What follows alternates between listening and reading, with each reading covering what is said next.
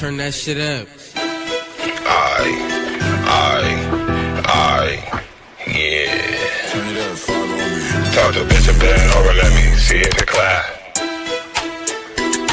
Talk to bitch and bend over, let me see if it clap. Talk to bitch and bend over, let me see if it clap. Touch your toes, little baby, know I like that. Bend over, make it clap. Throw that ass back, baby, for some stacks. Okay, boom, boom, boom, boom, boom. Hello, everybody, and welcome back to the Flip Dot Show. Man, it's your host with the most, King Truth, host of Bird, Benny Bo, the one with the word, the one with the flow. And we coming at you live, man, at 11:19 on the dot, man. It was supposed to be 11:20, so we came in I'm in a minute early, bro. And I don't know why my kid's not like wanting to work, bro. Give me like 2 seconds, y'all. Like, what the fuck? I keep losing connection to my motherfucking camera, bro. Like, I don't know what's going on with this shit. I really don't know. They ain't like, I, I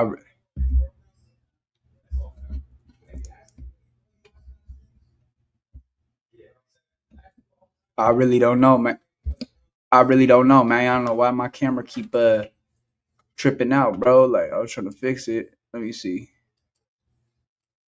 But this right here, man, I did this last night, man, but I didn't know that the stream ran for 17 hours. So YouTube, it took it down because, it can't be no longer than an 11-hour stream for YouTube to be able to upload it or keep it on YouTube, right? So I did this for my mods, man. Shout out to Mr. Blow It. Shout out to Backwoods Money.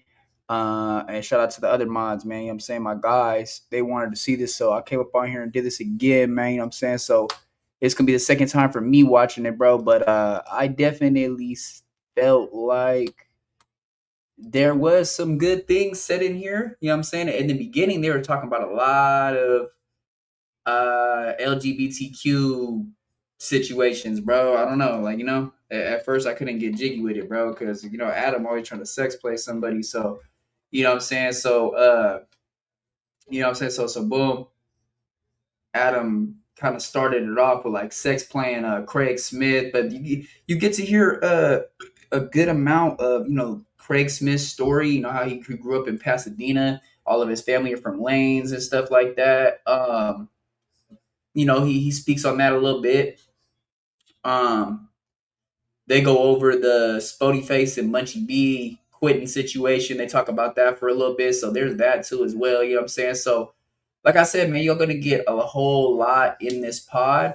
And I'm going to make sure that it only plays this and one other interview. And I'm going to end it, man. Cause I can't be letting these streams go super, super long, bro. You know what I'm saying? But appreciate everybody that did tune in last night to see the stream. But like I said, man, I had to redo it. So I'm redoing it right now, man, for my mods, bro. You know what I'm saying? So before we get into this, make sure you follow me on Kick, Twitch, Discord, IG, TikTok, and Rumble. I don't know what's going on with my Kick right now. It will not let me connect my Kick to my StreamYard for some reason. So I'm only on 2 YouTubes and Twitch right now.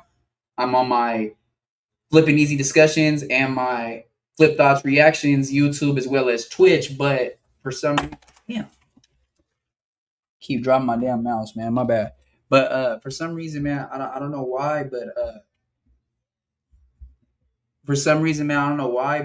basically, like, as far as it goes with my Kick, I just can't connect for some reason. So I really don't know what that is, but I'm gonna try to get to the bottom of that for y'all. Cause I know, shout out to my Kick family, man. Definitely get a lot of love on Kick, man. So definitely want to make sure that y'all still see the streams, bro.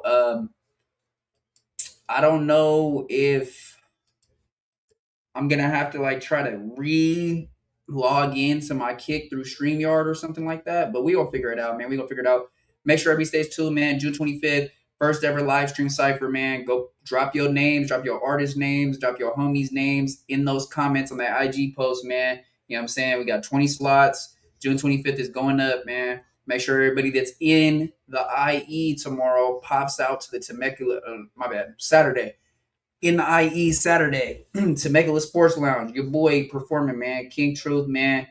on the card, man. Temecula Sports Lounge. Shout out to Voices of Poetry. Shout out to La Glenn. Shout out to Momo the Eccentric. Shout out to Ken Savage. You know what I'm saying? So, boom, you can get in there. I'm doing 2 songs. Boom. So yeah, man. Yeah, make sure y'all pull up and support the kid, man. Saturday night, man. The Temecula Sports Lounge off Jefferson Street. If you want the real Addy, man, the full thing, man, let me know, and I'll get it to you. Stay tuned, man. Like I said, man, Flames dropping like crazy. Make sure y'all run up that Make It Clap, 80 Days and 80 Nights. You know what I'm saying? Flame dropping like crazy. He got some new stuff on the way. He got a couple singles dropping, man. You know what I'm saying? Real soon. Shows coming up. Stay tuned, man. Stay tuned. Y'all stay tuned for Pretty Blue, man. She popping up out of Seattle, Washington. That's my new artist, man. She popping out. See what I'm saying? Stay tuned for her. Stay tuned for her, man. Stay tuned for my guy CD Reed. I just signed him as well. So y'all just check out CD Cold Body Reed, man. About Seattle, Washington. But like I was gonna say before we get into this pod, bro. We working, man. Like I'm saying, Cali Red, shout out to Cali Red. Interview coming soon with Bonnie Lachey, the real Bonnie Lachey, man. Shout out to Bonnie Lachey. Shout out to Jessica West. That was a dope interview we did last week on Friday. Y'all run that up. And then yeah, man, I got D Nice the comedian tomorrow. I got Nate Nitty on Saturday. I got LG3 up on Monday, man. You know what I'm saying? And you know what I'm saying, the list goes on, man. Interviews back to back, man. We're gonna keep them coming. Stay tuned for a lot of IRL in-person content with the mics, man, coming real soon. Shout out to my guy Galen Neem. We definitely got some stuff in the works. What else? I think that's really it, man. Like I said, man, we working, bro. Make sure y'all run up Flame's newest stuff. Make sure y'all go check out Cold Body Reed. Check out Pretty Blue. You know what I'm saying? And like I said, bro, the Cypher, man, June 25th, first ever live stream Cypher, be going up. So whoever wants to mess with that, man, tap in. $100 prize. Whoever wins gets to do a song with Flame. Yeah, man. So we got what else? Oh, stay tuned, man. Shout out to Dusty Vision Radio, man, over there at Hoodstocks Podcast, man. He NBA Flameboy interview Dusty Visions TV, man, June 23rd, I think it was. I just gotta look at my calendar again, but it's coming up soon. Like I said, man, we got Cali Red coming out. That's gonna be an interview soon. Shout out to Nikki Dollars. That's another interview coming soon. You know what I'm saying? I got a traveling stylist that I'm doing an interview with this next week. I ain't gonna say her name yet. We all just gonna see who it is. And big stuff in the works with my guy Nutty, man. Shout out to Paper Chaser Nutty. Shout out to Easy Call, man. Y'all go sub up over there to Easy Call TV. Y'all go sub over there to D Reacts TV as well. Shout out to my guys, man, my cutties, gang and them. Make sure y'all go sub up over there to Bring the Facts. You know, he got all the facts, man. Shout out to Kosher, man. Shout out to Barber County, Palm Beach, Florida, man. You know what I'm saying? Trying to think what else I got to tell y'all, man. Like I said, man, the boy got a show Saturday, man. Temecula Sports Lounge. Flame dropping like crazy. Y'all stay tuned, man. Shows coming soon. Cypher the 25th. Anybody that wants their logo on the stream, man, you know what I'm saying? I'm doing promotion, $15 a month, man. Let me know. Lock in. You get your logo on the stream every single time I go live, man. Shout out to Code Studios for all your code business review needs, production needs, marketing, stuff like that. Tap in with them. Shout out to W Energy, man. Use my promo code KVNGTRUTH, $67 for 50% off over there at W Energy. Use my promo code KVNGTRUTH, 67 for a brand new cold ice bottle of Maker's Mark whiskey on your boy. 50% off, man, at Maker's Mark whiskey. Shout out to Vengeance Project, man. KVNGTRUTH, $68. You know You know what I'm saying? All y'all athletic leisure, athletic apparel, shakers, protein powder, stuff like that. Shout out to advance.org, KBNG TRUTH 67 $ for 50% off of everything at advance.org. Shout out to Alpha Supply, man. KBNG TRUTH 67 $, 50% off over there at Alpha Supply. Bucked Up, KBNG TRUTH 68 $. Go get you a nice Bucked Up energy drink, or they also have apparel. They got shakers. They got the whole nine, man. So definitely check out. Shout out to Bucked Up. Shout out to Advance. Shout out to Venture Project. Shout out to Advanced Supply. Shout out to W Energy. Shout out to Coast Studios. Let's see who else I forget. Alpha Supply, Advance.org, W Energy, Bucked Up, Advanced Supply. Advanced Supply. Alpha Supply. What's the one? Vengeance Project. And yeah, man, I think that's it, man. I think that really is it. Oh, and Maker's Mark Whiskey, man. Yeah, so yeah, let's get into it, man. Let's get into the canteen.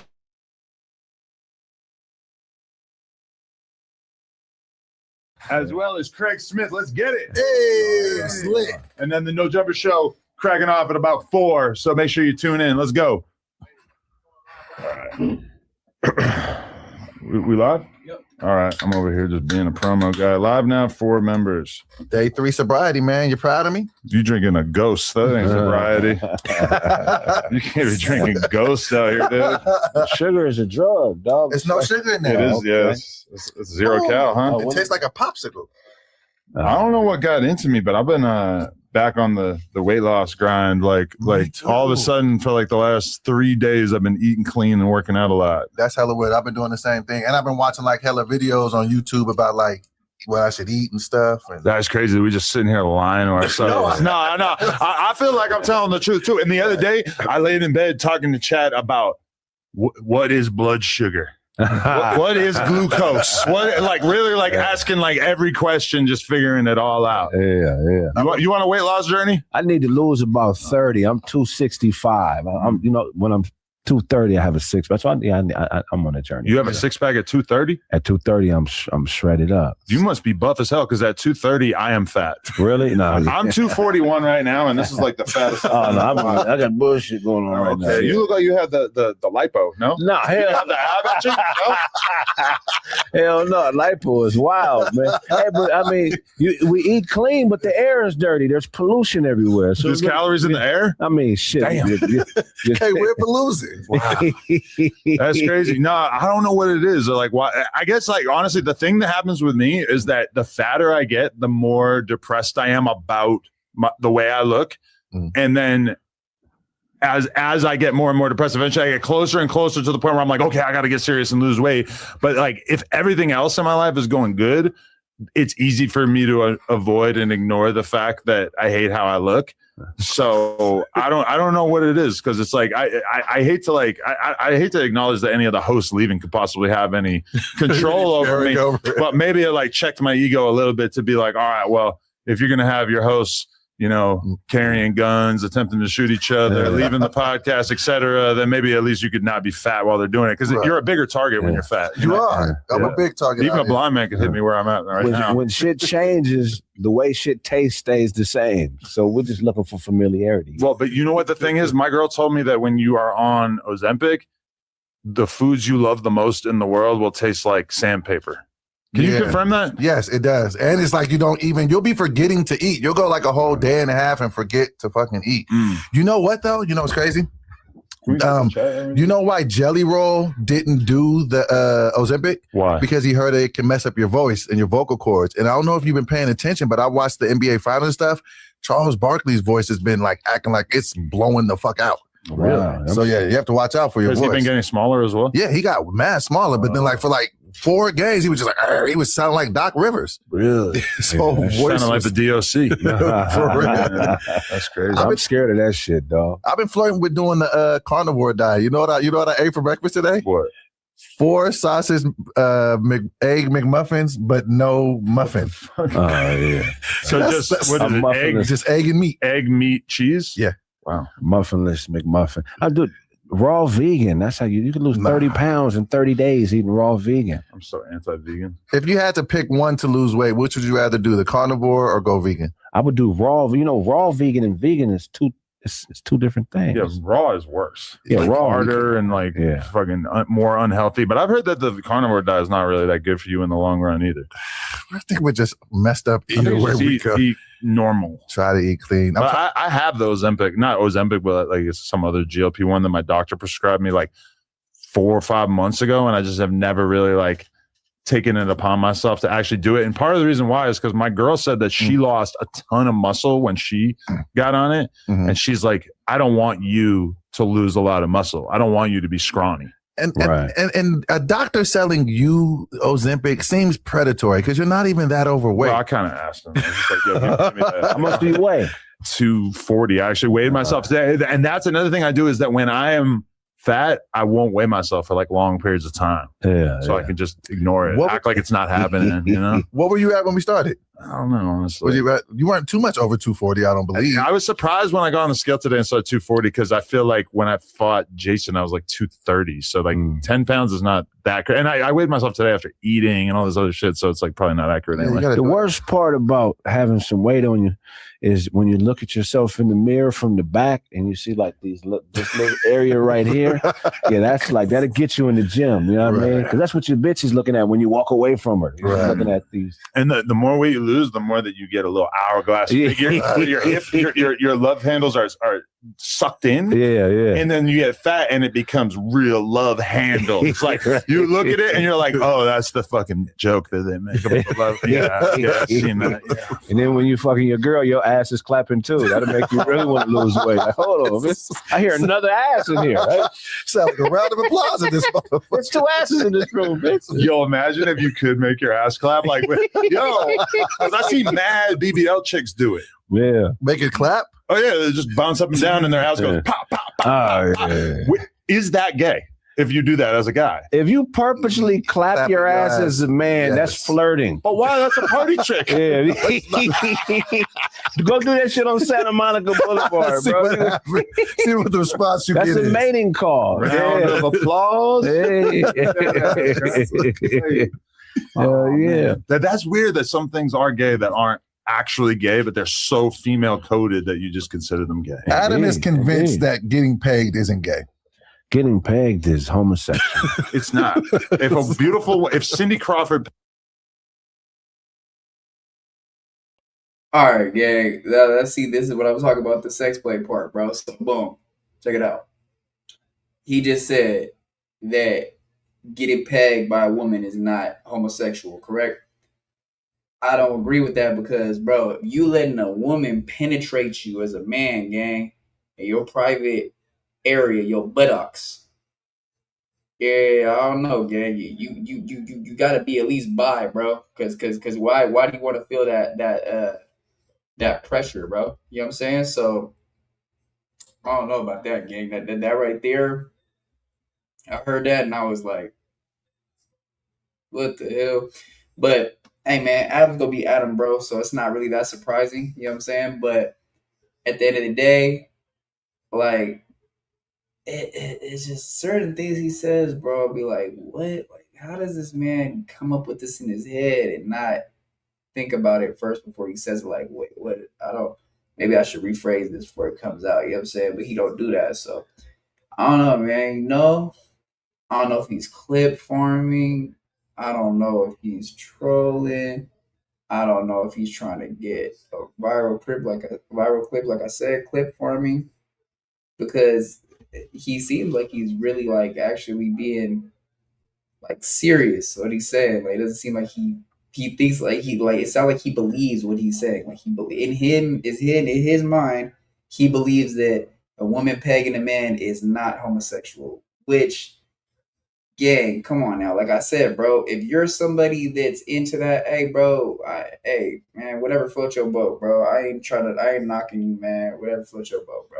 But if you are into that, bro, that means you like a certain type of pressure inside that area. And that kind of gives like towards that you would like a man to be, you know what I'm saying? But I I don't know, man. Maybe it's just me, bro. I mean, I know there's a lot of people that are corn stars that they're famous corn stars that have all the females and whatever, and they still get pegged. And it's just for the content. I mean, I don't know, bro. I can never do it, gang. I'm sorry. I can't. I'm not gonna have my wife put a strap on up my pooter, bro. Like, nah, gang. Nah, that's crazy, bro. Nah. So as I'm saying, like, he literally sounds like he's believing what he's saying, though, bro. It doesn't even sound like he's trying to be funny, bro. Like, this is literally what in his head he believes is true, bro. But in all reality, everybody else, they're like, well, you sound crazy, man. It definitely is bisexual or homosexual for a male to enjoy a female pegging him. You know what I'm saying? So I don't know, man. Let's get back into it, though.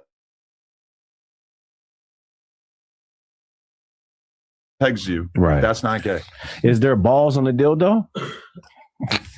See what I'm saying? See what I'm saying, Adam? That's a fair statement. There's no such thing as halfway gay. I like that. Yeah. That's not a bad point. Yeah. Okay, wearing makeup. Wearing makeup is gay. It depends. If you're on a photo shoot. Yeah, you're right. I've worn makeup before. Anybody who's done any kind of TV, they'll put a little makeup on you. And then you have the weird thing where you like catch yourself looking in the mirror like a couple hours later and you forget you got the makeup on. You're looking at yourself like, damn, I look good. And then you're like, oh, right. They dolled me up. If a man puts the makeup on you, then yeah. Yeah. You can't have any contact. But, so if a dude's painting your face, it's no. If it's a chick, it's cool. A chick, it's all good. There's boundaries. What if a dude pegs you but you hate it? But you hate it. This is crazy.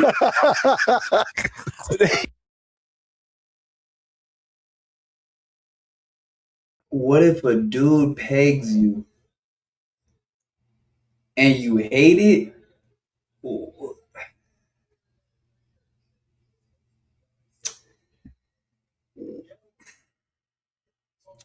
I'm out of words, bro. I don't know how to rephrase that. I don't know how to answer that.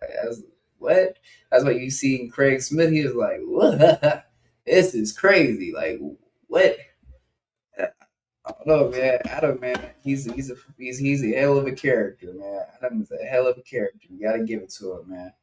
You dude gotta give it to that man. He is definitely a character, gang. But still, bro, like, certain things that you think about in your head and you let come out your mouth. Like, bro, I don't know, gang. I don't know, because that kind of seems like maybe Lena might be swearing over to, oh, would you be okay with me pegging you, Adam? And if he says, yeah, I don't know what to say, but I mean, maybe he's just trolling. Maybe he just clipped for me. Maybe he's just being himself. Adam 22, man. Yeah. I'm lost for words, gang. I'm lost for words.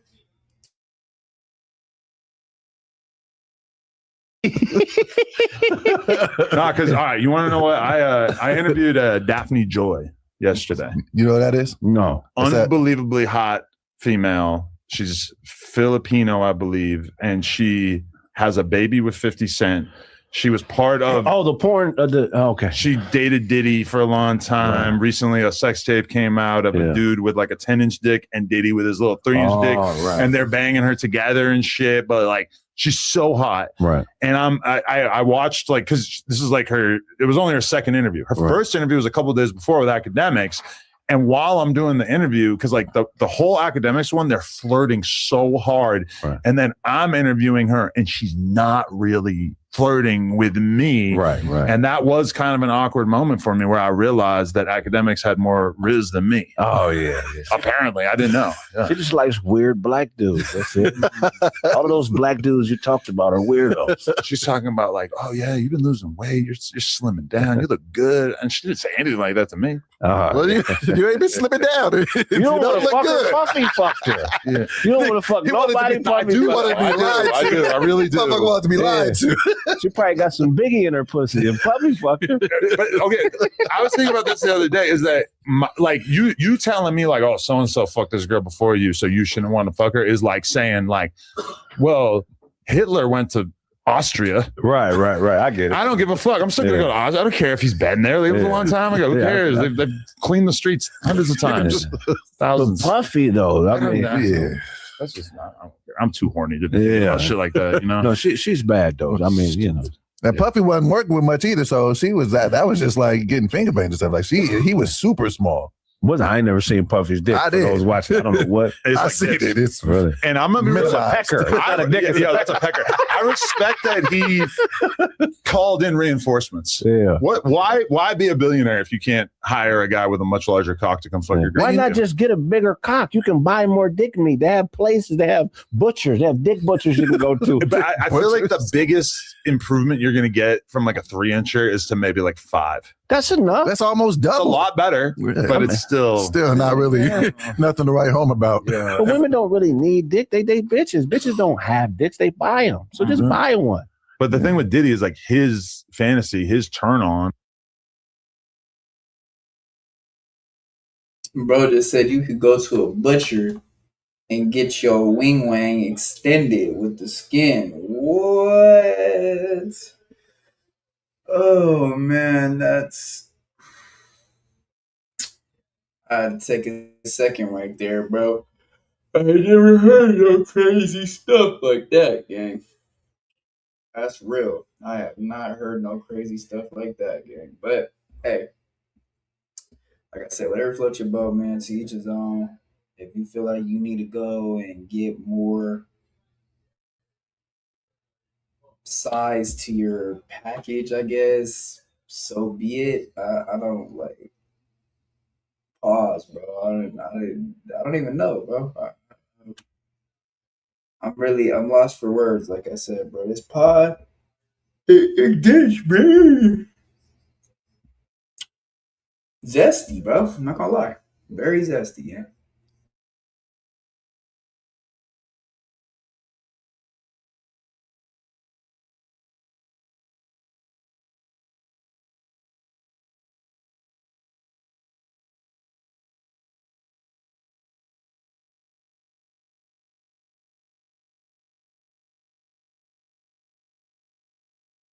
Was that he wanted to see his girl get plowed by a huge cock. He just wasn't lucky enough to be born with one. Right. It's gotta suck to be a billionaire with a little dick. Yeah, they need a dick. I don't know, like an extension that you can put on something for a gun. Yeah, like extendo clip on. Yeah, extendo. A 30-shot dick. Like, I mean, rather than hire a fucking porn star and a prostitute for Puffy, why not just get more dick? Well, what you probably don't know, and I don't think most people know, is that a lot of guys are shooting up like silicone or something into your cock. So like some of these porn dudes, they'll get a boner and their dick won't really look that different, right? Because they've got all this goop that they shot into it to make it like bigger even when they're hard. So that way you don't have to be like 100% hard to be able to bang the chick on camera. Oh, really? This is going much. Mike, what is going on with this? Oh. You guys give him that. Oh, yeah. I thought it got stuck like that. Yeah. Okay. Yeah, no, man. All these dick manipulation things. Damn, why can't we just live in the world? What nobody I know. talks about is all this extra shit Puffy had to do to fuck Cassie. Maybe Cassie had trash pussy. Yeah. Maybe her pussy makes dildos get soft. Nobody talks about that. Yeah. It's always the Dildos guy's get fault. soft. Yeah. No, because there's a Taylor Swift song that my wife loves it so much that for her birthday, I shot a music video to this song. And it's basically a diss song about one of her ex-boyfriends, and it's called The Smallest Man Who Ever Lived. And you could easily listen to the song and not realize it, but what she's basically saying is that this guy had a micro penis, right? Right. And I was like horribly offended when she first explained to me that that's the meaning of the song, because I'm like, how would it come off if Drake put out a song where the chorus was basically like, "Hey, your pussy's way too big. I can't get any pleasure out of your huge loose pussy, mansion pussy." Yeah, it was like outside. Yeah, right.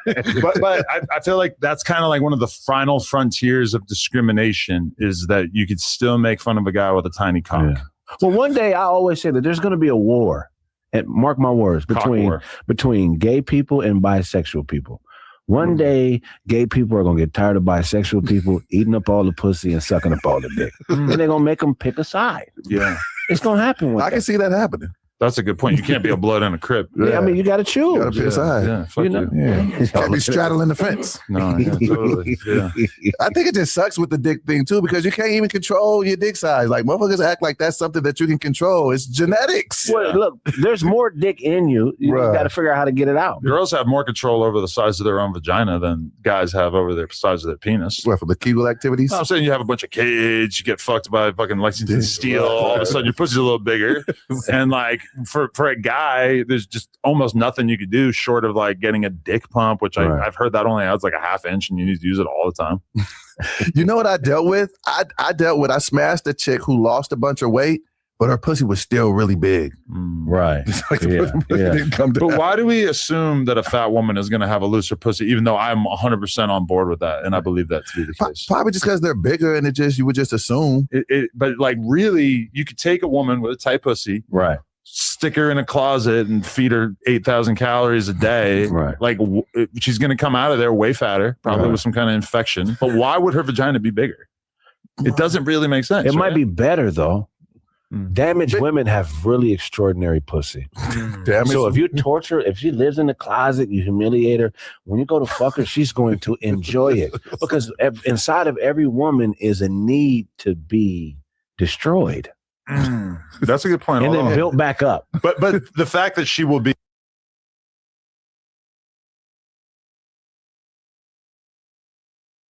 Craigsmith. So we talking about putting females in the closet now and give them 8,000 calories and watch them come out fat. He said, you put the female in the closet and you get up out there, you do something to her, you bang her, and she gonna like it, because every female wants to be destroyed and built back up. All the females have that inside of them. I mean, I would say like certain females, bro, are more in tune to aggressive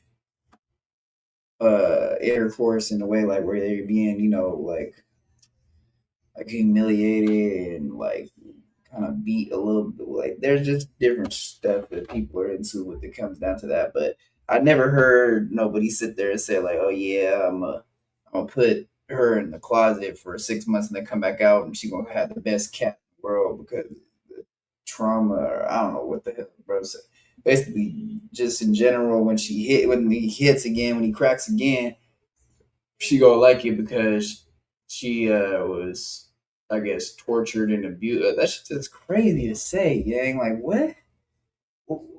I don't know, man. The psychotic from being trapped in the closet, which, by the way, we do not have any plans to actually do. No. Purely for the form of comedy. But I don't see why I would make her vagina bigger by definition. Right. I just think that you would just assume if she big, everything is big. That's just at least what I would think would be the assumption. Or you would think that a woman who had sex with like 1,000 dudes would have a bigger vagina, but really like just banging like the same guy over and over and over with a really big cock. Because I mean, what's blow it out even more. Yeah. If anything, it makes the pussy more resilient. Yeah. And that's really what I'm in it for. Durability. Resilient pussy. Yeah, that's always. It's just something built to last. For a tough pussy. So Craig, you had some commentary that you were basically upset about some of the No Jumper hosts picking on Doboy, most notably when he got his boob jiggled. I wasn't feeling the sexual assault part. Look, and that was a step too far. And look, man, I'm a comedian, so I don't take anything personal, but the art of comedy is very important to me. So when I see people doing something that they think is strategic about the art form, and it's not, it's actually really absent-minded, that made me upset. But I have no personal issue with nobody. I don't want to go to the parking lot, catch no fades, and no shit like that. Pull out the whoop-de-whoop. Yeah. But I love comedy, bro, and I love hip-hop too. You know what I'm saying? And these are two things that I've been involved with since I was a child. So I understand the differences, the nuanced differences between just people cracking jokes in a group of friends and then the art of comedy. And to me, that wasn't represented in that conversation. First of all, the one thing we don't do in comedy is group think, common thought. What everybody thinks is funny is not funny. Okay. Just because a room full of niggas is saying you're corny, you're funny, that don't mean that the shit ain't funny. You know what I'm saying? That's some other playground bully shit. But as a comic, you're at the will of the people. Like if you are doing stand up and the whole room thinks that you're unfunny or that a joke that you just did sucked. I mean, that kind of becomes the reality, right? Even if you adamantly disagree, even if the 10 assassins in back all think that you're hilarious, if the crowd thinks you suck, the crowd thinks you suck, and for all intents and purposes you suck in that moment. Indeed, and that's all good. So that's the truth of the moment. So I'm not denying that, but what I'm saying is, like, so in a room full of comedians, if that was a room full of comedians, that would have been a whole different vibe, right? Because look, first of all, in comedy, you have 8 different characters of comedy. So you can look that up and read it to him. Okay. So his character in comedy in that situation is called the lovable loser. Him? Yes. Okay. So when you watch sitcoms, he would be Joey on Friends. This is the guy that everybody thinks is stupid, a little corny, a little out of pocket, a little out of sorts, and they root for him to win because they know he's a fish out of water. Wow. Okay. Do you get what I'm saying? This is an actual character archetype in the art of comedy. But if it requires that much context, is it actually funny? The context is there. Here's the problem. The context is there. You're just used to receiving comedy with it already dictated to you. So when you're in the art of comedy and someone is that character archetype, it's a skill to be able to play on that and take it further. But when you stop on it and don't understand what you're receiving, his gift as a comedian, you're not going to further. You're just trying to stomp him so he matches all the cool shit happening in the room. And there's no cool in comedy. Oh, this is cool. I'm the first one, the logical, smart one, the anchor, straight man, or voice of reason. They react to the chaotic situations around them with common sense. Thank you very much. This has been a great podcast. Like, comment, and subscribe. Wait, this is so sick because I've thought about this a lot. The fact that like there are so many. That there seem to be like archetypes on this podcast that emerge over time that kind of repeat themselves. A lot of people have made note of the fact that like Doboy's current arc is kind of similar to Lush a couple years ago or whatever.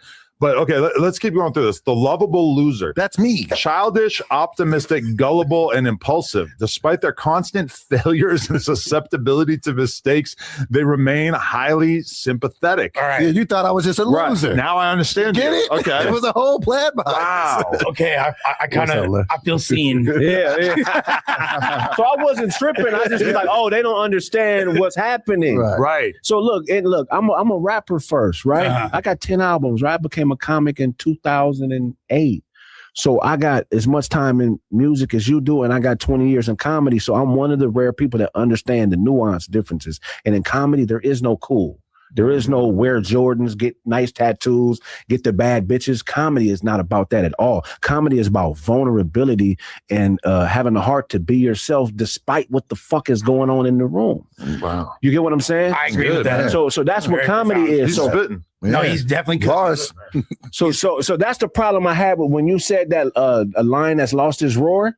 That was like, that's the only thing I wasn't fucking with. I'm like, nah, you don't have the right to dictate to the crowd because you have more status in this situation. So people are going to run behind you because they think that Adam has more influence over you. So whatever you say, the room is going to roll with. But me, I don't give a fuck about what Adam has to say or nobody. Not in a disrespectful way. But also many of the people at home truly don't really care what either of us have to say. I think Those other niggas are trying to stay here and be on be hosts. That was the thing that I think made that shit hit so hard is that even though Kyle's jokes were not really like objectively funny, like by just saying you look like Pinky, I want to wife you, like these are not things that would really pass muster around a bunch of comics. But the fact that he was such a low status podcaster who came into the room on a mission on time, and then Doughboy was like seemingly unprepared to like deal with this like relatively amateurish roast. I don't know, that to me was his timing was, but that's where lovable loser though. But it was flustering in the moment because I just didn't understand. Like I didn't know him. I didn't know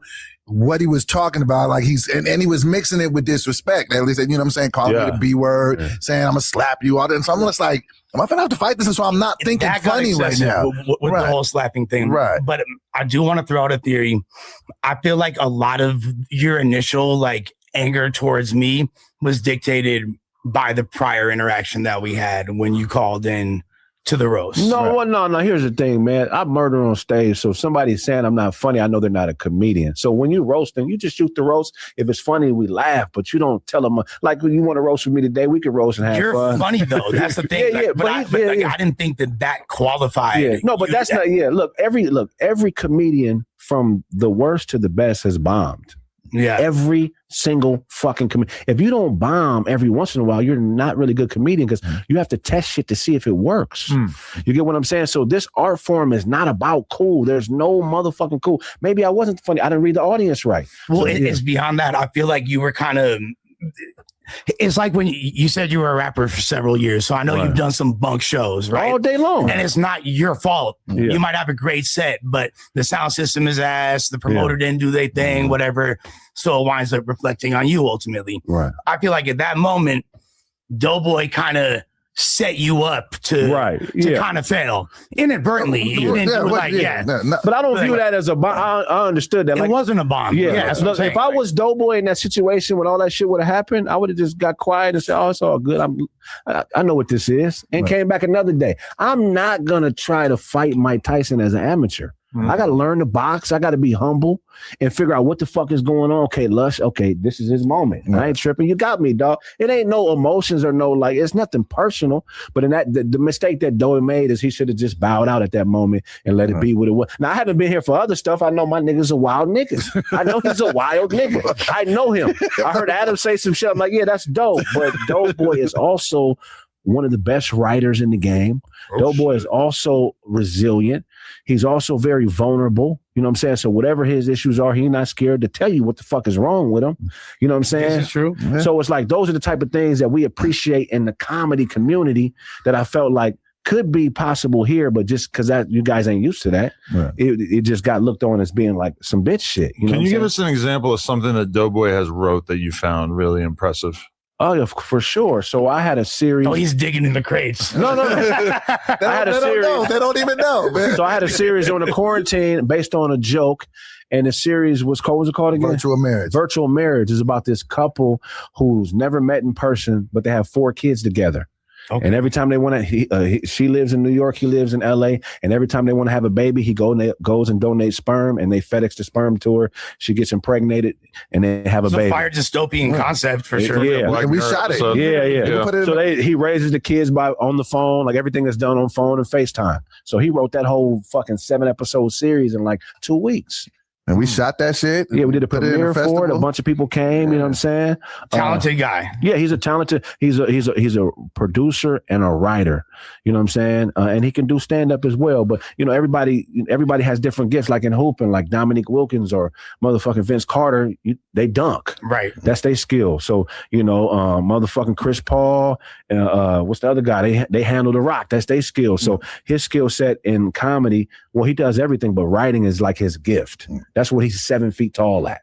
Right. Where you can give him a movie script and 2 weeks and he'll bang out a movie script for you. You said Chris Paul. I thought you were about to say his gift is stabbing. Yeah, for sure. So yeah, because he told us that he's been working on a movie called Everything 420. It's a horror movie about No Jumper. It's a horror movie. We've been waiting. We were so skeptical about it that I feel like it kind of took the wind out of his sails, and he stopped working on this. No. I actually have the beat sheet in here right now, and I actually was working on it over the weekend. No, I mean, you guys can stomp the spirit out of a weak nigga every day. Out of a weak nigga, but I'm not weak. So, you know, I've come to even, you know, understand and appreciate everybody's personality, because Adam will sit here and dissect me to the core live on air. Right. But like, I take it just because I know it's in the vein of me getting better. I know he's not just being a dickhead and just trying to make me look stupid. That's not unique to you, by the way. Exactly right. He's just like a tough coach. Well, like, but one thing about me is that I'm much better at dissecting and criticizing than I am at actually creating, which is unfortunate. But that's that's kind of where I've found myself, where it's like, and I think about it, I've spent my whole life being obsessed with musicians and music and learning about them and criticizing music and talking about music I like, etc. But meanwhile, never even thought about making music at all ever, aside from obviously the many the great rap songs that we put together, which I would not say are like really that indicative of like musicality in many ways. But yeah. Yeah, I don't know. He was getting off, but to be fair, I think that what you described is way more producerial minded, right? Like it's so you are involved in the creative process and have input on it, but you're not the actual creator. And that's why when people try to like give you that like cheerful, positive advice where they're like, listen, it's not the critic who's at the top of the mountain or who has their hand raised in the middle of the boxing ring. And then I'm like, no, you got to understand, I'm that guy. Like I'm the guy who's not getting his hand raised in the boxing ring, but like we'll do a really good like description of why somebody lost or why somebody sucks or why somebody's good, whatever. But like, you know, I'm more of a critic than I am like a creator in a lot of ways, which like I understand we're creating podcasts, but like largely what we're doing is like commentating on and criticizing other things that other people have going on. So I can't logically sit here and look down upon somebody who's a critic. And really, like a lot of my favorite content creators are critics who either make videos or just write and like, you know, basically tear shit apart. Right. Hell yeah. But you know, also too, man, in your position, because I've been in your position, when you got to deal with so many personalities and shit, you know, you get decision-making fatigue. That's a real fucking medical diagnosis where you deal with so many different motherfuckers and have to make so many decisions that at some point it's hard to even make one. You know what I mean? So I get that, you know what I mean? So that's the part that, you know, some motherfuckers don't even consider. They just know what the fuck they want from you or from somebody, but they don't understand that it's fucking 30 other people just like you saying the same shit. You know what I mean? And then when you leave, one of those 30 comes and says something negative about one of the other people. Oh, you can't trust that guy. So it's all these politics and shit I know you have to deal with because I've had a podcast network that is not as successful. But at some point, dog, I know you just sometimes want to be like, man, fuck all these niggas. Oh, yeah. Sometimes it's like, is it really worth dealing with all this bullshit to just make some content? Like maybe it would be better if I just did shit by myself and got like significantly less views, but didn't have to worry about anyone. Maybe I'm that kind of person. I've spent a lot of time thinking about that, but really at the end of the day, I feel like I would so much rather sit there and have a conversation with someone else, at least one other person, rather than have to like the whole thing of like sitting behind the computer streaming by yourself. Like I've done it. I feel like I could get a lot better at it, but ultimately it's just not really like my thing. Like I want to say what I got to say and then toss it to the other person and go back and forth. You know? I would literally starve to death too if you did that. So. The weirdest shit. Cause like I could tell some stories, right? What's the weirdest like scenario or personality you've dealt with since you've been doing this shit? Oh my God. I can't even. Me, motherfucker, can't be. He's upper echelon for sure. I mean, think about like, let's just psychoanalyze Sharp for a moment, you know, like a convicted sex trafficker whose whole personality is based on the idea that he's great with women. But like every woman I've ever met who had anything to do with him hated him and was disgusted by him and wanted nothing to do with him. And, you know, you can't even have a conversation with him because he's just going to overpower you by basically like passing the buck to like a million other people. Every time I ever tried to talk to him about how to get better as a content creator, it was basically like, well, Laura did this. And I'm like, you can't, you know, but meanwhile would like be talking so much that like you couldn't even get through to him to explain to him that he can't just get away with like blaming everything on other people. It's like when I think about the fact that I spent like years trying to make content with this person, that's fucking insane. You gave him like a lot of leeway, to be honest. I don't think that a lot of other people that have worked here, like you would have been as because he was doing so good at first. But that's the weird thing about No Jumper as opposed to other podcasts. Like I remember when Joe Budden was basically putting together that show that was kind of short-lived called State of the Culture. And I show up and it was like me, I think Chuck English from the Cool Kids might have been there if I'm not forgetting. And then like a couple other people, and they put us on a panel and basically they give us topics and we have to discuss these topics and we're not on camera, but Joe Budden's just sitting there like watching us and just observing what he thinks of us as podcasters. I've never done that. Every single thing that we've ever done on this podcast has basically like been for the fans to see. So we just try people out in real time. And so the fans, it's like, you know, it's a quantity over quality approach because the scouting report, Joe Budden had his whole like, would you feel me? Like, yeah, but I mean, that is a very like logical and reasonable way to go through it. It's like, hey, take 20 minutes, put all these people on a podcast, sit there, observe them, come up with your thoughts and observations about who's good and who's not. And then that will aid you in putting together the panel. Eventually, I don't know. We don't do that. I would way rather just put a bunch of random people together, do the content. If it sucks, let the community talk about that. If it's good, maybe one of the people's good, one of the people suck. You kind of like bring them in from there or whatever. Like I've always kind of allowed the audience to just. I've always kind of allowed the audience to just be part of it and to like basically evaluate talent as I am. But the problem with that sometimes is that it's so easy for people to just basically like get into the position and then it's awkward to remove them from that position because you just tried them out on like an established show because they haven't known what's going on. Yeah. Well, yeah, and it's really difficult to distinguish like the love from this fan base, or if they're just like laughing at you. It's a very thin line. Like, are they rocking with you, or are they just rocking with you so they can see you destroy yourself? I was just getting talked bad about for everything. I just come in here and take a sip of water. Fuck this guy. Was he think he thirsty? So now it's now you've been around long enough that it seems like there is more empathy coming from the audience because even when they don't feel like you're doing great, they still feel like they know you. But that initial period of your first couple pods where they don't know you, it's like so unbelievably hard to break through that. You know? It was when I seen him do the competition, I hate competitions. Even though No Jumper is a great brand, I'm like, I could never do a competition because you got to get outside your body. See, to impress him. But he killed it. I thrive in competition. But I don't give a fuck what you think. He thinks it's not even. It's just about the moment and what the fuck we doing, you know? And that's the problem with doing those host competitions is that even though they have been kind of fruitful for us, it's also someone who's established, which granted he's like pretty established to have been doing that, is usually like not going to really want to put themselves in a position where they have to like compete against a bunch of other people who realistically don't have shit you going got niggas on. slapping your titty that's not on your level. Yeah, no. Well, that happened a few months in. The craziest thing I ever seen Doughboy do, he took his shirt off and he did a cartwheel and he got titty in his mouth. That was... He motorboat himself? No. He just did a cartwheel.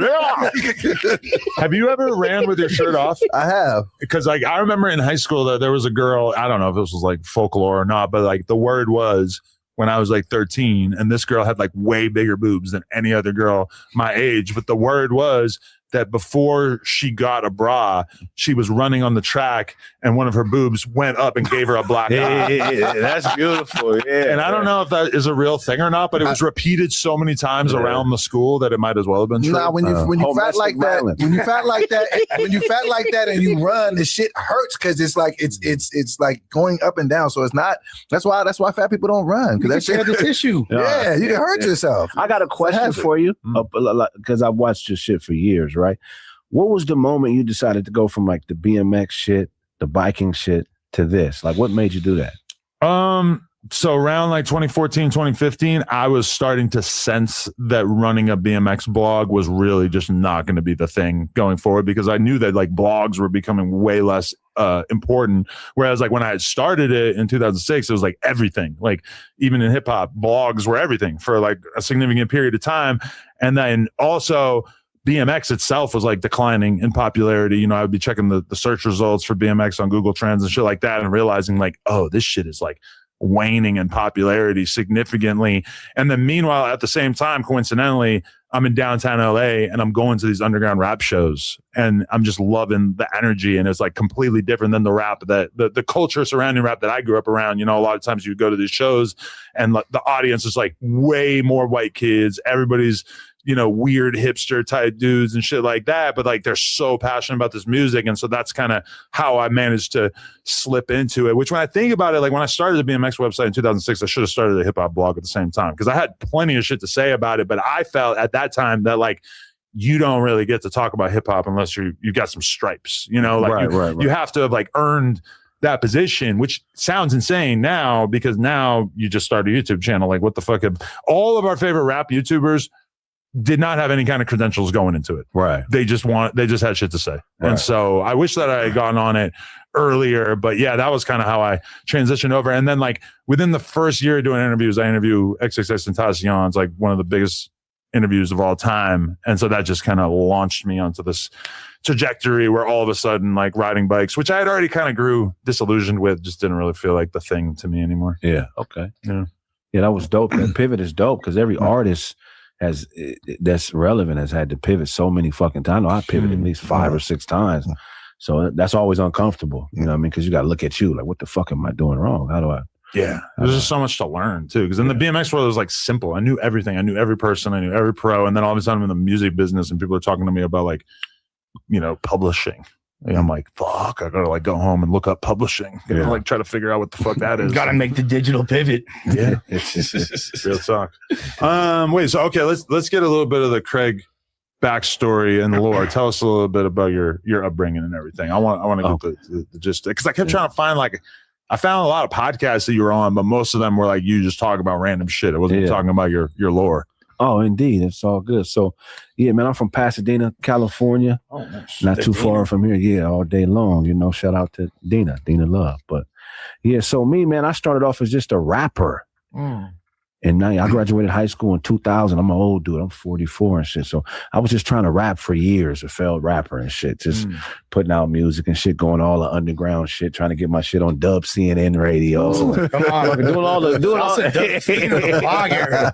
And you were Craigsmith as a rapper, or you had a rap? No. So I've been a couple different things as a rapper. At first I was Format. Right, when I was on my underground hip hop shit. Okay. And then I changed it to Chill Withers. You know what I mean? So Chill Withers is what it is now. That's probably what it will remain. And so you're still open to rapping? Yeah, I put out albums all the time. Oh shit! Okay. You guys rap on Spotify. Whenever I put out a stand up, I do stand up and rap simultaneously. So if I do an album, I write a stand up special to match the album. Oh, nice. Yeah. So Chill Withers and because I'm a big fan of Bill Withers. He was like he was a lyricist, like a conscious singer. Yeah. And we have a lot of parallels and shit. Like Ain't No Sunshine. Use Me.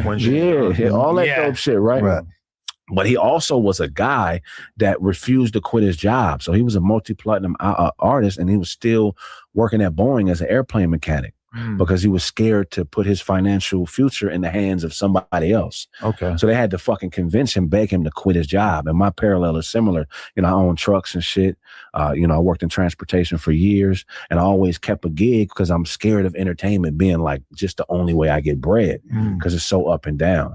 So I related to that parallel, and I started calling myself Chill Withers. When did you decide? Well, so you always kind of just kept regular jobs or business type shit going on? I always keep a few hustles. I mean, I was, I was raised in the crack era, the gangbang era. So I grew up around people selling crack and dope and shit like that.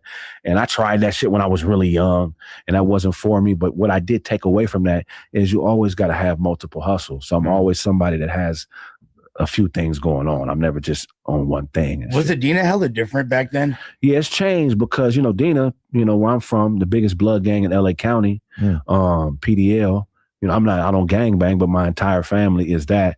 We had injunctions and shit. Rico Acts put on, that what Big Hit's from? Yeah. So Big Hit, I know, his family and my family. What made you able to avoid the gang shit? This has got to be pretty tempting, right? Yeah, I mean, I was a hooper. I played basketball as a kid. I was a blessed athlete, you know what I mean?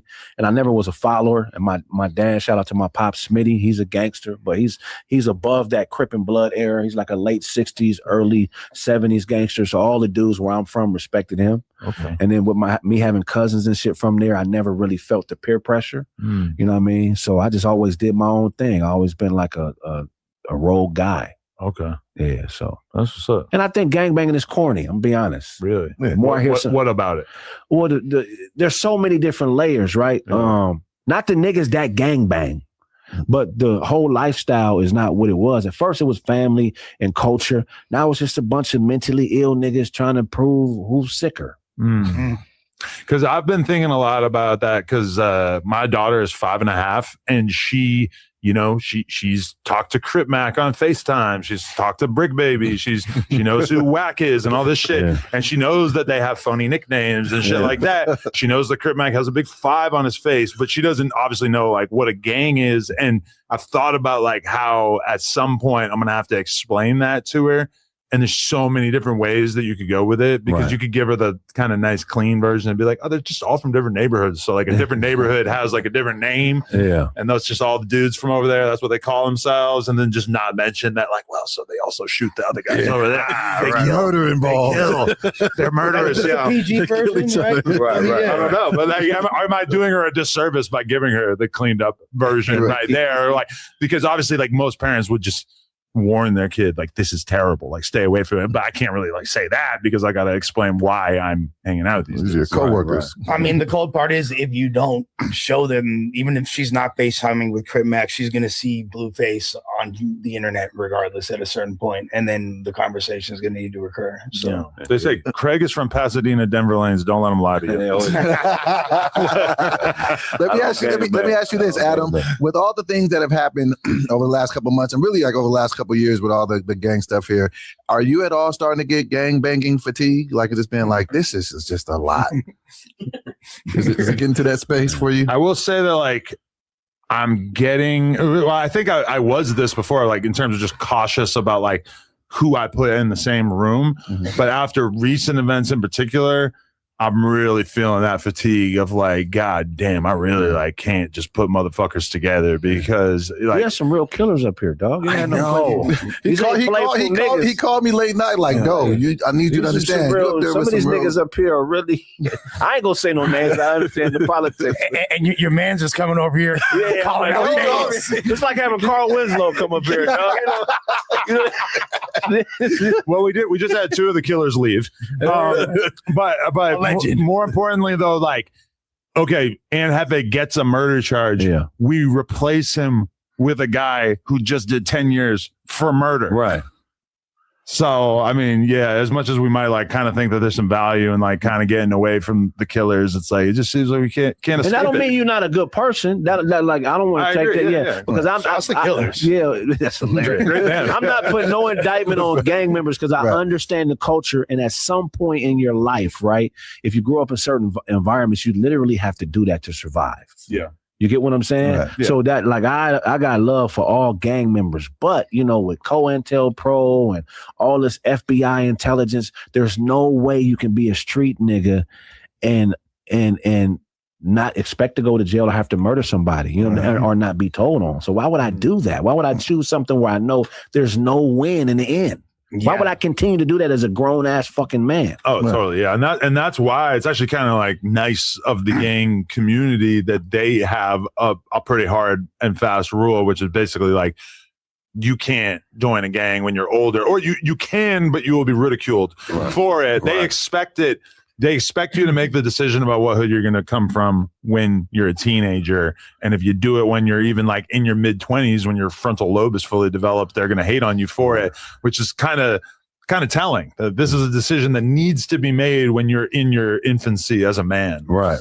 That's the only way I join a gang is if they have a nurse and life insurance. You know what I mean? Then I'm covered if I get hurt or if I die, my family is good. You know what I mean? But I don't know. I think that's kind of crazy too. Like, you know, how you say that, like, you know, you get ridiculed if you make the decision as an adult.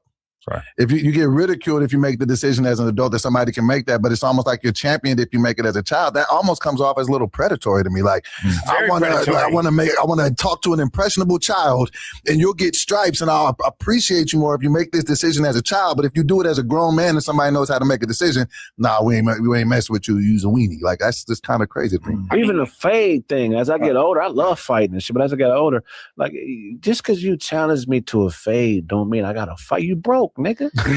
What the fuck do I want to fight a broke nigga for, man? Why would I fight anybody that's doing worse in life than me? It don't make no sense for you to challenge me to a fade, nigga. Do your taxes, get your own apartment.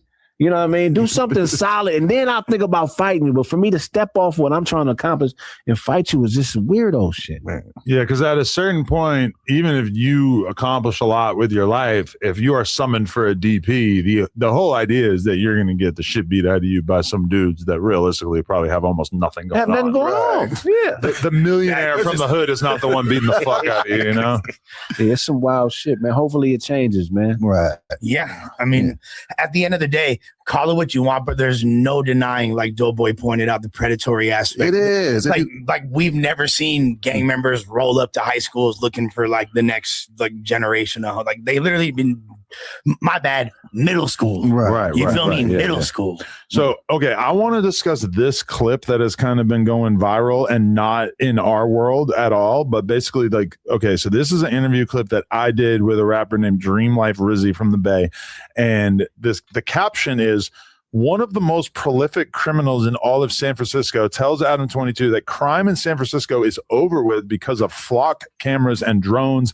He complains that he can't even do drive-bys anymore. Oh, that's hilarious. It's simple. When the risk of getting caught is too high, crime plummets. So let's just watch the clip real quick. That shit over with, brother. Oh, my mama, nigga, they got drones and flockers and they're called. yeah. Look, soon as you slide past that motherfucker with some stolen plates, they're gonna issue a warning to every SFPD station in that area, if not the entire city, right? Oh. And they're gonna start dispatching to that area. And when they catch you, they're gonna catch you. And then they're gonna put the drone on you. They're not gonna follow you with no PD car from hella far. They don't gotta do that. And no then unmarked vehicles. they're gonna set a drone on you. Listen, they're gonna set a drone on you.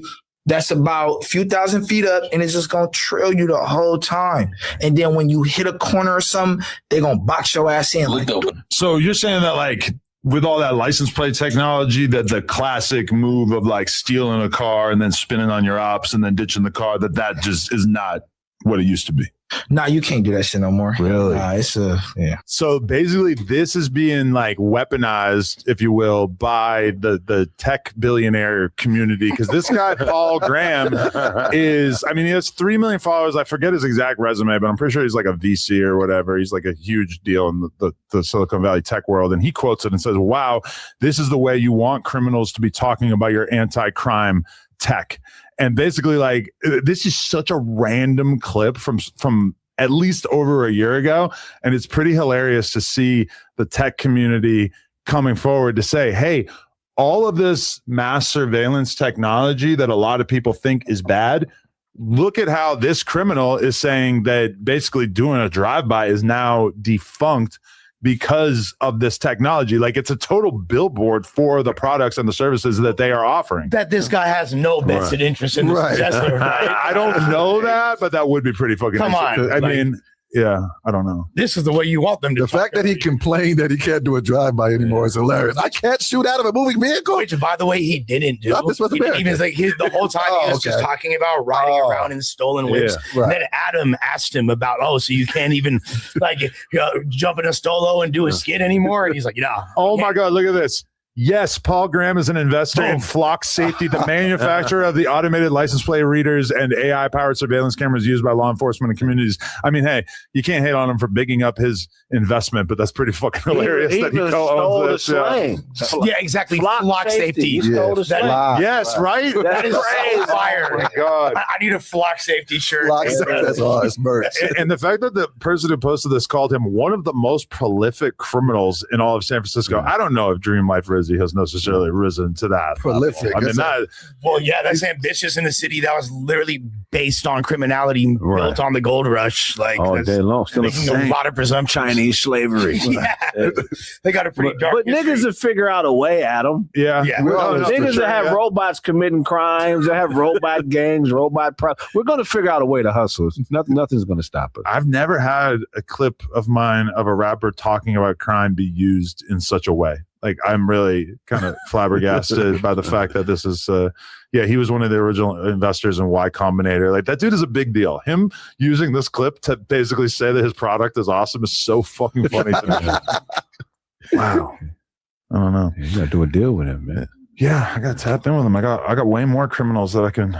But he seems like he's in the Elon Musk like archetype of just straight Batman villain. Yeah. He's not like a regular. I rich mean, guy. is he evil? I don't know. Seems like there's some nefarious activities. He's justifying mass surveillance in favor of like people being safer, which I don't really think that's like inherently evil. No, That's but how they do it, though. That's how propaganda works. It's always a catastrophic event to make you fucking change how you. Yeah. But that's the reality, is that mass surveillance will make us safer, like it or not. It's just like, I don't know how you could deny that, right? Okay, because I was suggesting this to my girl the other day, is like, if there's cameras everywhere, and let's say like 10 years from now, there's way more cameras, is it like immoral or unethical for those cameras to be able to just basically like identify bad behavior as a driver, and then you just get tickets in the mail or you get your license taken away? Because like we're all used to the idea that like if you're breaking the law, you have to get caught, or otherwise, like, you know, you have basically like you can break the law, you just have to be smart about getting away with it.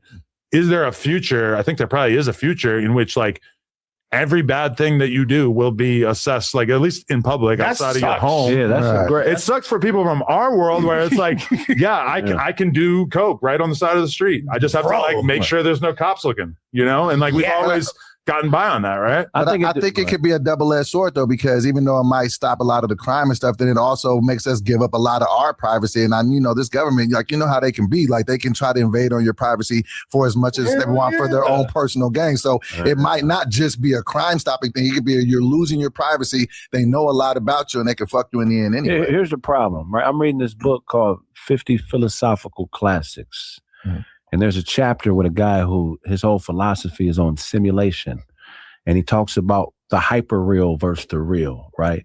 What's real is this conversation we're having in the room. The camera's on us and them observing us having this conversation at home, that's the hyper real. But in the hyper real or the hyper reality, there's so many different nuances that they're missing out on in this conversation that they could base their entire lives on something that we say in the real through the hyper real, but have a completely misguided misconception of what the fuck we're talking about because they don't understand all the nuances happening in the room. They don't understand Adam for real. They just know what they see on camera. So that could be a mistake. If we're allowing these motherfuckers to just do these security cameras and that's all hyper real, there could be a lot of people who are put in fucked up situations because maybe the camera's not reading it right. They may think this water gun is a real gun. They may think this cap gun is a real gun. They may think these dudes play fighting are really, you get what I'm saying? But as the technology evolves, eventually, like all that stuff will probably get worked out. Like, what does that entail though? Like, because I could literally walk by you and you could, let's say the camera doesn't catch it, but you could just get real close to me and just stab me, right? And I'm literally leaking blood, right? And then I attack you afterwards, and I'm the one that gets in trouble. Like hypothetically, because the camera sees all, camera determines all. He ain't stabbing. There's no evidence of him stabbing him on camera. Or like, have you heard about? I know that's like a absurd example. Like the future of crime is a gunshot goes off and a drone is immediately deployed without any kind of human intervention to where the gunshot went off, and then the drone identifies the person running away from the scene or the car that shot that is taking off or whatever, and it just tracks that. And then at some point, like, let's just like isolate this discussion down to this one thing, this one shooting idea, and then the drone following you. What if it gets to the point where no sane person would ever shoot somebody because it is so assumed that the drone is going to be effectively able to track you? I feel like that would be a good thing. That is a likely scenario going forward. And that, like, it already feels like, you know, if you compare today to the 70s, that you really like getting into crime or like being a shooter is just like an absurd idea. Yeah. As opposed to like, just because like if you want it to be like when you watch documentaries about serial killer in the 70s, you're like, it was this easy. Like I could have done this times 100 and put on a wig and got away with 50 murders. Killed 100 bitches. Yeah.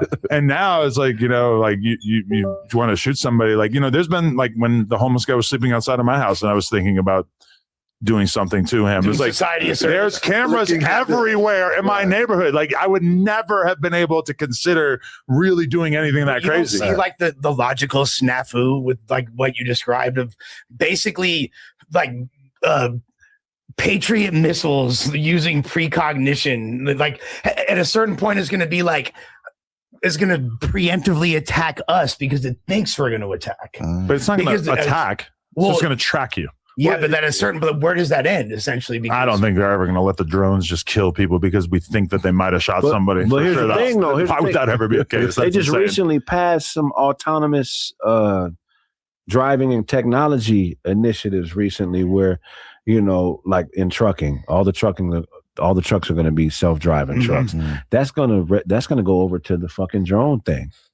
You You know, because right now they have to pay people to control the drones, but they don't want to do that. They're going to upload software where they just do what the fuck they want to do. So automation is a good and a bad thing, because once you take shit out, human error is beautiful. The fact that you can commit a crime now and a cop might catch you or might not catch you is a beautiful thing. Like, I don't know if we want to get rid of that room for error, because that kind of makes us who we are. We don't, because we all engage at least in some criminality. Or actually, when you really think about it, like, poor people live much of their lives outside on the street. Rich people don't. Poverty is criminalized. Everybody does drugs, but poor people sometimes have to do drugs on the street, and rich people get to do it in their home where there is no surveillance. Right. Yeah, and they oftentimes do way more deviant things and get away with it. Exactly. So for better or for worse. Yeah, man, it'll be cool for a while. You know what I'm saying? Till you walk in on your girl fucking a robot. You're like, hold on, man. Technology. Fuck technology. Why is this Tesla robot fucking my girl? You know what I mean? But really, what's the difference between the robot and a dildo? The robot is just a way better dildo. Yeah. Do I get to fuck a female robot? For sure. But do you think female pussy, robot pussy would be as good? No, but maybe in 20 I'm willing years. to try. But probably, okay. Like, think about like the amount of technology that we're dealing with. Like, it's scary. Look at trans women in the 90s compared to now. Yeah. Like, in 30 years, they're gonna have two pussies. So, 20 years ago, I wanted nothing to do with them. Nowadays, I'm fucking all of them. right. Not a care in the world. No, but okay. Have you guys done the virtual reality porn shit? No, I haven't. I really have to do it just so I could talk about it on here. But like, I had a friend who was in his house, and he didn't realize that like one of his friends was like in the house walking around, like that they were awake. He thought they were asleep or whatever. So he didn't even like close his door or lock his door or anything. And he puts on the VR headset, and he's, hooking up with the woman in the VR headset, and his friend walks into the room and just sees him with the VR headset going, he's eating pussy in the metaverse, and his homie walks in on him, and I'm like, holy fuck, that sounds like the most embarrassing thing I can ever think of, but this guy swears by it. He's like, it's so much better than just jerking off. Well, at least he wasn't going I gotta try it out. That would have been fun. Because all I got now is different gloves and shit, different texture gloves to jerk off. But if I get the VR shit, might be. Yeah, because what is it about a pussy that feels so good to fuck it? Like, Submission. At some point there will be moisturizing technology, there'll be warmth technology, there'll be so many different things that, like, obviously part of the appeal of having sex with a human vagina is the fact that this woman consented to it. But at some point they're going to be able to, like, I remember the first time I grabbed a boob on a sex doll. Yeah. It felt exact. Did you suck it? I didn't suck it because I was at a porn convention and probably a lot of other people have been sucking it. But it felt so real that I felt like I immediately kind of saw the future. Yeah. I'm like, like at some point that's going to be, it might not ever be good enough for me, but it'll definitely be good enough for a lot of people. For certain people. I used to have a flashlight back in the day. That was fire. Yeah. I smashed it several times. The flashlight's like a flashlight, but you take it off. We got another one right here for you. Yeah. I'm surprised there hasn't been a pimp that's what he does on the hostro. He rents out sex toys. Great. Come on. Entrepreneurial. Open up a little hotel down by Fig. Right. And no women, please do not try to bring a prostitute here. But I have a whole selection of sex toys that you can use for $15 an hour. It's a you better huge fucking watch discount. it. If this is all about coming, that's why I don't understand why dudes go to prison and start raping other men. Yeah. It's like, I feel like that's because they were raped. That's supply and just jerk off. Usually how it happens. Just make a cool technological experiment, you know, like just come up with something, like anything besides just a dude's butt. Yeah. You see the intricacy of the fifis they create, like they go in. I haven't got. Well, I had a sex toy idea. Is hit me with it. It's called the jog. It's a jack off glove. Yeah, instead of arguing with your girl, just have a jog. Have a jog. I ain't put it out yet, Adam, but if you want to help me, right now it's just a fucking pack of socks, and you just fucking, it's a jog. I want it to look something like that. I think I had one when I was a kid. Remember this? Oh wow! You used to beat off with the Nintendo hand. That's some fucking power glove, dude. I couldn't afford that when I was a kid. I wanted it bad. I didn't even know that shit existed. I don't even know what I would have done. By the way, it did absolutely nothing. It's one of the most useless. Oh, you had one? I mean, I played with one. I think one of you couldn't like punch in the game. It was supposed to work with Mike Tyson's Punch Out, I think. But like, if you notice, it actually has a controller on it, which is inevitably.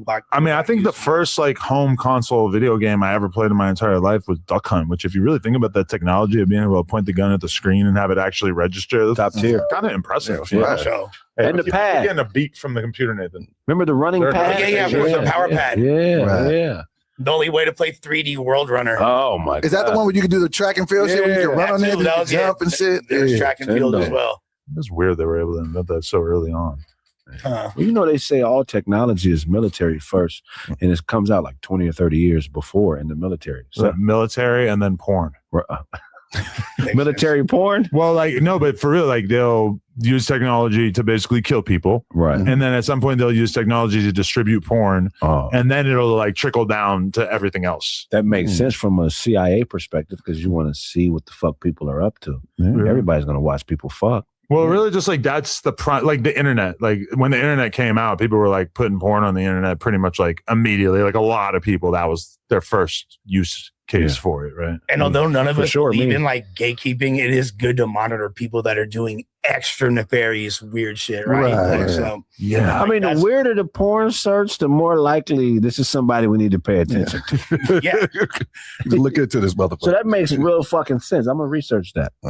There's definitely like an overlap on the Venn diagram there for sure. I mean, like the dark web probably wouldn't exist if it wasn't for people trying to look at illegal, illicit shit on the internet. You know, like that technology exists because there's people that want to look at things that are so illegal that it would be really, really, really hard for somebody to like maintain a website with that kind of content. So I was up the dark web was for Africans. I didn't even know. Get your black ass on that other computer, mother. Rubbing his forearm. Funny you should say that. Hey, I wanted to get your opinion on this, Craig. This is something that came up here on the podcast a couple of weeks ago, but I know your stance on blackness and everything, so I wanted to see what your take on this is. Okay. All right, so I got a fight coming up on August 29th because Spody Face called me a jigaboo. Right. Jigawoo. Are you still talking about this like present tense or? Oh, no, we're fighting. Oh, okay. It's happening. So he might have to beat up two people in the same night. Yeah, he might have to. Okay. So we got into it. We got into it because he called me Uncle Tom and the J word because I said that I didn't have a problem with white comedians dressing up in blackface. Right. Because us as black comedians doing it and under the comedy license of being creative, that shouldn't be a problem. Right. What say you on the matter? Okay, I got love for you. He was correct in saying. Yeah, he just asked, Craig. You would have called me the J word too? I wouldn't have called you a jigaboo because I understand you're trying to be fair. Right. But unfortunately, there is no fairness in this country when it comes to black and white. You know what I'm saying? Now, at our level, it's some fairness. You work hard, you can get shit done. But there are some institutional, racist things that happen that where certain things shouldn't be viewed as equal. And with the whole history of blackface, the history of blackface, I don't know if you know, but there was a time where we were slaves. I know that. There was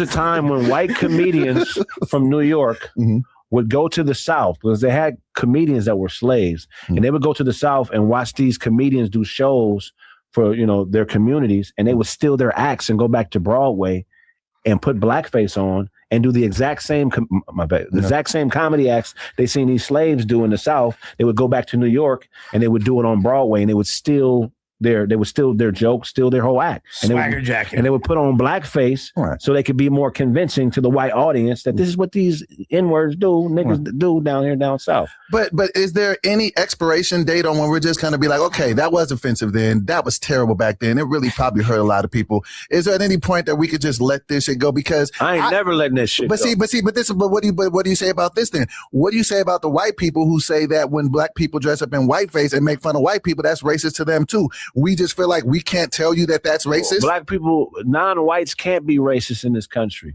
because we don't control the power dynamic. See, racism is about it's the ability to institutionally control your opportunities in life. We don't have that power. Racism goes one way. It's a lifestyle dictation where the superior financially and resource-wise is able to dictate to the lesser financially, not lesser in humanity, but lesser in resources, connections, what the fuck you should be doing, how much minimum wage is, how much you're going to pay for a pair of jeans, what's going to put you in jail if you get into it with your bitch, how much time you going to do if you go to jail. They have fucking studies where they show white guys convicted of the same exact crimes as blacks and Hispanics, and they get 3 or 4 years for a crime, and the Mexican or black dude gets 15 years. So this is what racism is. This is why me as a black man in this country, I don't give a fuck about the equality conversation when it comes to, well, white people should be able to do it because black people. Now, fuck that, nigga. You got a head start on a whole lot of shit. You know what I'm saying? So you're going to have to give me that one. You're going to have to give me that one. That's just what it's going to be. And we're going to have to be able to do it, and they can't. The thing is the sensitivity part of it. As men of any race, if I can do it and you do it, I can't get sensitive about it. I can't call the fade with you because you're a white dude in blackface. I don't fuck with the shit, and I'm not cool with it. Get that shit away from me, but I'm not going to do nothing physically to you. I'm not going to think ill of your family. I'm going to just keep away from you. You just won't like it, but you ain't gonna. I ain't gonna like it now. If it gets physical, where somebody burn a cross in my yard or some shit, well, it could be considered an act of aggression just because of like the pain that comes with that and all that. So just you being a level-headed person, you might not respond like that, but someone else might see that same thing. Somebody might whoop your. I'm for all forms of equality. I grew up in an era where we just assumed white boys couldn't fight growing up. If you lost a fight to a white boy in the 90s, proof that's not true. Right. But what I'm saying is we know that's not true. We know that's not true, but we just assume that. That's something that can get you killed. You be a black dude from Compton and you move to fucking somewhere in the Bay or somewhere in Modesto where it's these fucking crazy ass white boys, and you think you could just run up on them, you could get your ass beat to death. Not by the corn-fed white boys. Just regular white boys that don't play no games. Yeah, for sure. But see, in our culture, we got this misconception that all the people that don't play got to be gangsters. Not like these gang-banging niggas, they got cousins like me that whoop on them. Right. They got regular family that go to work that ain't with the bullshit. They say, nigga, you can't borrow no more money. Get the fuck out of here. And then they go out and rob you. Okay, but when we're talking about like what's offensive, it's like, yes, a white guy painting his face black and a black guy painting his face white are like literally equal. The difference is that a huge percentage of Americans are offended as black people when they see a white person paint their face black. And meanwhile, what percentage of white people were offended by Drewski painting his face black, pretending to be Erica Craig? Yeah. I don't think almost anyone was offended. They did find it hypocritical, which, okay, that's a fair opinion. Right. But I don't think let's be real. Like there's a reason why the N-word is the most loaded, powerful word in the English language. And then meanwhile, I can say cracker on this podcast and not worry about getting demonetized. I can say cracker in front of, you guys can say cracker aggressively to a bunch of white people and nobody's going to take offense to it because like these things literally are just nothing without the greater societal context of who's offended by them. I do in some way think that like at some point the world will get to a point where a white person will one day just like do blackface in some sort of comedic thing and like somehow it'll be accepted more than we could ever expect right now. Elon will pull it off. Yeah, but like I was talking about this with Michael Blackson the other day and neither of us could think of a person. He suggested Will Ferrell. I'm like, Will Ferrell is not. He would never. He's not ready to commit a murder suicide like that. Funniest dude in the world. Yeah, it's gonna be Morgan Freeman. Well, white comedians try to do the shit all the time. They do. Like you get these Rocky Balboa white comedians, tough. Hey, I don't give a fuck. I'll say it. Like you get these, and they try to do it all the time. But what makes it stupid is like the context is never right. Like the white dudes that want to do this are never the white dudes that fuck with black people for real. It's always the white dude that was raised somewhere where the town is 99.9% white. They've never really had any genuine experiences with anybody that wasn't white. And it's all based in ignorance. So, like in the hood, we make exceptions for the white boys that grew up with us, that gang bang, that do what we do. You know what I mean? They get away with a lot of shit, you know what I mean? So, or even just rapping, tagging. It's really a cultural thing. I think that's why so many people from my culture have a problem with the whole no jumper thing. thing. It's just a culture thing. Like they're not used to seeing, like when I watched that video, it was mostly white guys in the room and they was getting on Doughboy. So that, by the way, I think he thinks me and Josh are the same person. I don't know who it was. Many people do. But what I'm saying is this is where the hyper reality part comes in that I said earlier, because I'm on the other side looking. So I have no real understanding of what happens in here. So I'm just seeing a dude that ain't black and a bunch of other dudes that ain't black talking crazy to a nigga. Black guy, be you get what I'm saying? Why is Let's laugh. Yeah. You get what I'm saying? So it looks like, hold on, this what the fuck, nigga? Let's go burn across an atom jar. Nigga, fuck Adam. And it happens to be your homie. Yeah, you know what I'm saying? So it's like, and so it's like, you know, that's the part. That's why this shit is dangerous. Podcasting is dangerous. You know, everybody shouldn't have a mic because they don't understand. Like some of these motherfuckers is taking this shit super literal. Or also, inversely, everybody shouldn't have ears, Right. Because at one point, is it on the interpreted? It's not just how people choose to interpret it is kind of on them to a certain degree. Mm-hmm. You can't fully blame us just because you're taking, like you said, like a fragmented view of a out of context moment, and then they're going to frame it however they choose to. Indeed. And you in that book I was telling you about, they talk about the whole reason Disneyland exists, right? And this is one of his philosophies. Is the whole reason Disneyland is a thing. Just Walt Disney didn't like Jews. Well, they wanted to be able to have something to point to other than the reality they want us to believe that would be fantasy. So anytime you didn't believe what they were saying, they could point to this like, no, that's fantasy. This is real. Mm-hmm. You get what I'm saying? And yeah. That makes a lot of fucking sense. And this goes back to the whole surveillance conversation at a certain point, especially with the popularization of AI and all that. It's so difficult to distinguish what's real and what's not, even when it's shown right to us. Right. And that's exactly what they want. It's it's confusion, mass confusion. Pimps have a strategy when they're trying to turn out a girl, right? One of there's like 39 rules to pimping, but one of the things they say is you got to keep a bitch on a can't do mission. What's that mean? So that means you keep her on the hamster wheel. You give her something that she could never complete, that she has to chase, so she never has time to think about what you're doing. Because as soon as she is off that chase of what you want her to do, she's going to focus on you and try to destroy you. Right. That's us as citizens. The government has built everything, so we're on the chase. Right. Yeah, I just read this extremely long New Yorker article about Andrew Tate and his whole mission that he was doing, dude. And, you know, he was actually very influenced by a lot of the sort of classic pimps. Like Pimpin' Ken had a book that he basically would make all the dudes who are like his acolytes, Hustler University, I think it was called or whatever. He would make them all read this book by Pimpin' Ken that basically explain to you how you break a woman down and bring her to the point where she's not going to, you know, stand up for herself or whatever. And it's super disgusting. Like the more I learn about pimping, the more I fucking hate that culture. I'm not going to lie. Like when we would see homies with like the iceberg slim or like the pimping, we would like make fun of them. We'd be like, what the fuck are you doing, bro? But because you had already consumed them and already knew these lessons. No, because it was like, you could learn a lot from the pimps when I look at your last relationship. She was the pimp. She was the pimp. I've been on both sides of the game. A lot of dudes are getting pimped by women and don't even realize it. Facts. Yeah, man. He just looked at me. No, I didn't realize. I think you're the highest form of man when you're okay with somebody else fucking your girl. Yes, thank you. Me and Diddy. Yeah. Wait, that don't mean that I would. Wait. No, Craig, please explain. Please explain that. How does that the highest level? Fascinated. Because you have no how can I put this?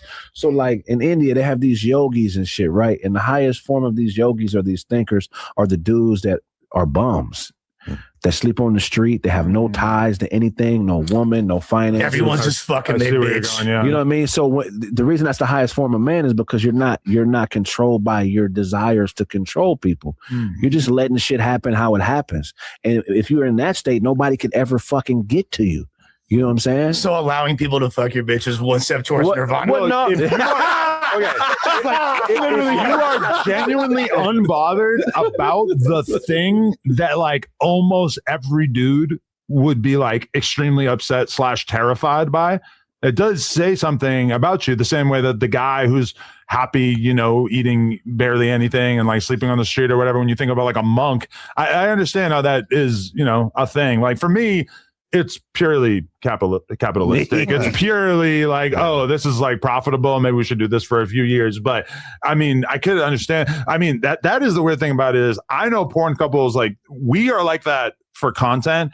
I know porn couples that are like that all the time, meaning the dude could be spending his Thursday night just fucking a couple of random girls out on the town or whatever, and his wife is totally cool with it, thinks it's hot. She's getting dicked down by a variety of different guys throughout the day, and they're a unit, and they genuinely are either excited by it or are just like fine with it. And I don't understand really. Cracker want a poly. Yeah, I just don't. That to me is like a lot, you know.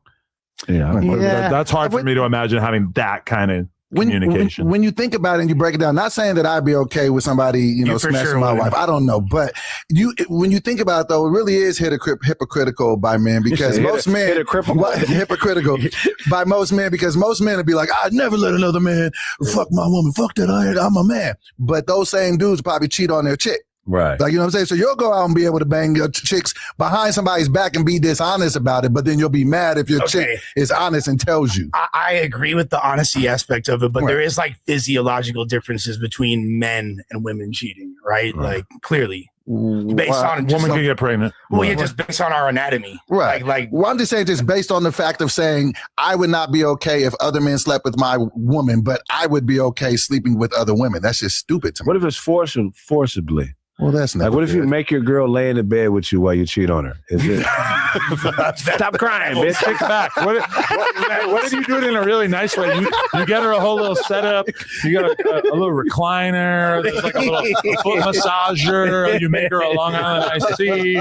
A little bowl of bonbons and pretzels. She's at gunpoint. Like, yeah, you do it in like a really, really nice way. Because I think everybody's like used to thinking about this on some Diddy shit, where it's like some weird abusive shit. Yeah. Right. There's got to be a way, right? Yeah, got it. Some women like abuse. I know that's stupid to say, but like domestic violence is not always abuse because some bitches like to fight. Have you ever dealt with a woman that was very physical? And never. I have no clue what you're talking about. Well, I have. It's very uncomfortable. Where that's just like their language. That's their language. How they get down. Something dramatic has to happen in order for them to feel some shit. Yeah. No, 100%. And then like with her, I think. And that's not the only one. I think I would say probably the vast majority of like Latino women that I've been with got squabbles for sure. My last definitely was like the most prolific.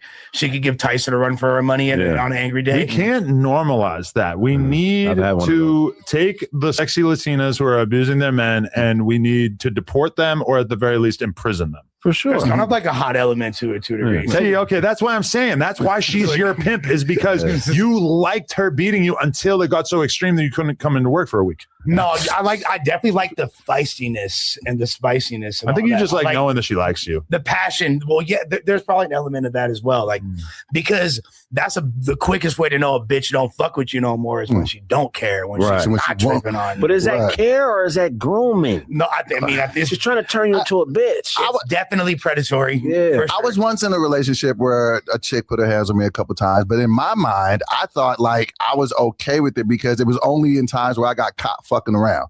So I was just like, well, if I wouldn't have been out here on bullshit, I probably wouldn't have got. Do you know what I mean? Most women are horrible people, dog. No, most women are horrible fighters, which is why we let them get away with it. It's because if my girl punched me in the face as hard as she wants, realistically, it's probably not even going to leave a mark unless she like really connects with the eye socket or something. You know, like what about spit on you. See, well, but I could spit on her. It's not going to like damage her. You know, it's really just all about just disrespecting them when you spit, right? Right. Not that I would ever take part in that. Depends on how bad her breath is. There could be how bad her breath is. Loogie in your eye. Yeah, Not to be honest, I think though, like you kind of hit the nail on the head earlier. Like a lot of people, like that's their love language because that's how they were raised. They weren't taught communication methods and things like that. So physical touch, and that's like an expression of love in their eyes.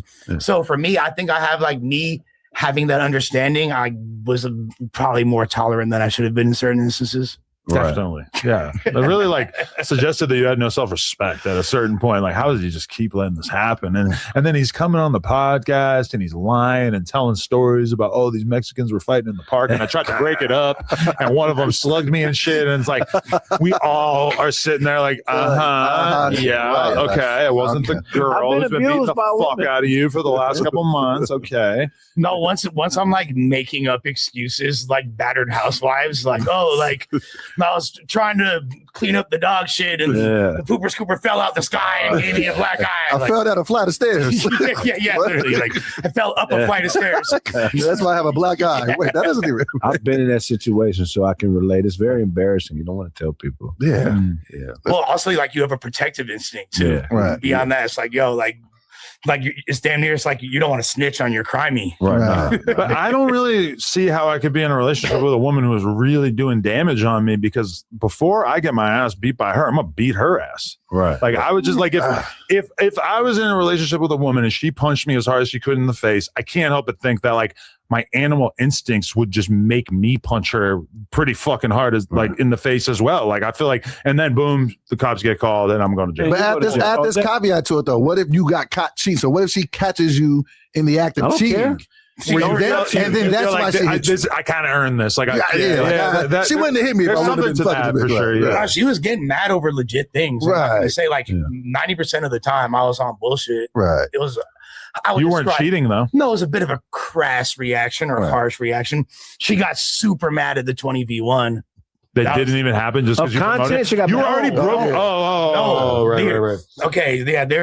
We did a 20 versus 1 with an extremely famous porn star, Adriana Chechik, and he was on it. And I don't know if some people know this, but sometimes 20 versus 1s can be rehearsed and faked. And, you know, Lush comes in and she's kind of hamming it up a little bit, acting attracted to him. But really, if we were to go watch your performance on that, it's nothing. Bro, like, I you went didn't on really there, do shit. The first thing I said is like, yo, I might have STDs. I fucking smoke cigarettes and I'm an alcoholic. Like I literally was trying to get eliminated. And then Adam thought it was funny. So he's like, nah, like, make him like rap. Have him freestyle about fucking you. And so she attacked you over that? Yeah, no, like literally, bro.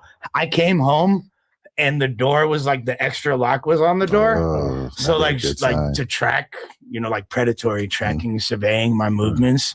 And then as soon as I opened that door, pow, beside my head.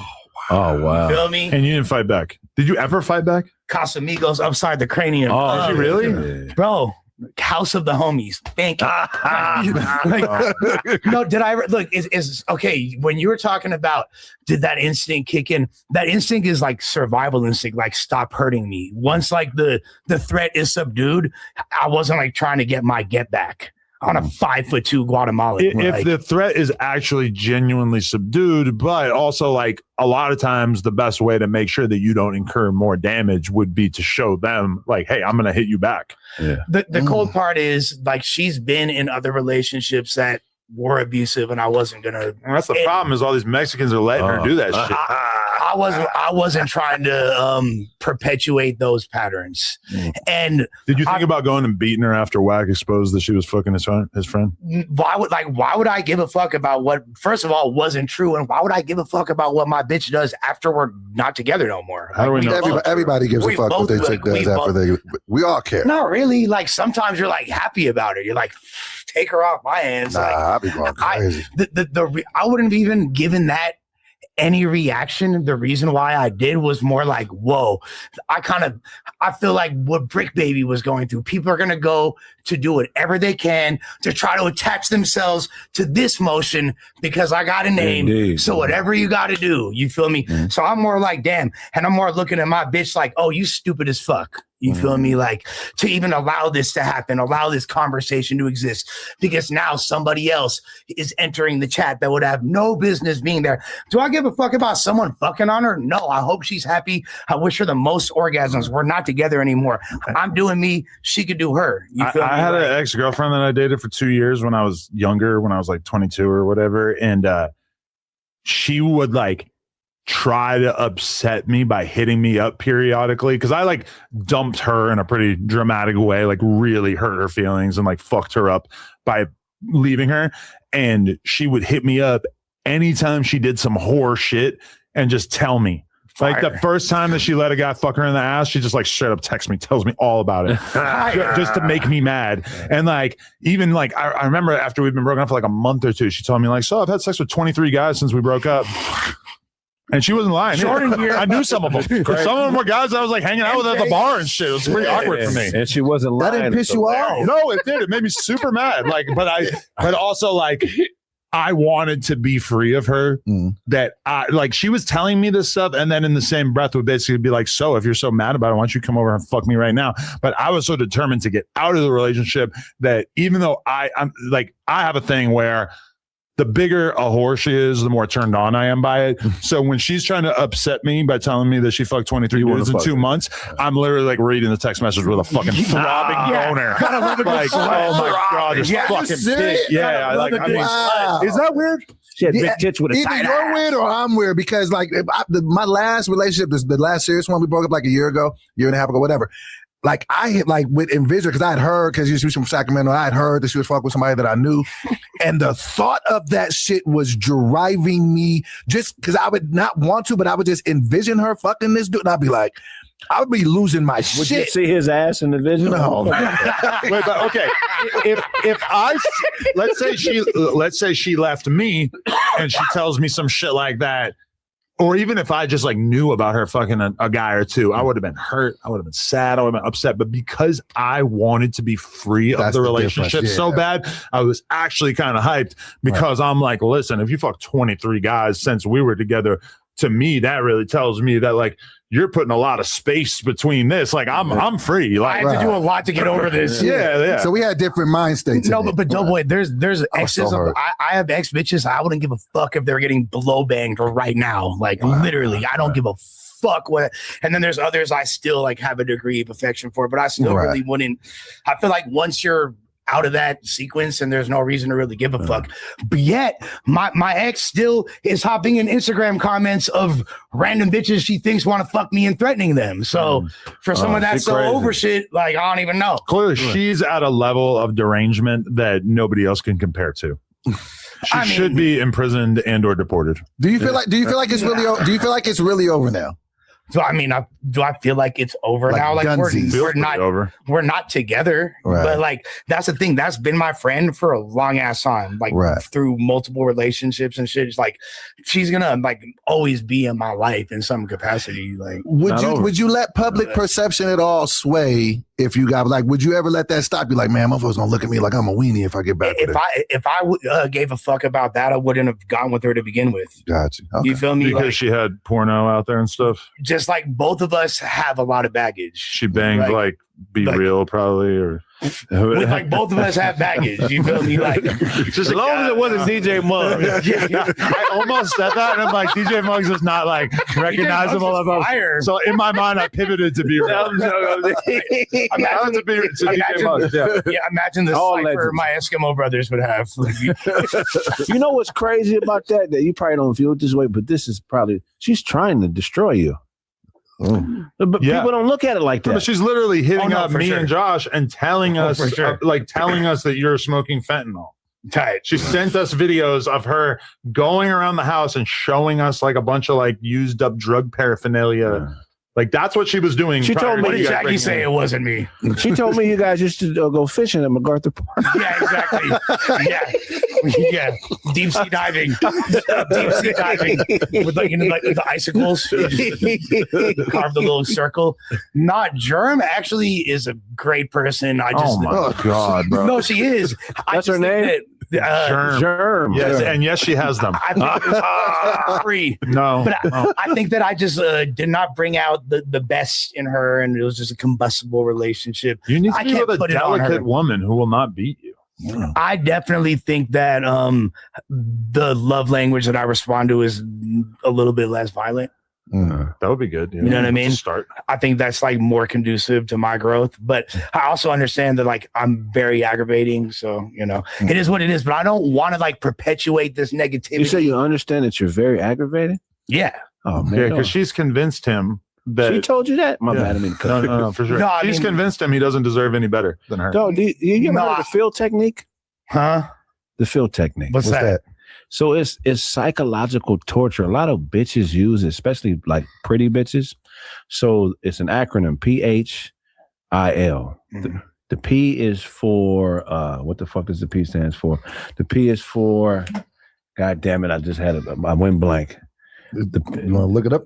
Nah, not punitive. It'll come back to me in a second. But it's basically how bad bitches get dudes and shit. Like they use this technique to hook you. You know what I mean? So now it's called Instagram. Yeah. So they just basically use guilt. I can't think of what the acronym PHIL is for. The P is for fucking, God damn it. I'll come back to it later. Essentially, they manipulate. But basically they attach hooks to the things that you do. So like, they'll use your word against you, right? So, like if you say, "Hey, baby, we're gonna go to Disneyland later on. I'll pick you up at 5," and then something happens at No Jumper, you don't get there till 6:30. Instead of just understanding the situation, she'll just rise you. Well, you said you would be here by 6, and if you loved me, you would be here by 6. I mean, by 5. You get what I'm saying? So it's just a hook that they use to get you. And a lot of times, chicks deal with guys that they're smarter than, and they use this technique, but I fucking had a brain fart and can't remember all the fucking words in the acronym. Well, she's definitely significantly smarter than me, but the bar's set pretty low there. So what the fuck are you talking about? You're like, you said yourself that you're the smartest person on the jumper. You have clearly, again, the bar set pretty low. As much as you are a retard in many ways, you are like something akin to a genius in some ways. Yeah, you're like Rain Man, like the guy from Wu-Tang. Got it. You got it. Oh, he found it. He found his acronym. So the P is for protector. Mm-hmm.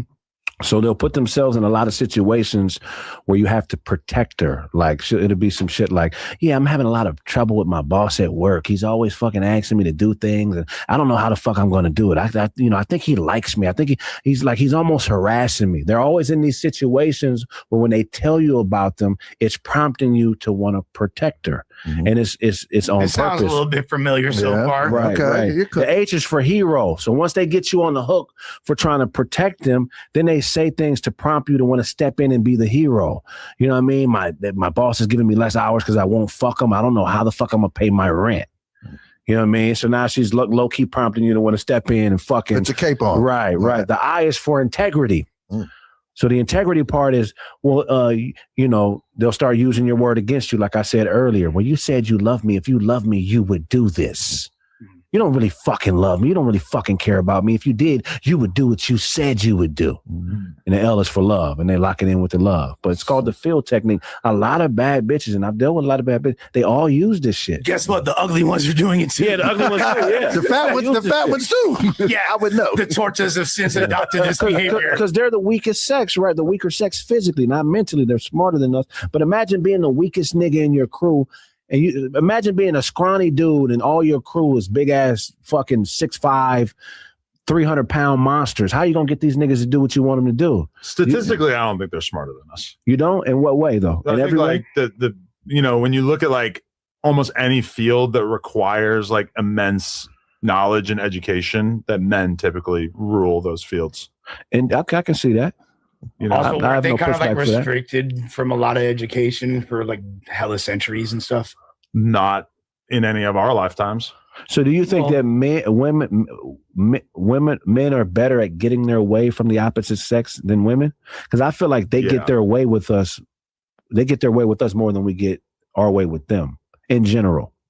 I don't know if I would agree with that. I feel like if anything, that men seem like they're way better at manipulation and coercion, which are kind of like key components of getting your way. And like, I know it's like a sample size, and this is anecdotal, but I'm always watching those Jubilee debates where they'll do the 20 versus 1, basically, where they have like one person surrounded by people.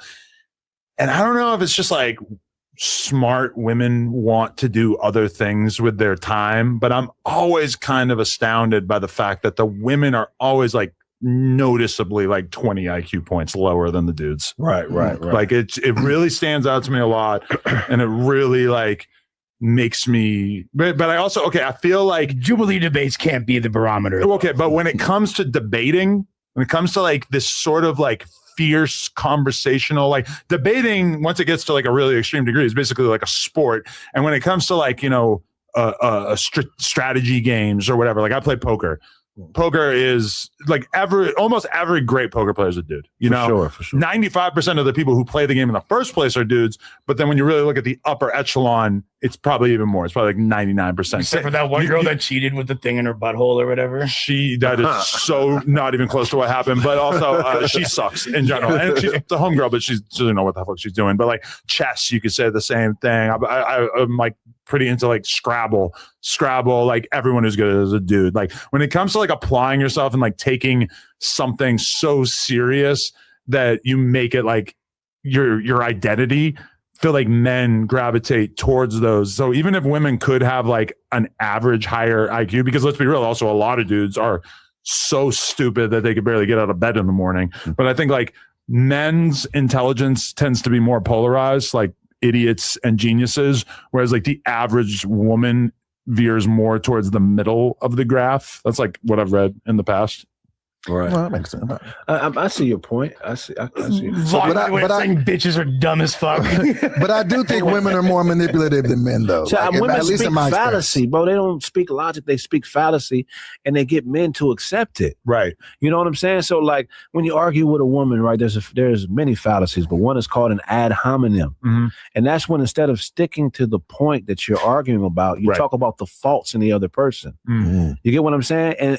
And us being smarter, we actually buy into this shit. Right. Like if I'm right about the toast being burnt, what the fuck does that have to do with me fucking the bitch 2 years ago? It's two separate conversations. No, You know what I mean? the average woman will rely on all of the fallacies of like bad arguing, like so consistently. Like anytime you argue with a woman, you will try to speak about like the average person does this, and they will always respond to you with some anecdote that they think disproves what you're saying. And then you have to explain, I'm not saying that everybody does this. I'm just saying that on average, I think even this conversation right here, like the average woman would be listening to this, I think, and they would probably be like, well, I know a woman who's really, really smart. And I'm like, okay, well, that doesn't really change the fact that I'm saying that the average woman is like this. And like, you just have to explain that multiple times anytime you argue with a woman. It is stunning. Do you think that do you equate like the ability to be manipulative and like in a superior manner? Is that what intelligence is defined by more than anything else? I don't even really think that women are like better at manipulating than men. It's just they're not. The reality is that women have their sexuality that they can weaponize and use against you, and we are essentially powerless to it. Well, but we're all used to that. They have to manipulate to be in the game. Yeah, they do. That's for sure. Yeah, they have no choice. But then also think about this: how many female cult leaders are there? Barely any. Barely. But how many of the followers? How many female cult followers? Tons. Yes, I'm saying harems of hoes because they speak fallacy. That's what they speak. Yeah. Yeah. Bitches ain't shit. I'm gonna get tattooed right now. You can't spell fallacy without phallus, bitch. No, that's some funny shit. I'm not making it out like I just actually think all women are retarded. I just think that like if you have a woman in your life, you have to like enroll them in college. Have to like listen, like I'm gonna work, you can raise the kids, but you're also gonna have to go to Harvard in order to compete with me. Most definitely. Or don't compete and just be like, for sure. Hey, I wanted to ask you this, Craig, because you know Adam is taking a serious interest in possibly doing stand-up. You, I think, are making it sound like it's more serious than it actually is. I'm trying to get him there. Doboy's also taking a serious I want to get him there. What advice would you give him into starting stand-up, and how can he get off offensive jokes without coming off offensive? Oh, man, that's a great question. For somebody like Adam, see, I started comedy at 27. I started late. I don't know how old you are, but 42. So you have an advantage because people already kind of know how you think and you got a lot of content out there. So my advice would be write jokes from the content you've created. Don't like, especially shit that's more personal to your personal life. Because if you figure out how to just talk about your life and make it funny, then it's going to come easy to you. You know what I'm saying? But if you try to be funny, it's not going to be, it's not going to be, just talk about your life. And don't worry about laughs, because people laughing doesn't mean something is funny. It's really about being understood and having a point of view, like a solid point of view on a topic. Even if it's something that people will disagree with or agree, it doesn't matter. Just as long as they feel a certain way. Because really telling jokes, being a comedian is really an argument. It's really you trying to prove your point to somebody. And and then the funny is secondary. So let me ask you this though. I'm always interested in the creative process of, because his question was based on a lie, which is that I'm like thinking about getting into stand-up comedy, which is not true. But what is your like creative process like in terms of writing down jokes? Like do you stick to a schedule of any sort? I mean, when I have time, I do, but it comes from conversation like this. Okay. It comes from life. I get out and like try to experience things. Me being an MC first, I'm really good with bars. So I may just write a funny roast here and there and leave it and then come back and like reverse engineer into that. You know what I'm saying? And then podcasting is a part of it. Once I have an idea I try to see if I can talk about it like we're doing for a couple hours. If I can talk about it for a couple hours, then I go back and watch it. I'll condense it. You know what I mean? And then I go to the open mics. I work it that way. And then I just build it that way. And that's where you would have a good advantage over a lot of comedians in the game, because you podcast 20, 30 hours a week. So you talk so much about things. That's why maybe I am pushing him into something that he doesn't want to, but I think he'll be good because he actually makes me laugh. He made an interesting point though about like the audience already kind of being familiar with you, which will kind of lubricate them just to be. But I think it'll probably have the opposite effect because I'm like so polarizing. A lot of people fucking hate me, and that's good. That too, though. That's good. That's good. You want them to feel something. Fuck these motherfuckers, man. As long as you can get them to understand why you say shit, the shit you say, eventually they're gonna be like, he's the greatest. I think that Doboy thinks that I want to get on stage at a comedy club and say, well, you know, the thing about black people. For sure he does. White people are violent, right? They're violent. They're more violent than white people. Let me tell you all about it. These guys on the podcast are in a gang. That's some funny So shit. one of my podcast co-hosts, he pulled out a gun on the other one the other day. You gotta stop saying. Never happened. No, that's like cook that up. That's a fake scenario. Got you. Craig, I'm very curious about this. Like, what are your thoughts on the blowing up and now like seeming implosion of the Rogan sphere? You being like a comedian, this implosion is overstated, right? Like, what is the implosion? His podcast I don't know what super well. Well, I mean, like you just see these fucking American redacted or whatever these fucking commentary channels are who all want to push this narrative that the Rogan sphere is over. Okay, I think this has been overstated, right? So, no, what are your thoughts just overall on the fact that this was like a whole brand new avenue in comedy that kind of was that Joe Rogan created, and there's like this whole scene that kind of exists outside of traditional comedy, and a lot of these people didn't get their chops in the same way like you did. So I think they're amongst the most successful in the world right now. Yeah, I think it's needed, man, because you know, good comedians, whatever you're supposed to say, you say the opposite. That's what a good comedian does. It's not about like being agreeable and having everybody like me. It's about like, what are you saying? Like, what does your comedy say? What's the message behind who you are and why the fuck you say what you say? So the fact that Joe Rogan was able to be successful, I applaud it. I don't agree with all the shit that some of the cats say, but I mean, it's free speech. So I don't give you know what I mean? It is what it is. So hopefully it doesn't implode any further. We need more fucking sleeper cells of counterculture communities, people that say what the fuck they want to say. I'm all for that. So I hope it doesn't blow all the way up. You want to would you perform in Austin at the for sure. Mothership and all that? You know, I mean, everybody was tripping on the Kevin Hart roast. And I wanted to get your thoughts on that. What were your thoughts about that? Because now he's getting a lot of backlash because he came out and said, hey, man, I didn't know what everybody was going to say. I didn't have no control over these jokes. I couldn't take nothing out. Then they found out, yeah, you did. You took out 18 jokes, but you left in some other jokes that were kind of offensive. What's your take on that? But it seems like the jokes that were removed were not removed because of things that Kevin Hart would have wanted removed, right? So it wasn't even... When we looked up what jokes were removed, which I forget if we did that in front of you, it was like some stuff about Trump and Melania, some short jokes, which doesn't really seem like something that he would have cared about. And then the short joke is like, maybe they removed that because it was repetitive or something. Because you got to imagine that's like the thing that Kevin Hart is the least sensitive about. I'm sure he's been hearing it since he was 10. This is for sure like the edgiest thing I remember. Right. Yeah. How do you feel about some of the jokes that was even said on it? You feel like some of the people crossed the line? Man, here's the thing, man. Cross the line as much as you want. If it's funny, I don't give a fuck. Yeah. But the glaring thing is like, and I hate to speak on it, but like white comedians don't have to be as funny as black comedians. So you get certain white comedians that blow up and get to this catastrophic level and they're talented, but it's a nigga and doing comedy and he can't get a shot. So when I see shit like that, it doesn't bother me, but it just reminds me that, damn, this shit is really political. Because even the host, he's one of the funniest dudes out here, but to me, it didn't make sense him hosting the Kevin Hart shit. Yeah, but like literally what you're talking about is perpetuated to the umpteenth degree by that whole Rogan sphere scene. That's like everything that you just described, but magnified even further. Yeah. So I mean, and the thing is, you gotta the thing is the current, right? So it's all about being in the right place at the right time. So if you just happen to be an okay comedian and you get involved with the right movement, then it's the movement that blows you, you know. So it's like, you know, those politics are difficult, you know what I mean? Because you, like you said, there's motherfuckers out here that can do way more than what we can do that have nothing, you know what I mean? So in the Rogan, I'm sorry, in the Kevin Hart roast, to answer the question, I felt like it was a great roast.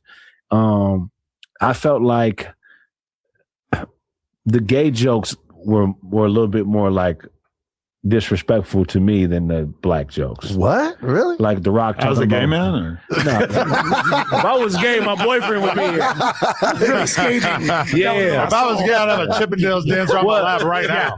He kept talking about fucking Kevin's girl and you know what I mean? I thought that was kind of like, that was kind of hacky, surfacey level shit, you know what I mean? What about when I was out wilding out the other day where we were all there besides Lush, he was in a K-hole, but we DDG, his joke, he only I think got off like one or two jokes on Nick Cannon, but one of them was basically like, your baby mothers are all whores. Right. See, that's hacky. That did stand out to me. I was like, wow, I feel like if there is a line, that kind of crossed the line. I don't know though. Isn't it kind of how you say it half the time? Well, I think it crosses from trying to be funny to just being mean. It's like, nigga, just hit you with a joke, but man, that bitch is a slut. Like, that's not funny at all. It's just, to be fair, it was like the rapping part. So it's like, you know, I feel like the standard is lower when you're rapping the bars because part of the humor is the fact that, oh, they just rhymed those two things together. And that's kind of funny because like the actual bar we were looking on paper would be like something, store, blah, blah, blah. Your baby mamas are all whores. It's like,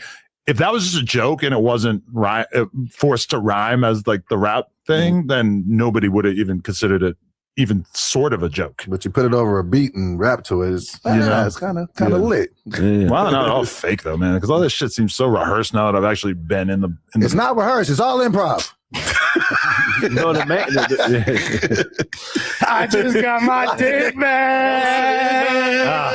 Lovable loser. Oh, wait. Can I wanted to read the rest of those archetypes. I was really into this before.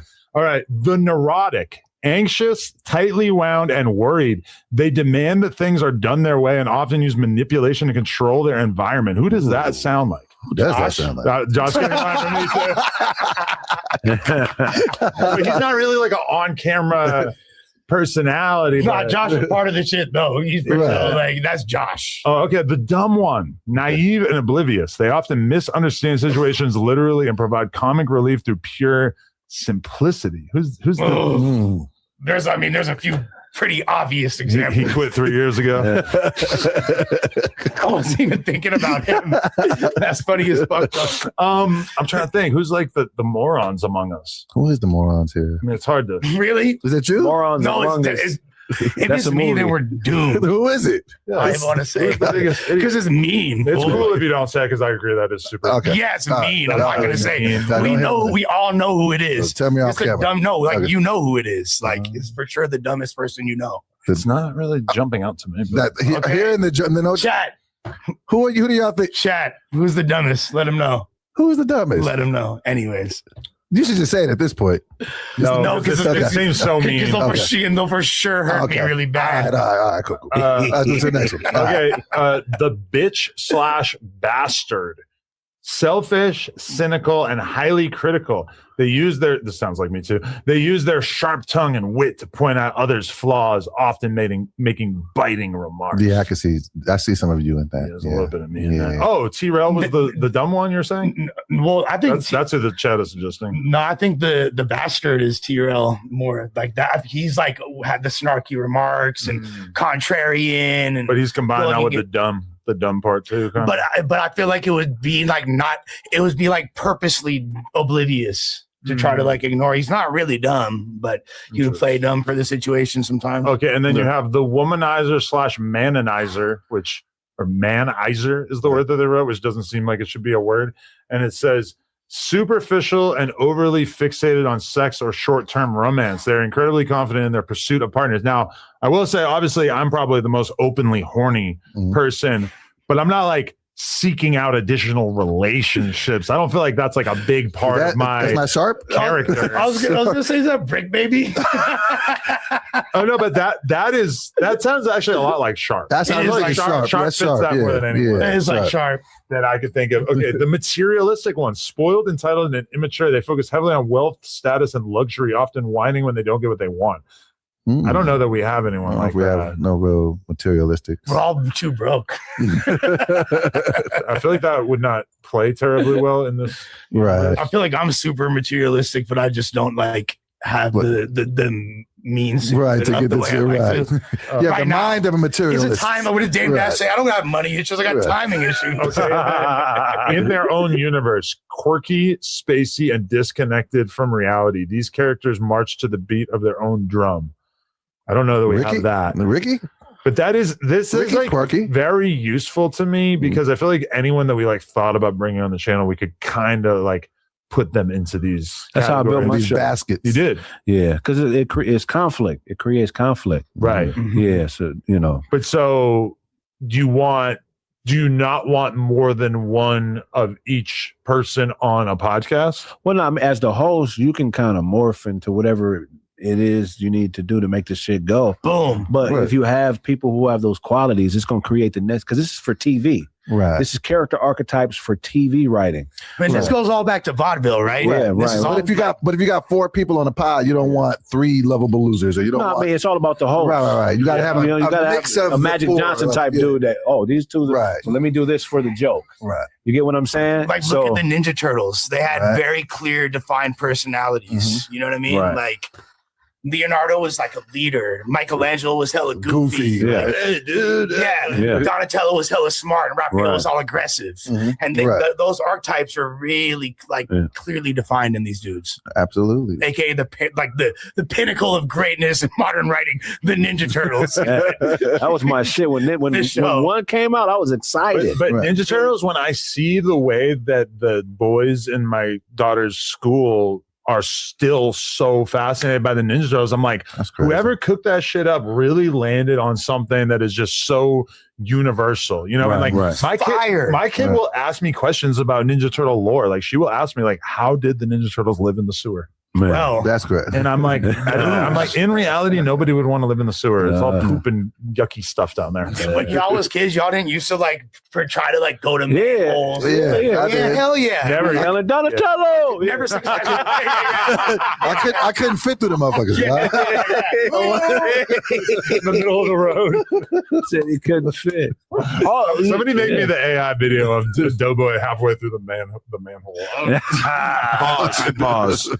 Yeah. Well, look at us breaking down character. I'm going to be thinking about this a lot. I'm surprised it took me this long to be exposed to this. Yeah. So you got to show love to your loser, man. That's all the thing. Okay. LL Cool J. Yeah. LL, yeah.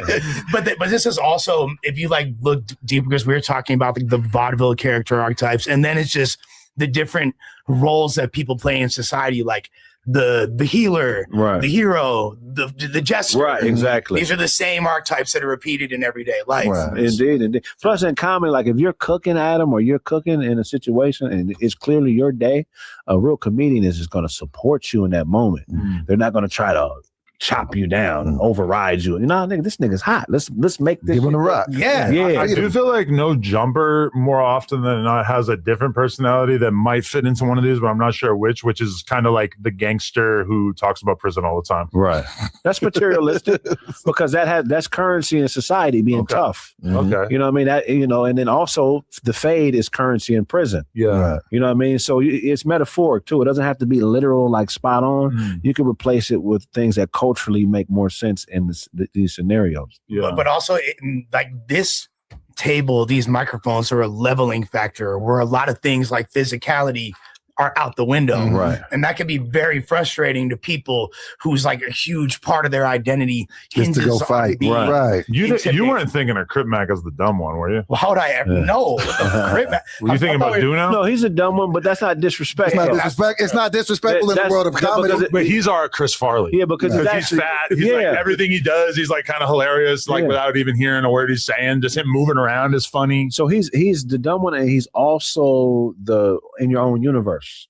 Oh, yes, he's for sure the And this is remember, these are only for the story aspect of whatever you're watching. Right. This doesn't mean that the motherfucker's literally stupid. Right, No, he's right. very No, smart. and I'm not a loser.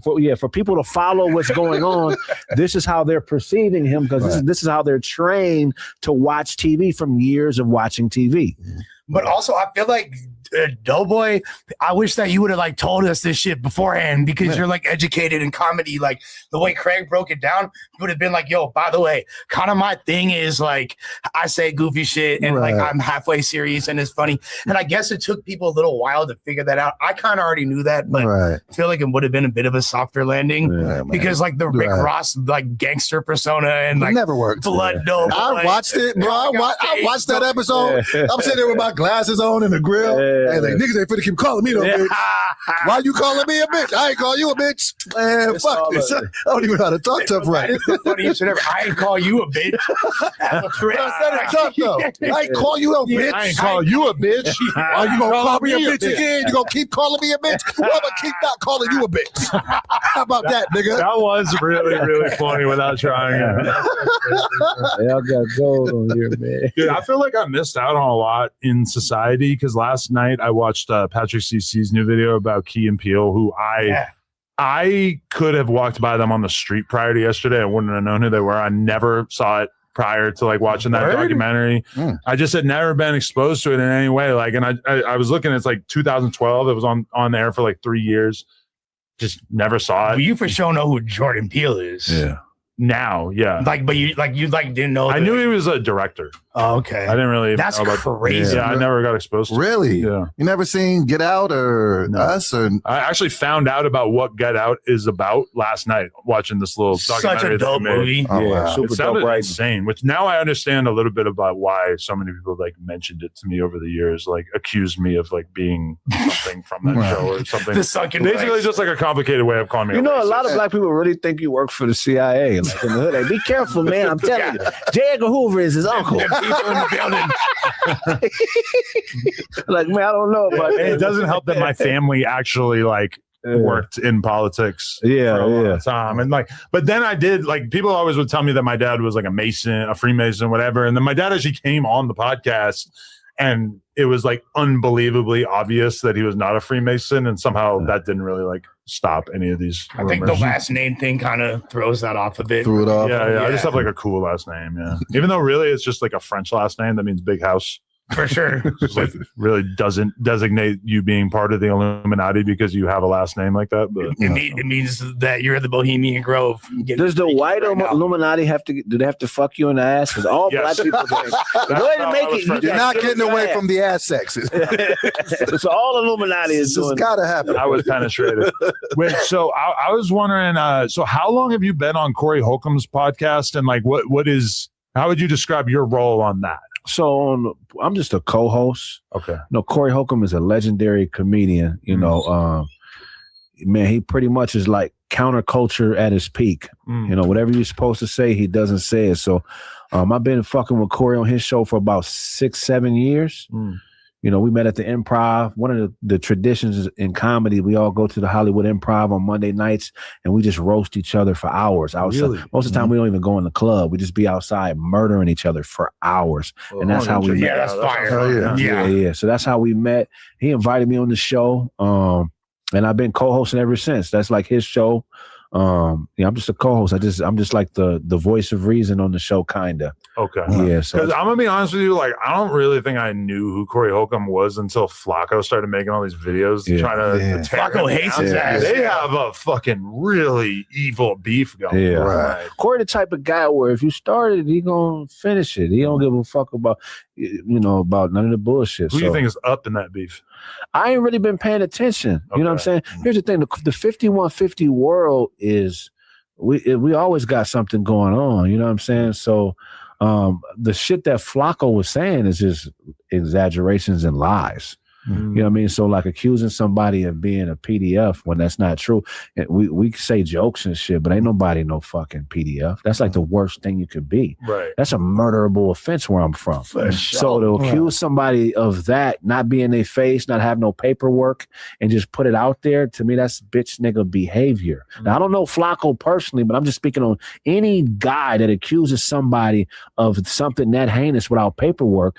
That's a problem. I don't know that I actually tuned into the video in which he tried to paint that picture. Oh, he made a couple of them. It was a lot of it was like remarks. Is his commentary on remarks. Right. He was taking the content of things that he said and just kind of painting switching up the context. And that shit went crazy. You know, it went crazy. So, I mean, that's a political strategy. So in politics, they have this thing called contextomy. That's when you take a fact and you spin a narrative around it and make it seem like it's something that it's really not. So he's taking a conversation like we're having today and taking one piece of it, extracting all the context from it, and then creating his own context to go around it. And that shit went viral, but the shit is simply not true. Okay. You know what I mean? I don't know what started that beef because like I knew Corey from back in the day being funny as fuck. Like that one roast there. No, it was that All-Star weekend. Yeah. And he just went crazy. He's drunk as hell, just unhinged, and he was just making fun of everything in sight. Indeed. That was one of my favorite like clips on the internet for years. Yeah, indeed. Yeah. That's what I knew of him as. He's one of the rare comedians that tours and sells out. He has no ties to Hollywood as far as like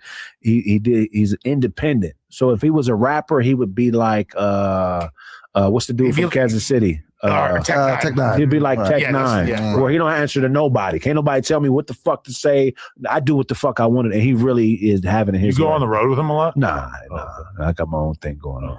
Yeah, but like, okay, was it kind of when the controversy hit this year? Did that like? How did that affect you? We're like, okay, this is my dog. I got to stand tall. Like, what did that feel like? I mean, it was a lot of people saying crazy shit, you know what I mean? But I'm built for it, you know what I'm saying? At the end of the day, my resume speaks for itself, like in the streets and with comedy. I mean, I got a long way to go comedically as far as this is a lifetime journey. But for me personally, like I would never be sitting next to a PDF. You know what I mean? Like they wouldn't even be able to be comfortable around me. That's not even something. As you notice, he keeps sitting. I'll be quiet, don't worry. But look, I went to a comedy show the other day, and it really like occurred to me that like if you want to take on this pursuit, you're pretty much taking it upon yourself to like stay out going to these clubs until like midnight, 1 a.m. like, every night. Like, that's early. You have to make that part of your routine pretty much. When you're working on your act, but if you like are somebody that's established, you could really have it your way. Okay. Like if you got a big fan base, you don't have to do shows at night. You can say all my shows are from 12 in the afternoon to 6 p.m. and then I'm out. You do what it's your fan base. Okay, yeah. These comedy clubs want to sell food and drinks. So if this is when you if they can use your audience to sell food and drinks, you dictate what you want to do. You know what I'm saying? So that it just don't you think it kind of takes away from it when it's like these giant like arena stadiums? I said that about music too. Yeah. I think it's a disconnect because when I see people do stuff, I mean, as proud as I be of some of these cats, like, you know what I'm saying? Like even like when Kevin Hart was doing like football fields, I was just like, and you chime in on how you feel about it. I just don't know how you can connect to 18,000 people. Like, you know what I'm saying? Way more than that. And you know what I'm saying? You're sitting in the middle and it's 360. Normally when you're doing comedy, it's front facing. You can see everything in front of you. I look up to it for the accomplishment of it, but just on a technical standpoint, do you feel like it's a harder connector to perform in front of that many people at once? I think so. Because, you know, comedy is an energy transference and shit. So if I'm in a smaller room and I'm murdering that room, that shit feels like power. It feels like you could actually do like a dual kick. What's that shit called? You throw the fireball and fucking street fight. It feels like am I tripping? Yeah, no, it feels like you can actually do that. Like you can feel humans' power in a smaller room, you know. So I mean, but you know, to make that real money, nobody wants to do 100, 200 dates. Right. What feels crazier though, because you've been a rapper, what feels crazier, that or being like this and then having all like thousands of people? What feels crazier? So I would say the joke thing feels crazier. How come? Because you can't hide behind the beat. You get me? So in our era, you could be an okay rapper, but if you had a Dre beat, nigga, you were fucking and a hook. Yeah, we had the argument about what's harder to be great at, stand-up comedy or battle rap, the other day on the podcast, and I noticed a few battle rap pages kind of clipping it and having that argument. And one thing that I found kind of compelling that a person said was basically like, when you do a battle rap, you do that one time and you are never telling those jokes again. That is the end of it right there. And then meanwhile, in stand-up, you're working on the same set For over months, and over and over. You year, might do for it a hundreds year, of times, right? So that is one thing that really like everything is on the line in the battle rap world. Whereas like you doing your set at a club in comedy, the consequences of you having a bad night are pretty low. You can't Exactly. It's like- And you can have a bad night. Yeah. It's like comparing a dunk contest to an actual game. Battle rap is like a dunk contest. So you got two Vince Carters doing amazingly verbally acrobatic shit. That's a talent in itself. But to do comedy for an hour and a half and have a linear thought and take people on a journey is the hardest thing to do in entertainment. There's nothing, in my opinion, that fucks with that. I was falling on the side of battle rap because I've seen both, I've done both, and just the memorization of not only the raps but the act out. So I'm just talking about just like in a soul performance. One is doing stand-up, one is doing stand-up comedy. Like as a stand-up comedian, I know these jokes, I've done them before, I'm comfortable. If I need to go off page, I can go off page, I'm cool, whatever. With this other thing, it's just like you was saying, like you got this one time to get it right. You don't get to do it again. You're not going to be able to say this to another rapper. If you repeat a line, it's a cardinal sin. You repeat some shit and don't fuck around and forget a line and just wait like 3 seconds. Oh, comedians got pressure. Comedians got pressure. You can't bite. Like you don't want to get all of that. Dummy Carlos Mencia and all that. Like all of that there's heavy pressure for comedians too. But I would hazard to say that what Craig was referring to, like a 90-minute set where you own the world, Chappelle type shit, whatever, that is such a high level to get to. And in order to achieve that, the only real comparison in battle rap would be like the Loaded Lux, the Mooks or Disasters of the world, which in essence are doing the exact same thing that you described, connecting coherent ideas for like this with the added pressure of somebody tearing them down right in their face. I mean, that shit is intense. Yeah. You know what I mean? It's really hard. Difficult to say. I think the deciding factor too is like, who are you? I can hear you rap for every day and I still don't know who you are as a person. So as a comedian, all great comedians, they let you into who they are at their most vulnerable space. So no battle rapper's gonna get up there and be like, I was molested, my uncle fucked me and I still came up here and killed you like Chucky. You get what I'm saying? Everything is about cool. Right. Me being a rapper and a fucking comedian, I understand that there's some weird delusion in rap where niggas feel like they have to be cool. Well, the way that is framed, and that shit it's not, I don't mean to cut you off. Right. And that's just not corny because it's necessary for the culture, but that's something that won't make you a good comedian. And so to be uncool and make people laugh at your uncool for an hour and a half, to me is like, that's some hard shit to do. The way that is framed in battle rap when they don't want to look seem like they're uncool but still be vulnerable is how hard they had it growing up. Right. Like I had to, like I never had like a cereal bowl. We had to just like cut the carton in half. Right. And everybody has guns, but no gun license. Like, where's your license, sir? Oh man, that's real. Yo, so shout out to Craigsmith for coming on here, man. I'm glad we got to connect and everything. Much respect, so bro. Dude, hilarious, man. And gave us a little bit more of a perspective on Doboy and his unique blend of retardation and comedy, which we've all kind of been in awe of over the past few months. Shout out to you guys. We will be back at 4:00 for the No Jumper Show live with some new characters. So make sure you guys tune in. Also, the Edgars are eating McDonald's, just so everybody knows. They're not gonna starve. They've got their neurotoxins on deck. I think chicken nuggets, huh? What'd you get? What's your order? Chicken sandwich. I would have respected you more if you got a Big Mac. But shout out to Craig. Shout out Lush. Shout out Doughboy. This was a good one. Appreciate y'all. Smack the like button, and we out. Peace. Respect, man.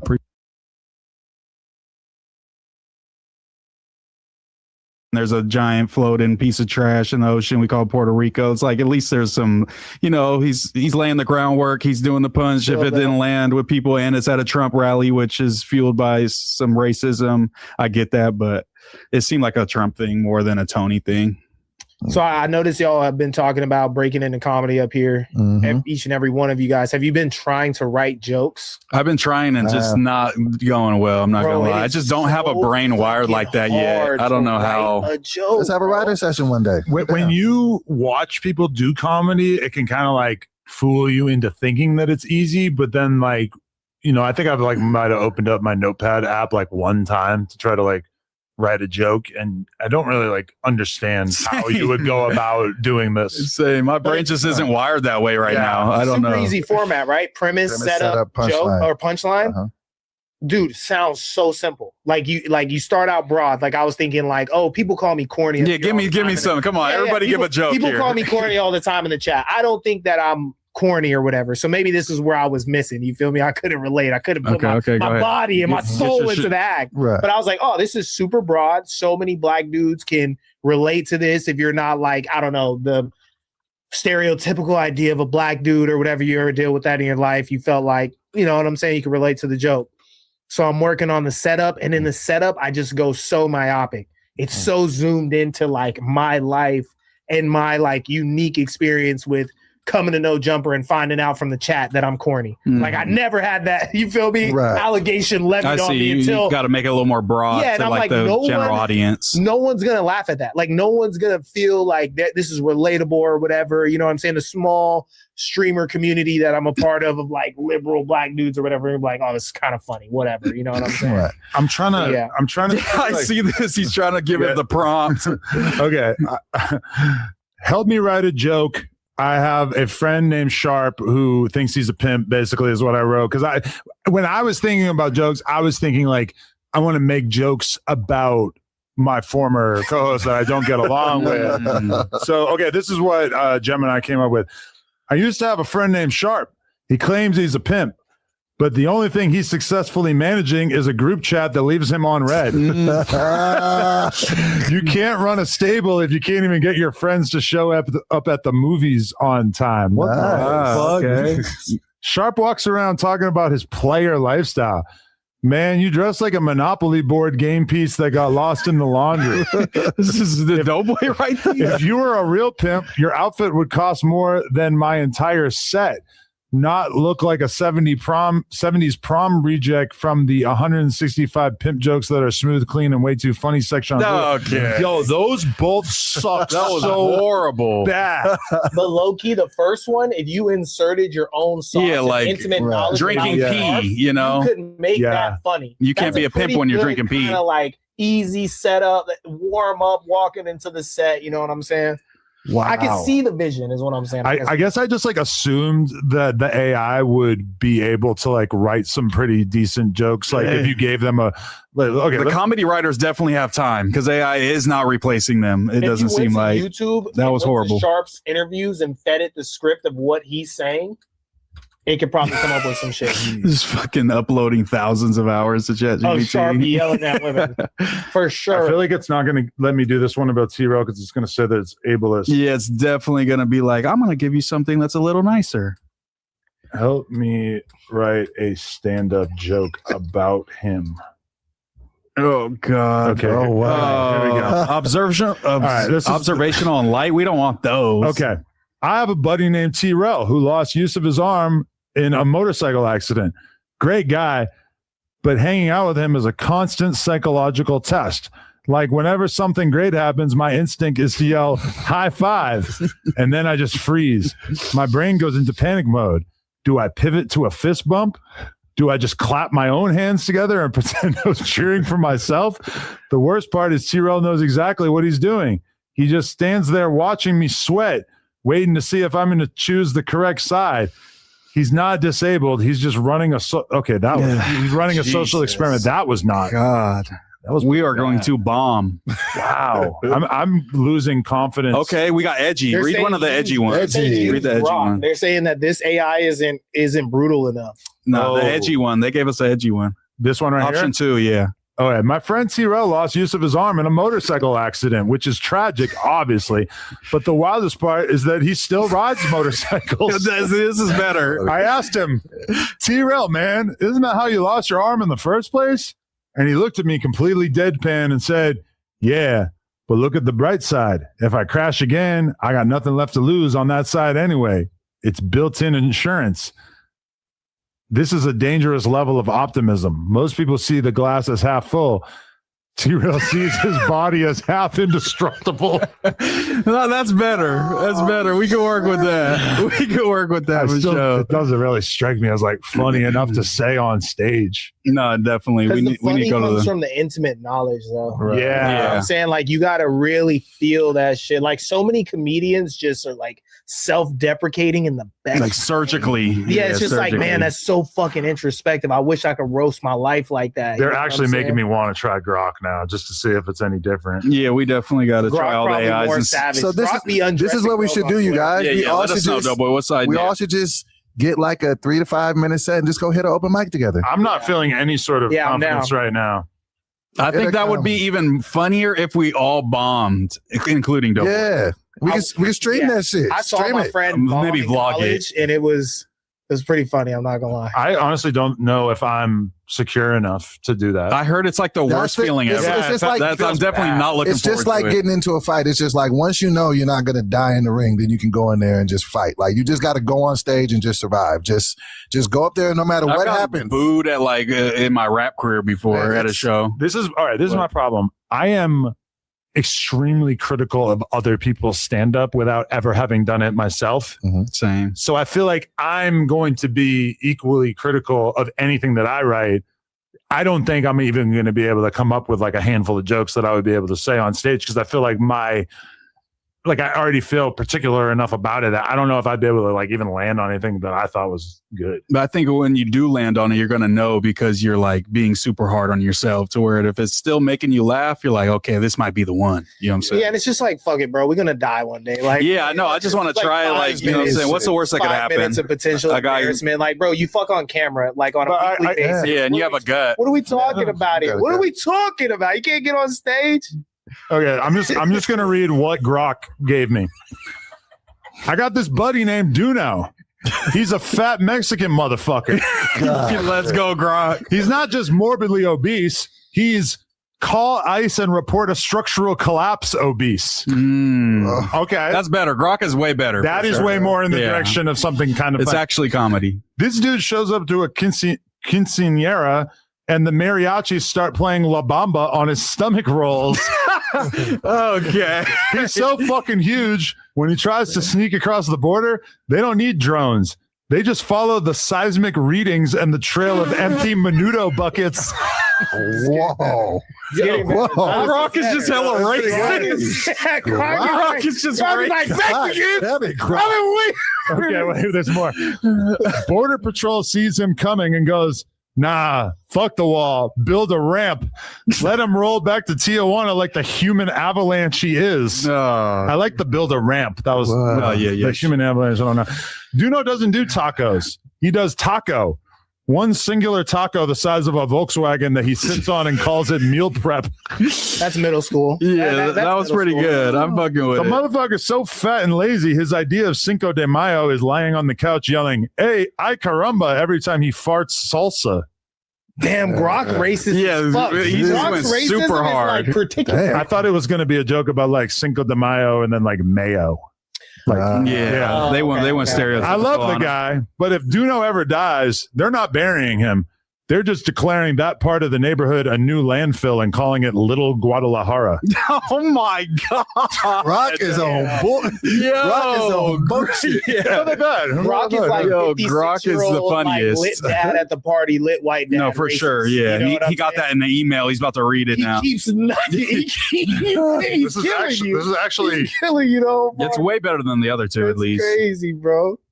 man. You guys keep talking. I'm gonna come up with another little. Okay, you got thing one here. more. Yeah.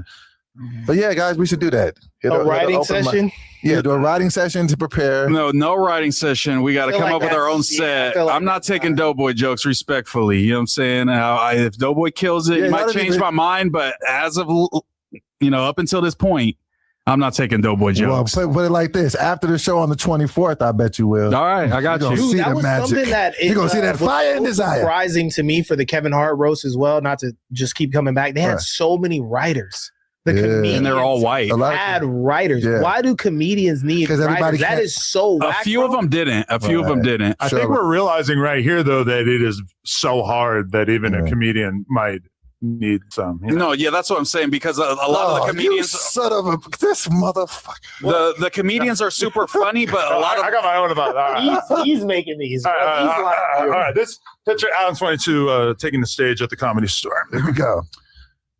Ladies and gentlemen, give it up for my boy Doughboy. Yeah, this N-word is so fat that they had to give his stomach its own zip code and then evict it like a Section 8 tenant. He got that gastric bypass surgery. Doctors went in there with a staple gun and a dream. Turned his gut into a sad little coin purse. Now he eats like a supermodel, but he still looks like the Pillsbury Doughboy fucked Mike Tyson, and the result was left in the sun too long. That's getting there. solid. That's getting That's there. solid. That's getting there. Doughboy is black. So you know the surgery doesn't fix shit. He lost 80 pounds, but kept the same neck. He looks like a bowling ball with a hoodie on. He walks in the room and the floorboards file a restraining order. Doughboy, my N-word. How you lose all that weight and still got tits that clap when you breathe? He says, it's muscle. Yeah, muscle from carrying around 3 generations of fried chicken regret. Oh, that's crazy. That is crazy. At least the Mexicans ain't the only ones. And this motherfucker might be gay. He might be. We ain't sure. He claims he's straight, but every time a dude walks by, he does that little head tilt like a pigeon spotting breadcrumbs. After surgery, he started drinking even more. Like his new tiny stomach is just a shot glass with commitment issues. Bro gets lit off of 2 Coronas, and suddenly he's twerking on the bar stool talking about the vibes. The vibes. No, that's better. N-word, the only vibe is you sucking at life and potentially sucking dick. We tried to set him up with a girl, and he said that she had a strong jawline. Bro, that's code for I want her to peg me while watching RuPaul. I'm not going to keep going, but Yeah. That's definitely was just Adam's notes that he wrote for sure. I've never been so convinced that one AI was better at something than the that was other. crazy. Yeah, Grok was better. Chat was terrible and Grok was pretty good. Yeah, So, Grok has shit. that was not a couple bad. times, but way better than the others for sure. Way better, yeah. It would need a lot of work, but It's a good base, good little Nothing base. better than you thick like Pinky, I want to wife you. Yeah, Kyle needs to come with us to the stand-up too, for sure. It's weird how the pinky pinky thing was way less sophisticated than what Grok came up with, but so we much still It's so hit a lot way harder. funnier. Yeah. Yeah. Way harder. AI is never going to replace comedians. That's what we just Right. found. Yeah, Yeah, I'm pretty That's sure my it's point. gonna be a while at least. I think part of it though is our standard for Kyle was so low because he was just walking in the room and just having the nerve to talk shit to No, him. that's Whereas true. with Grok, the stakes are so low Yeah. that it's we expect so much of it. no, we were expecting It's just a lot. missing that human element, though. Yeah, it's got no everything that it soul. said was Yeah, no it soul. did have no soul. okay, Yeah. Yeah. It was kind of like this is what a human would think to Right. say, for sure vibes. even though our expectations were low, that just what but I'm saying? Doughboy does got to top that too. He's got to show us on stage. He can I'm top gonna that. show y'all. Yeah, It's funny how top that, Grok yeah. thinks that just being gay and black are hella funny.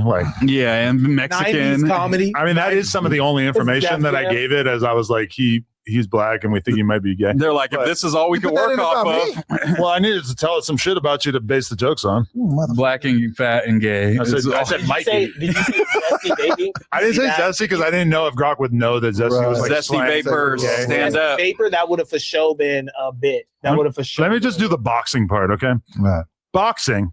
This fat homosexual disaster tried boxing. He thought he'd be like Mike Tyson, but blacker and gayer. First sparring session, he threw a punch and his arms kept going like it was trying to escape the rest of his body. The opponent hit him once in the stomach and, where the stomach used to be, and Doughboy folded like a cheap lawn chair at a family cookout. He puked up Hennessy and regret all over the ring. The ref stopped the fight because he thought Doughboy was having a heart attack. Nah, that's just Tuesday. Now he shadow boxes in the mirror and loses. He talks like, I'm going to fuck you up, while wheezing like he ran a 5K to the fridge. All right. Yeah, shout out to Grok, man. Shout out to Grok. Yeah. I'm gonna go type to Grok after we get done with this. Yeah. Try to figure out my jokes. Shout out to Grok. Yeah. So I did the Michael Blackson interview today and Daphne Joy. Tell us something. Give What us was some the exclusives. contrast between the Come two? on. He was good. He seemed like he kind of got annoyed by me trying to talk about like racially divisive things like Chud the Builder. Whereas she gave me like a really, you want to hear what Daphne Joy was not allowed to talk about? Yeah. This might amuse What her. are the things? Okay. No legal talk. No kids or motherhood. No 50 Cent. No Young Miami, Cassie, or any of the dudes that were in the freak offs. No freak off in general. Wow. No sex worker testing or condom details. No disrespectful name calling, even jokingly or while referencing online commentary. What the fuck did you ask her then? Yeah. What's it like? That's all the good A stuff. 10-minute interview? Did you watch the one with Ack and her?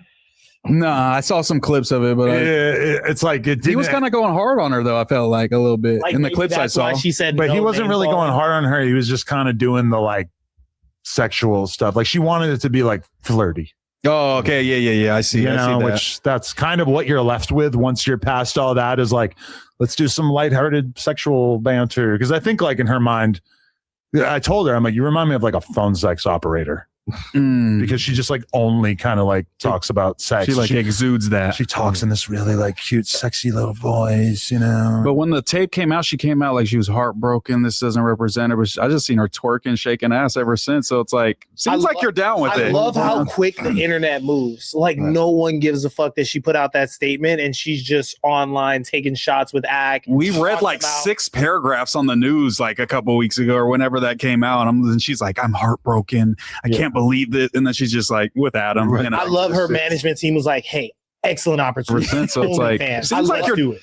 fact. Yeah, I mean, I think that's like so fire. okay, if you want to like promote your OnlyFans, yeah, that pretty much is what you need to do. Is you need to just talk about like sexy shit and not really like dive into like painful memories or whatever, you know. Yeah, that's with everything with the OnlyFans girls. Like the dudes just wants you to be sexy and hot. We don't want to hear you talk about politics or like fucking, you know, have pretty much any hard stances on anything. Pretty much, you know, just be hot and sexy, and that's But what it dudes stuck love. out to me with Axe. She was really trying to show her like her fucking personality. Her Like human I could be a side. really Right. good girlfriend. Like I love my man. Once I'm in tune with him, you know, we're in lockstep. Like she was really trying to still preserve her Yeah. like dating vibe. It's like don't nobody give a fuck about none of that shit. I know. I Apparently know that she wasn't doing that today. I don't know if it's just because I'm married or if it's partially because she's just like more into Ack, but and you know, historically, I guess like she's been with black men primarily, Yeah. but she wasn't quite as flirty with me as she was with him. Like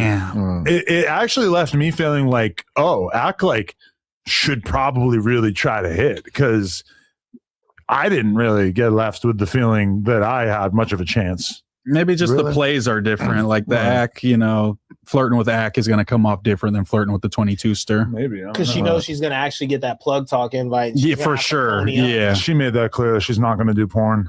Oh, for Oh, real? wow. Unfortunately, But How does that help the only? she's just the biggest, roundest, fakest boobs ever, and she's kind of like adjusting. Like the entire time, she probably adjusted her fucking shirt like 1,000 times.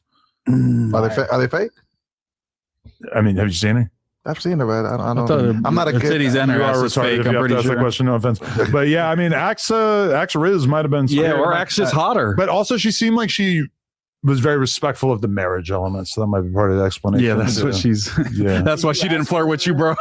maybe Because you're married. Maybe it's the marriage thing. All right, I'm gonna read some fucking donos. What the hell? Whoa. Whoa. gonna show y'all the. Oh yeah, bring it up. Yeah. Oh, yeah, let me see. Get I thought a Nathan glimpse was of gooning her gigantic pod. goonable. Oh wow. Okay. Yeah. boobs. Okay, of course. Look at this. All right. Yeah. That's nice. We're not covering her, are we? I'm not showing you. Oh yeah, show it on screen.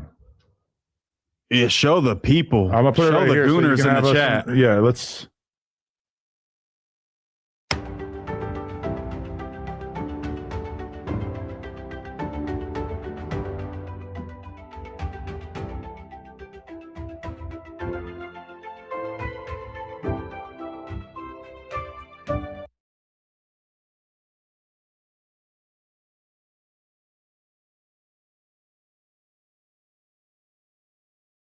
I just sketched an idea this morning and I now have a fully animated voiced over video. It's only 2 p.m. AI content creation is better than ever, and Artlist gives you all of the best tools in one place with one simple subscription. I use their state-of-the-art image generation to create a concept, animate my storyboard, and even record the perfect voiceover without ever leaving my desk. The result? A project that I only used to dream of creating. Over 30 million creators like me choose Artlist because they have the best creative AI and tools. But it doesn't stop there. Supplement their AI tools with all their high-end music, sound effects, and creative assets, and you've got an incredible one-stop shop for everything you need to bring your vision to life. Go to artlist.io and unleash your ideas today.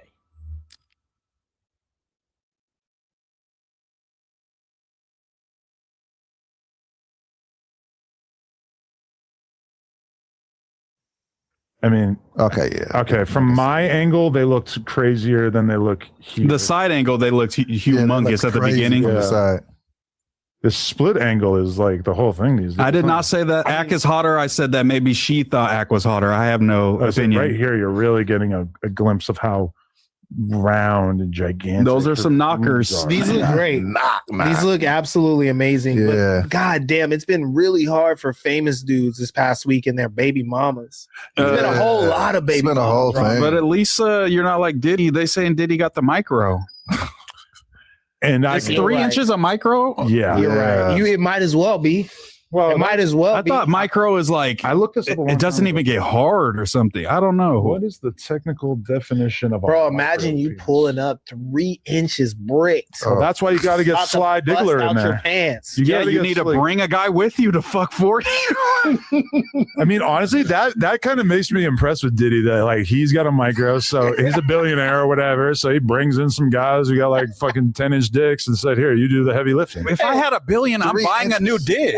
I'm getting the lengthening surgery. And he's not bringing in no regular shit, Moose. Yeah, he's like, I'm going top of the top. But bro, if you're gonna be able to take your dick from maybe like 3 to 5. That's workable. I'll do it. It's a lot better, Yeah. for sure. Yeah. 3 to 5. 5, I think, gets you out of micro easy. Yeah, for sure. 4, 5, you're out. you can whip out a 5. They got the little plastic tube thing I think they put in you. I've seen it on YouTube before. It doesn't seem like the technical definition is really that specific. Normally structured penis. Yeah, it says it's characterized by characterized by a normally structured penis that is significantly smaller than the average size for a specific age group. So it's like you have a baby, like the bro got a micro. Oh yeah. Okay, the exact threshold generally includes. Yeah, I don't care if a newborn Bro got a micro. The fact that He's holding a baby. Imagine you have a baby and the doctor tells you, I have bad news, Mr. Grand Mason. Your baby has a micro penis. And I'm like, bruh, he got like 20 years to grow out of it. No, but okay, I would say abort him like the Down syndrome baby. a fully straight, yeah. Go Nick Juggernuggets, abort this little motherfucker. Yo, that'd be great if they could diagnose a micro penis before you're born. Looking at his ultrasound. That motherfucker tiny. Get him out of here. Yo, but it says a fully stretched length of under 2.8 to 3.6 inches, which, yeah, that does sound like a micro penis. Yeah. But I thought that it was going to have to be smaller than that in order to qualify. Even my 4-inch homie's got micros, Bro, y'all. you don't want to be the dude going, yeah, but it's not a micro. I got 3.75. I'm over the range. What do you mean? I made the cutoff. It ain't imagine that. A micro penis is frequently confused with an inconspicuous penis. What? For example, a buried penis occurs when a standard size penile shaft is hidden beneath abdominal fat or skin folds, which Doughboy, I think that's probably what you're suffering from. Medical measurements must always press past suffering. No. Suffered. This is important. Medical measurements must always press past the pubic fat pad to get an accurate skeletal base reading to differentiate the two. That's cheating, though. We all know if you measure a dick like that, you're cheating. No, that's cheating. That's definitely stabbing the ruler into your fucking There's more dick behind the wall. There's more dick behind there. That's you can only measure what you can use. Stabbing it into the top of your dick and giving it like an extra inch on the measurement. But everyone who's ever like lost weight knows that really is how it works, is that that fat pad. Facts. If you lose 20 or 30 pounds, like you can gain like an inch of visible penis, which is kind of insane. I actually, at one point when I was much lighter, when I was like 215, I started to spot an additional vein close to the base of my penis that I had never seen before, like in my penis, a new vein that I had never seen before. Let's check it out. How are you, I'll show you how after, are you yeah. spotting it? I just saw it. Like all of a sudden, like felt like I could see more of my penis and I could now see a vein. You had it wrapped around your wrist and then you look down. Yeah, and I said, hey, I knew he couldn't. I forgot about that shit. I knew he couldn't make it through the fall was a without joke. an It was a additional- joke. No, that was a joke. That was a joke. We'll give it to him. that's a callback. You guys do you guys shave your asses? No. I keep the gooch. I have. pretty No. trim. Yeah, I shave my balls. it's a- Gooch, I'm talking balls in my- Gooch and ass it's a because it's friction connected. problem. You You actually- run a lot. It's a friction problem. You just reminded me that I haven't shaved the inside of my ass in probably like 3 years. Damn. And you've been having all these chicks go up in there just bushed out. I'm not really concerned about their experience. Yeah. They're just flossing.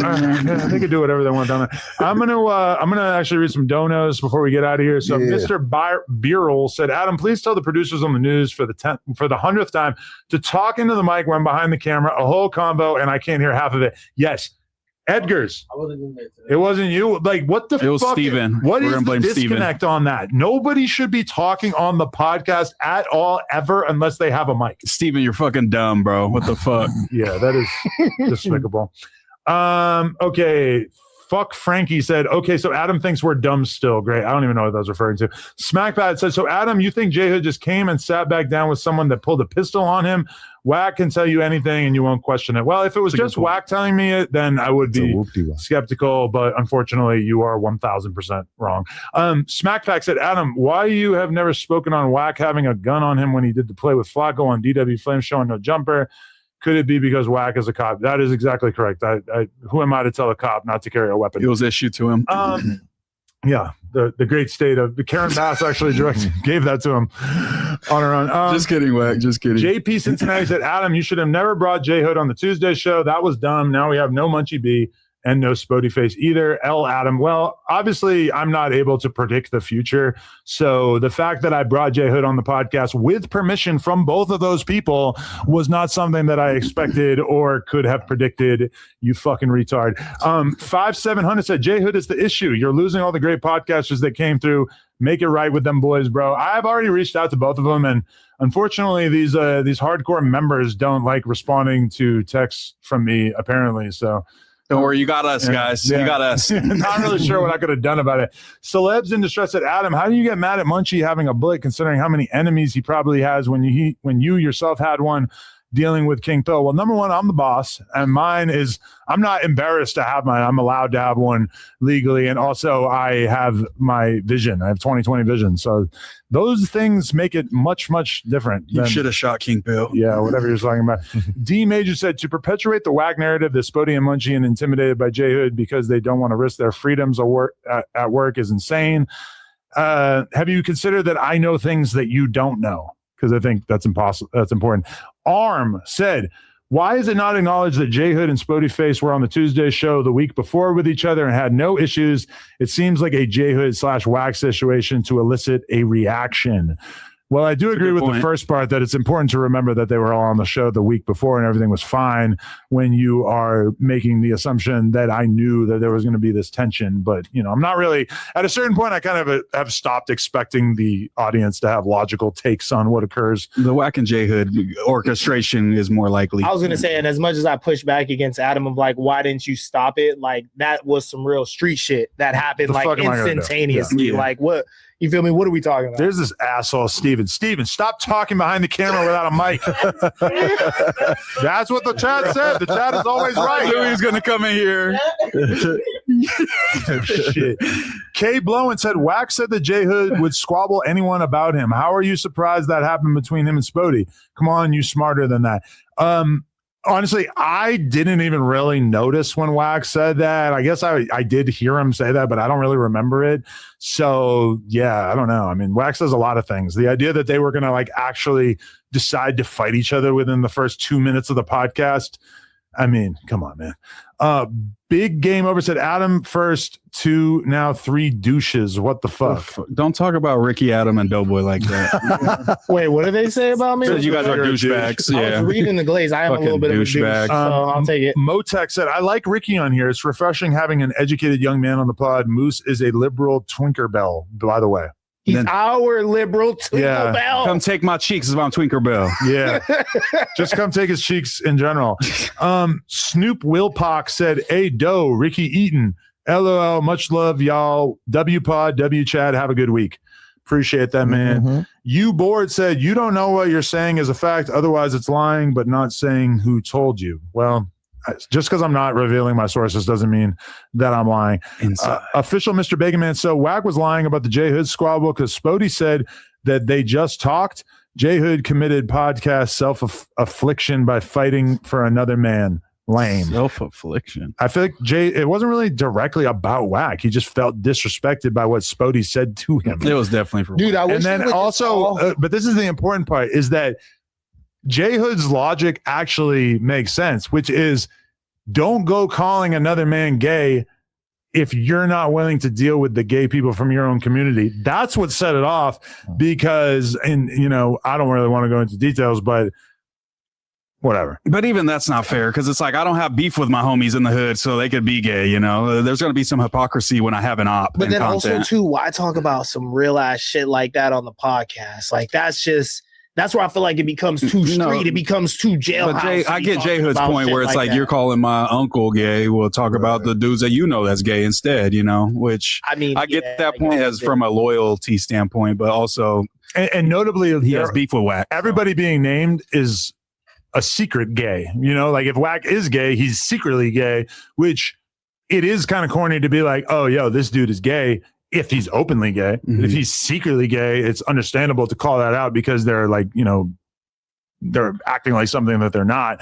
That being said, there really is no evidence to suggest that Wack is gay. Right. And that to me is an important caveat to include in this. Like what is your best evidence of Wack being gay? That he laid on a bed naked one time? Like, well, I don't believe it, but Spody Canaran with you know, this trans Twitter came out and posted a video of Wack jacking off. But like, and I think that that's not enough to call him gay. Yeah. Now, but I'm saying if I was an op to Wack, that would be enough. But it does suggest that he masturbates in his car with his eyes closed. Yeah, that's what I think. That is weird. That's more likely. You know? I feel like you don't need much more ammo than that. But Wack's put out fake news the other way. You know, not gay, but I feel like they could all hop on the phone, bro, and just like smooth this out. I'm not even gonna lie. That's the craziest thing I've probably ever heard. Yeah. You don't think so?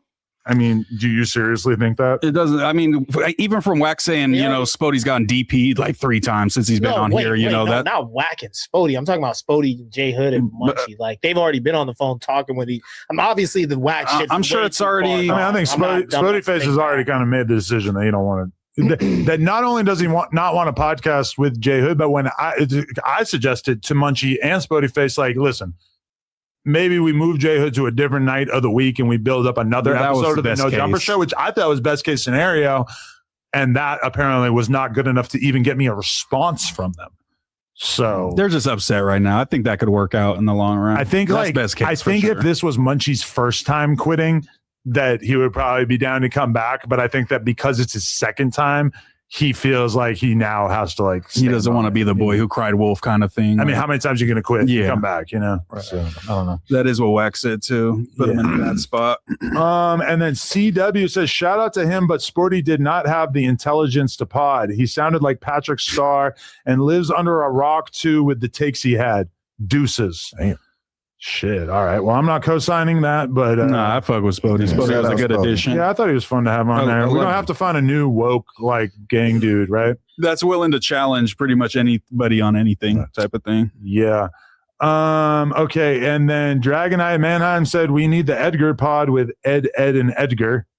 Mm-hmm. Gotcha. We're working on it. And then Lush One, who I'm going to assume is not Lush One, said we should all catch cases and do a pod from behind the walls. That's 100% Lush. That's actually Lush. Oh, really? That's his profile picture, and that's his at. There you go. Shout out to the Uno. I will say though that I did an interview with Blueface, and the clip came out today in which he spoke on Almighty. I just watched that before this, and I read like a ton of comments that were basically like, oh, look at the kind of friend that Adam is, that he'll have your ops on and talk to you about it. It's like, I'm friends with Almighty and Blueface. I might even say that I'm like better friends with Blueface than Almighty. Like, I think everybody in No Jumper kind of knew that me and Suspect were cool, but never spoke off camera almost ever. He's not even like in the No Jumper group chat because of the fact that, you know, I think like when he was, it was so explosive that it just didn't really seem like a good fit. I always wondered that. And also, like, Suspect talked crazy about Blueface like many times on the podcast. It would actually have been kind of weird if I didn't allow Blueface a platform to speak on Suspect, right? Like, why would I not have allowed Blueface that? Now, granted, it's kind of beneath Blueface to speak on Suspect just because he's so much more famous. But I mean, to me, like, that's fair, right? If Suspect's going to talk about Blueface like many times on the podcast over the years, why would I not allow Blueface to speak about Suspect? I think that's the fair part, is that like if you were like going to Suspect and being like, hey man, cut out the Blueface talk, like no more dissing Blue. But whenever he topic came up, he was able to speak freely and how he wanted, and Blueface didn't even jump out the window. He said he was going to have a bad time. It was probably going to be a horrible time, but prison seems like a horrible time, so it's not like he violated him. Wouldn't even be tripping on Adam about that. Like, he's not going to see that clip and be like, oh, Adam, like, how could you? You feel me? I'm sure he's seen that clip or someone told him. If I had like really fed into it and said like, yeah, man, Suspect's such a fucking piece of shit, you should really go in on him right now, that would be a little different. But me just opening the floor to like say, what do you have to say about Suspect? I mean, it's what and all of the No Jumper audience wants to hear what Blueface has to say about Almighty Suspect going to prison with their beef. And also, that's like one of the primary rules of No Jumper that like many people from Brick Baby to Suspect have said this over years, is that they had the realization at a certain point that like, no matter how close you are with me, I'm going to have people on the podcast at some point, whether intentionally or not, and they're going to talk about you, and I'm not going to like hold back on asking them about you. Like, you being at No Jumper does not mean that you now all of a sudden have carte blanche to like not have anyone else who doesn't like you come on the podcast. This would be a deeply boring podcast if that was the situation. But the reason why I bring that up is because of the fact that Frosty the Snowman is currently incarcerated in LA County Jail. And I've been told, I thought that Suspect would have been going straight to prison. No, he got to sit there for a while. Apparently, he is going to be in the county for a significant portion of time. So they might actually get there behind the walls fade that we've all kind of wondered if it would happen at a certain point. Yeah, I know Suspect ain't no hoe at all, but fucking Frosty be hitting them push-ups, bro. Low-key swole. I hope you know what I'm saying, Suspect got in there and started programming. Okay, but I'm pretty sure that Frosty has been like shot and had like serious nerve damage and shit. So I feel like that's at his detriment, but he is like more muscular. But both of them too. If this was a bodybuilding contest, I think that you would have to give it to Frosty. But I mean, I think Suspect's taller. That being said, he got a bad back. He had a car accident, right? He always talking about his bad back, Almighty. So they said they're both they both got some injuries. Yeah, they got to fight through. We're gonna hear about it for the rest of our lives. They'll probably squabble though, and for real, just like get back cool. Man, I don't know about that. There's going to be 10 different stories from hella gang members saying different like accounts of the fade and shit for sure. We're going to see that.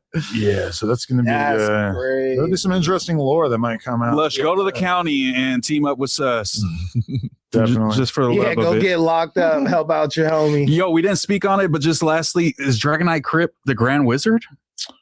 Okay. Why do you not believe this? Because everything that I've pointed to, what was that video fake that said literally, I run this account, Dragonite Crip? Did we unmod him officially? We have not unmodded Dragonite Crip, but people have told me that he's like unfairly banning people from the chat. Is he allowed to do permabans? Can we unmod him? I think you could hide user from channel as a moderator on YouTube for sure. Has he donated on the stream? No, and that's even more of a reason to believe the allegations. Okay, so Dragonite Crip is probably the most prolific donator in the history of the Tuesday show, as well as on many other podcasts. At some point, we added him as a mod, right? Apparently, Dragonite Crip, there's a recording of Grand Chat Wizard, which, as many of you know, is a very, very popular Instagram account. Okay, Dragonite Crip is in the chat. He said, "Cuz Almighty said you came into hip hop at 32."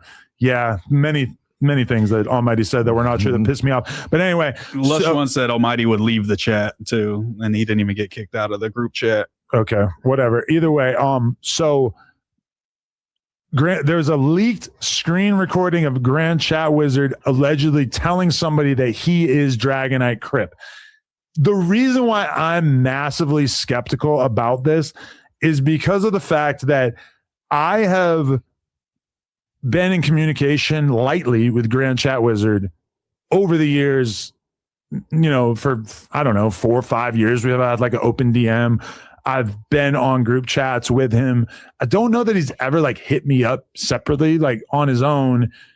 But then like he's extremely active in Dragonite Crip is extremely active in the group chat. Knows all the lore in the chat, right? Knows every lore ever. To me, it would be really weird if Dragonite Crip was that active in the chat, but then meanwhile has my phone number, has an open Instagram DM with me, and in those contacts has never said anything to indicate that he is familiar with the No Jumper lore. Trying to get an inside scoop or anything from you. Right. And so now Grand Chat Wizard has been exposed by private investigators hired by Rock Nation. This is a real thing. Damn. So that's how that Asian dude is absolutely Chat Wizard. I believe this is real. George Wynn. Yeah. George is a heavy set Asian man who lives in Australia.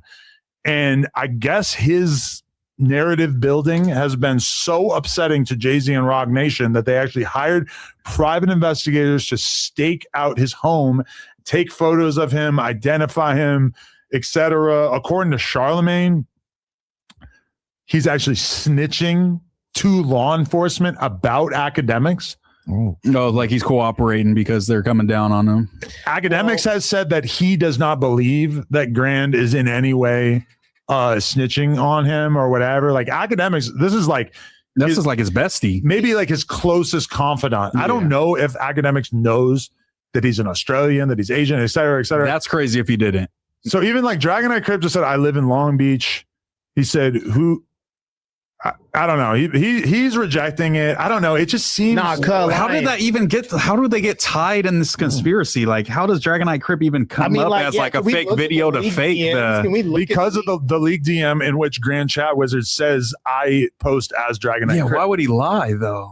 But maybe somebody faked the DMs. But it seems like the last thing that if you were going to fake a DM that you would ever say, and also it's a screen recording of DMs, which would be it would be harder to fake that. Yeah, get Dragonite Crip the fuck up out of here. He's an op. Dragonite Crip, if you are in Long Beach, you need to get in touch with me right now and come on this podcast and reveal yourself. Facts and prove that you're not even banned. They just like to say that. And if he's from Long Beach, he might be Asian as well. You know, you never know. I love an unrelenting Asian that just has to say the N-word. But that's what I was gonna say. Does Chat Wizard get canceled for having the N-word in his name and not being black at all, and kind of posing as like a black academic fan? Is there N-word in his name? I thought it was like Chat Wizard chat name. Yeah. Oh yeah. So he really probably wasn't expecting to be exposed ever. Yeah. I mean, because he's been around for 5+ years with academics. I've been hearing about this dude. Exactly. And I mean, that's part of the other thing that I have a hard time believing is the idea that he could be that prolific of an academics fan and that prolific of a No Jumper fan at the same time. Too much. So content. I looked up the time difference, and that's what kind of threw me. But I was like, wait, this motherfucker's on Axe Stream all the way until like 3 a.m. He's already online just consuming all of it. So it probably is possible. This is crazy. But okay, also he like runs social media accounts for academics. He runs clipping campaigns. Like one time when we tried to do like a clipping campaign with Plug Talk, Grand was the one who was basically facilitating it and everything like that. He's updating the academics TV accounts. He's apparently an extremely close confidant to Drake. Which that's the other weird thing is that Charlemagne was just on Brilliant Idiot saying that he thinks that Drake is running the academics TV account. Okay, that makes me question Charlemagne's sanity. Yeah, he might be getting dementia. Because imagine Drake having the time to post that much. That would be he would be the GOAT. But I do absolutely believe that Drake is like directly feeding. Yeah, no, for sure. Yeah, that makes more sense. That's such a crazy Unk take, but I'm not gonna lie. I've seen little episodes of the No Jumper News clipped on Academics TV where I'm just like, why the fuck is this? Yeah, like me saying something about Aiden Ross, and they were like, "Oh, this peon thinks he can speak about Aiden Ross," and it's like a 15-second clip, and I'm like, "That's fire." I'm on Academics TV, but like. This is so random for them to be. Dragonite Crip said, "I promise you, I'm just a random on the internet. I'm not even subscribed to AC. LOL." Oh yeah, and this is my other thing is that Grand like maybe not like so much now, but do you remember that his Instagram posting style used to be like just having like a ton of slideshows of like different memes? Yeah, and they were like unbelievably funny and clever. To the point where my wife, who does not engage with hip hop media in any way, was familiar with his account and had mentioned to me how she thought it was one of the funniest accounts out, right? Yeah. Dragonite Crip is funny in the chat, but I don't think he's that funny. To me, like that, I feel like there's a dissonance there. Like he's definitely one of those guys that thinks he's funnier than he is in the chat, for sure. I mean, I think he's fuck funny. you, Dragonite Crip is funny, but I don't think he's that funny. No offense. He's funny to us. To our universe, he really gets it. But he's not gonna make a popular Instagram page with the understanding nuances of culture to make these memes that were appearing on this page. Now it sounds like we're dissing one of our mega fans. I feel bad. No, fuck Dragonite Crip. All he does is hate in the chat. Fuck that fool. Hating ass motherfucker. Hating ass me. Hey, nobody's worse than John Doe though. Dragonite Crip, will you meet up with me in real life? You don't have to expose your face, but will you meet me? Come to the office for your put on. Yeah. Come to the office for your put on. I just want to meet you. I would like to have him on the podcast. There's been a lot of people like overtly invested. What up, overtly invested, who is literally clipping this as we speak. I tried to have him on the podcast. Wasn't done. No, he's a lame too. Yeah. We should. Dragonite should just clips. I can't find his Instagram. He doesn't have social media, does he? Oh, he does. Yeah. Oh, he does? I've messaged with him. I messaged with Just Clips. Oh, he said yes. Of himself? Adam. Nah. He said yes. Nah. Yes, Adam. Yes, Adam. All right, Adam at nojumper.com. Send me a message. Yo, we should have him pull up and dough glaze him for 2 hours straight. God That's his put on. Like actually suck him off. Damn. But yeah, man, I guess we'll find out if you are George Nguyen. If George Nguyen shows up and Adam's like, wow, that's crazy. Long Beach, like, fucking, I don't know, like. You think he's insane or 20s? He's definitely one of TF's homies. It's probably a Longo. Oh, God. We can't bring him here then. I was going with it. All right. Shout out to everybody who watched this. Smack a like. Appreciate y'all. It was a good episode. Yeah. Went a little long. 240. That's pretty good, right? Yeah, shout out to Ricky, man. Yeah, shout out to my boy Ricky. You know what I'm saying? New Wave today. Podcast. Appreciate y'all having me on. You know what I'm saying? Yeah, I think it was good. It was probably like our first episode where we didn't psychoanalyze Doboy. I know. I was working hard to not do that. Yeah. Baby steps, man. Just baby steps. Yeah, I'm just joking with you, Doe. You feel me? I want you to feel like you one of the boys, and you don't got to keep doing the like liberal therapy talk. Let's not get too gay, guys. Let's not. I'm feeling that's the best way, you know. Just flick him in the nuts. Yeah. Flick him in the nuts. Yeah, he's one of the boys. Bow. Give him a hand. Bow. Bow. You feel me? I want Daphne to flip my nuts. It's crazy. I love you as the fucking loss prevention. Like he was like, grab him by the arm, then you grab him like this, show him the badge. I'm like, why are you showing the badge like this? Show the micro. All right, we love you, chat. Appreciate you. Imagine being able to build an app with your name on it just by thinking about it. Meet Base 44, a complete AI creation platform. Describe what you want and watch it take shape. You can plan, customize, and expand in any direction. From tools built for one to platforms ready for many. From passion projects to enterprise-grade systems. Everything is built in and ready to launch. It's a new world of creation where you can go as far as your imagination takes you. Can you imagine it? Let's make your dream a reality right now.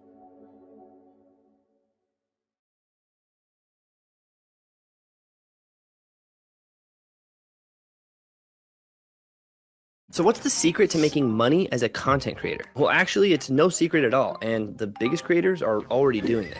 So you post and you get tons of comments like, how much? Where do I buy? Send me the link. But while you're busy replying to all these messages, those people who commented are losing interest. And by the time you finally get to them, they're already moved on. Your affiliate income, gone. Your course sales, ghosted, and your bank account is in the red. But your favorite creators, they're using ManyChat. This lets them automate everything. Comments, DMs, sales, all on autopilot. As soon as somebody comments, boom, instant DM with a link. Somebody messages me, automatic reply sent. Last month, I had about 2,300 of these automated messages go out, and I only had to hop inside of about 30 actual conversations. And there are over millions of creators who are already using this on Instagram right now. And yet some people are still over here doing it the old school way of manually replying to every message. The secret is not working harder, it's working smarter. You can get started for free by clicking the link below and thank me later.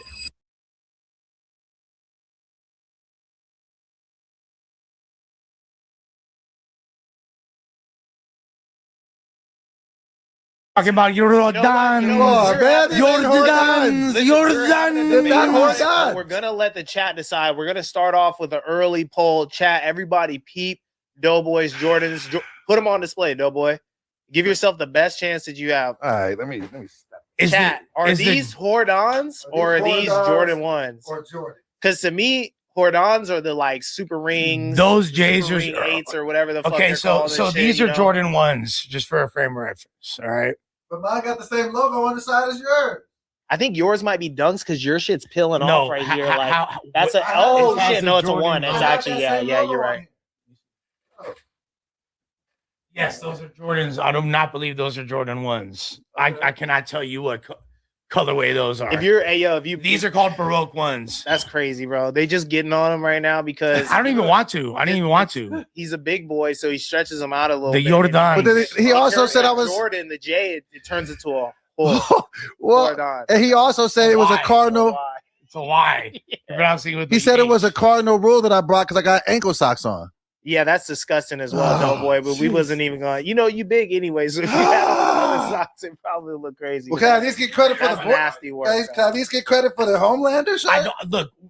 The fact of the matter is, I'm not. No, you can't. Get credit for that. I'm not even criticizing the shoes or saying they're bad. I'm just saying they're not they're not like within the first 14 Jordan designs, which are typically what. All right, Big Uno, we know you're in your mark out era, but can you start the show off with a proper intro? We instead need of that. just being on those head top? You guys started it. I didn't even want to. Mike threw this into the mix. Because you want to be in your mark out era, bro. It's I crazy. didn't. You feel me? Like, yeah.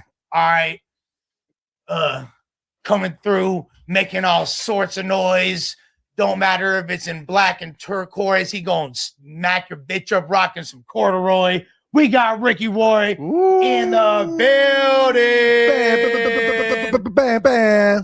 Going up. You feel me? And everything they say is a lie. And everything you can't tell. Hold on. Everything they say is a lie if they ain't saying he fly. It don't matter if you pronounce his Jordans with a J or a Y. Hey! We got Doughboy in the building. Bam, bam, bam, bam. We got, yeah, you feel me? And I'm from 30,000 gangs. You can't even count all the sets that Lush threw up. And 5 minutes before this episode started, Lush threw up. Oh shit! You want to talk about it? Is that real? Is that real, Lord? Is that a real thing? Man, speaking about what's real, we'd be remiss if we didn't mention we have a co-host that is regular to this version, this installment of the news. Yeah. Usually around this time, he would be Munchie. rating Lush's freestyle. Munchie B is not in the You would building. have given with me us. like a C plus. Man, Munchie. Probably would have gave you a C plus, Maybe a B maybe minus. a C minus. Maybe a C minus. Yeah, maybe B minus. Maybe B minus. I don't know, because like the delivery was flawed, but the punch is punched. You came back though after you fucked up and you came back. You made it count. You know what I'm saying? You didn't Yeah. Fuck around. You know, Yeah. I would say B minus. Actually. So as far as the lack of Munchie presence, it's a very interesting time for No Jumper. It really is. I don't know how to feel about it. I felt conflicted all weekend because I feel like, you know what I'm saying, two of the all-stars no longer, man. I hope that there can be a peaceful resolution and everybody comes back to the crib. How do you guys feeling about it? Yeah, no, for sure. Huh? Yeah, for now, I believe so. Yeah, so we still fight. He ain't getting out of this. So Spody's still gonna get these 1s and 2s. It's crazy that this is the most opportune moment for you to get out of this. Nah, hell no. no. Yeah. All weekend, Doboy has been super persistent in the chat. And I was like, I have never seen someone will their way to an ass woman like this before. I'm telling you, man. He has to climb to the top of Mount Everest for this ass woman. Because I done already talked all this mess, and I can't. Like, listen, if he call it off or if it gets called off, whatever, but it ain't gonna be because of dough. I'm ready to fight. So look. Spody and Jay Hood has some beef, and them brothers was able to step outside, have a conversation, didn't come to blows or nothing like that. But with you just so turned up and unaffiliated. You feel like you gotta see it through. Huh? I'm fighting for the two of them. Huh? You know what it really is too? It's just because everybody keeps coming to me with like this grave concern of danger for me. I'm like, I got hands too. Like, you know what I'm saying? Like, and I'm bigger than him. So I'm just like, once that started happening so much, I'm like, oh no, we got to get this out the way. Okay. That ain't gonna be the narrative that I'm just a big old square soft nigga. Hey, he said, I need it. I need that. I need that. Spody face. I mean, even in light of everything that's ensued since then, does it really seem as important for you? Like, I mean, okay, let me ask you this. Because the main catalyst for you actually wanting to jump off the porch and like lacing the gloves up in this particular instance was for what you felt was your daughter's honor. Right. Have you, I'm assuming you've spoken several times to your daughter since I did. Yeah, yes. And what's that dialogue like regarding this? She didn't even want me to do it. She was just like, Dad, you need to just fight them with words. Use your debate skills. You can do it. Like, so she's more on that end of it. So she's not even like, if I do it, because she know her daddy gonna do whatever I'm gonna do, so she'll come and show support, but she's not pushing it, and just in all transparency, me and Spody are actually cool. Like, you know what I'm saying? We've taken a liking to each other. You guys like never weren't cool. Yeah, so it's not like this, I think if I would, I wouldn't feel a way if our thing needed to get pushed to the side for him and Jay Hood's thing. Like, I wouldn't feel like, oh, I mean, of course I'm gonna talk some shit like, well, don't make it seem like I'm punking out, but I would understand. I mean, and that seems like a fight that I don't know, like which I think people think that's more evenly matched, and I think there might be a little bit more just because there's a little bit more of a backstory behind it.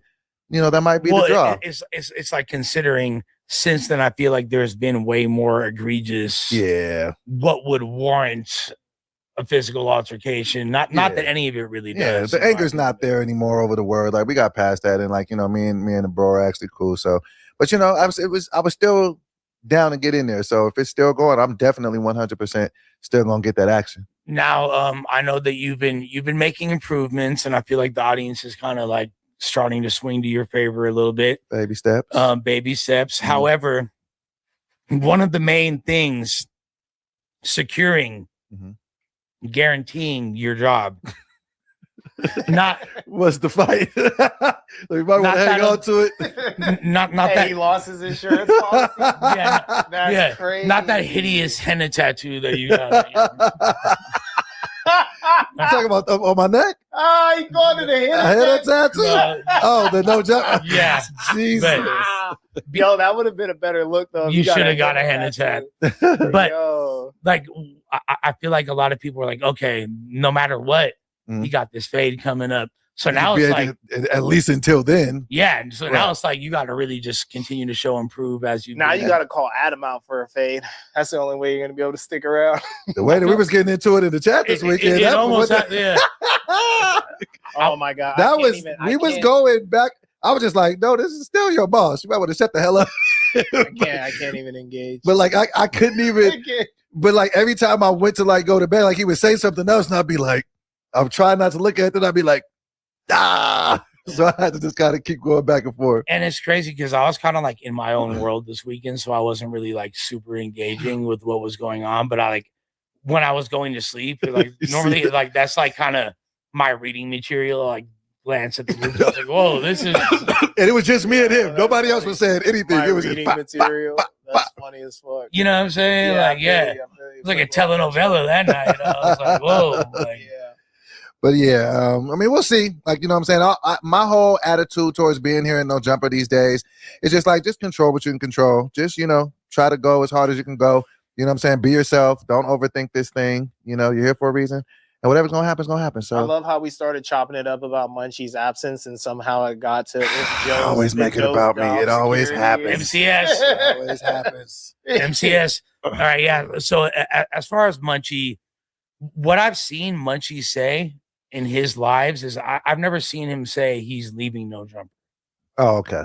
What I've seen Munchie say is he doesn't want to be on that show. He feels like that show is a liability as far as people that are affiliated with gangs. There's like a large concentration of different people from different gangs, which brings not only attention from police, but attention from people that might want to play police games.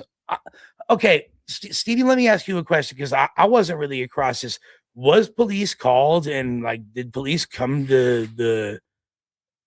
They didn't come here, but they were like driving past us, like driving back and forth. You know how they do. That's crazy. Okay. So from your estimation, like what would you say about the police presence? You think that I mean, we're in Burbank, first of all. They're here anyway. They're already outside, like they're tripping, but so that could have been a I'm coincidence. asking though, do you say it was like aimed at the building? Was it because maybe there was a heated conversation? That I don't took know, place? but I don't doubt it, you know, like and the cops are always like the cops do like be on this building. Since I've been here for like 9-10 months, I've never experienced that. I mean, with the polices, I've never seen the police on the street or like anything like that. Also, to be fair, they're not looking for people you. like us aren't their main targets. You know, No, 100%. But a police car is a police car. Like it's not. I You know mean, what yeah, I'm but saying? you Unless really you're saying are they're only here lo- during they're the laying news. on us, huh? You're really only here during the news. Okay, so y'all see it pretty regularly, like throughout the day. That this is like kind of part of their beat. Yeah, and you're shit. gonna Okay, see bet. them All by, right, you know what I mean? But it's like, yeah, usually later on. Usually they're not thinking shit's going down like early. You know what I mean? Okay. So you don't think it's so? In your opinion, it wasn't anything abnormal? No. Okay. Right. Because that was a narrative that people were trying to kind of run with or whatever. Yeah, Oh, the narrative got ran with. Right. For sure. Lush, you been pulled over leaving here, like you know the cops will be hot over. Yeah. Like, look, we're in Burbank. This is literally one of the highest concentrations of police. They have Burbank's its own municipality, meaning they don't have LAPD. They have Burbank PD. It's a very, very low crime rate over here, and they don't have much to do but be on anyone's helmet. They're not particularly fond of minorities. I've seen the cops like historically 3-4 times in the 9 months that I've been working here. I'll say, like, just on the street or even close to this facility. Yeah, I've seen them about 3-4 times. So from a civilian citizen's perspective, it's a great place. Yeah. You know what I mean? Because if you call the police, they finna be there in 2.3 minutes less. You know what I mean? Like they're right there. You know what I mean? Now, if you're trying to lay low, now I lived in Burbank for a couple years. I barely had any encounters with them. I did. Anytime I got pulled over, it was like when I was in a car with minorities or whatever, and they were just on some bullshit. Okay, so let's cut through it then. Are we calling Cap on Flacco for saying that he plays police games, and Munchie basically insinuating that Flacco called the police on him? Do we think that Flacco's capping and it was just convenient for him to capitalize off the narrative that was already there? Yeah, I don't want to believe that about Flacco. Like, you know what I'm saying, guy? Because it should never be that serious. Like, you know, Well, okay. Do we believe that Flacco plays police games? Absolutely. He says as much. Yeah, he's very open about that. Him even. Have we seen it though, or are we just saying if you say you play police games, you play police games?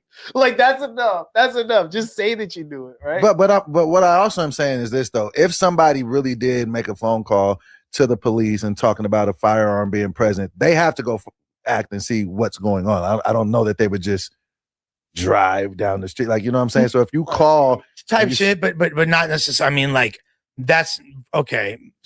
You get a phone call and someone says there's a firearm somebody has a firearm there's a gang member with a firearm in this building. Is that enough for the police to go? That sounds like kind of a I would say America keeps you safe from that kind of shit. You feel me?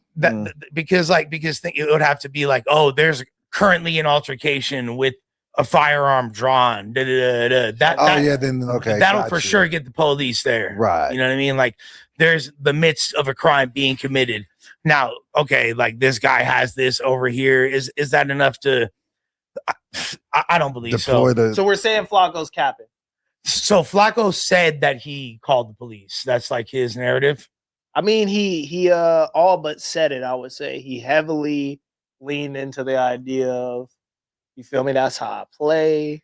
That's how I get jiggy. You feel me? That's how I play ball. We playing ball. If I was a betting man, if I was a gambling man, I would call Cap. If you're a gambling man, you would call Cap. I would call Cap. I would say he didn't do that. So it's good for Munchie to return then. We're saying it's good for Munchie to return. That wasn't even real. Right. Okay. So because that's where I'm angling at. Now, I can we tell our friend that this place is safe, that the laws are not going to be, They didn't even stop. Yeah, I mean, they didn't. Now they just drove by. All right. Yeah. Now but they didn't stop and I think now I'd like to hear what Munchie's current perspective is. Now, I have spoken to Munchie and Spody briefly, you know what I'm saying, since they decided to take a step away from the show. It wasn't like we didn't have it was via text and stuff. So we didn't like have what are you looking at?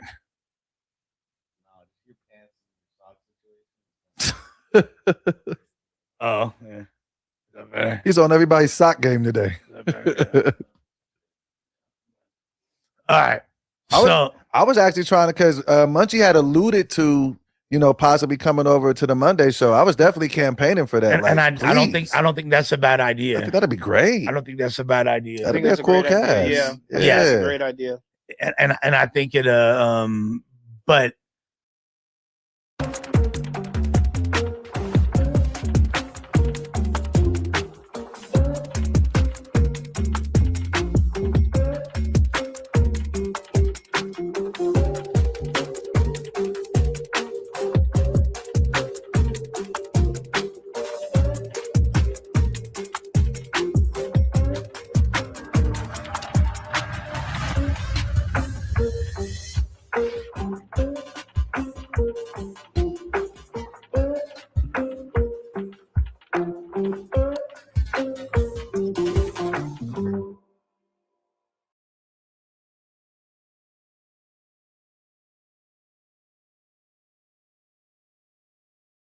Cut through the clutter and stand out on the #1 platform people use to make informed purchase decisions.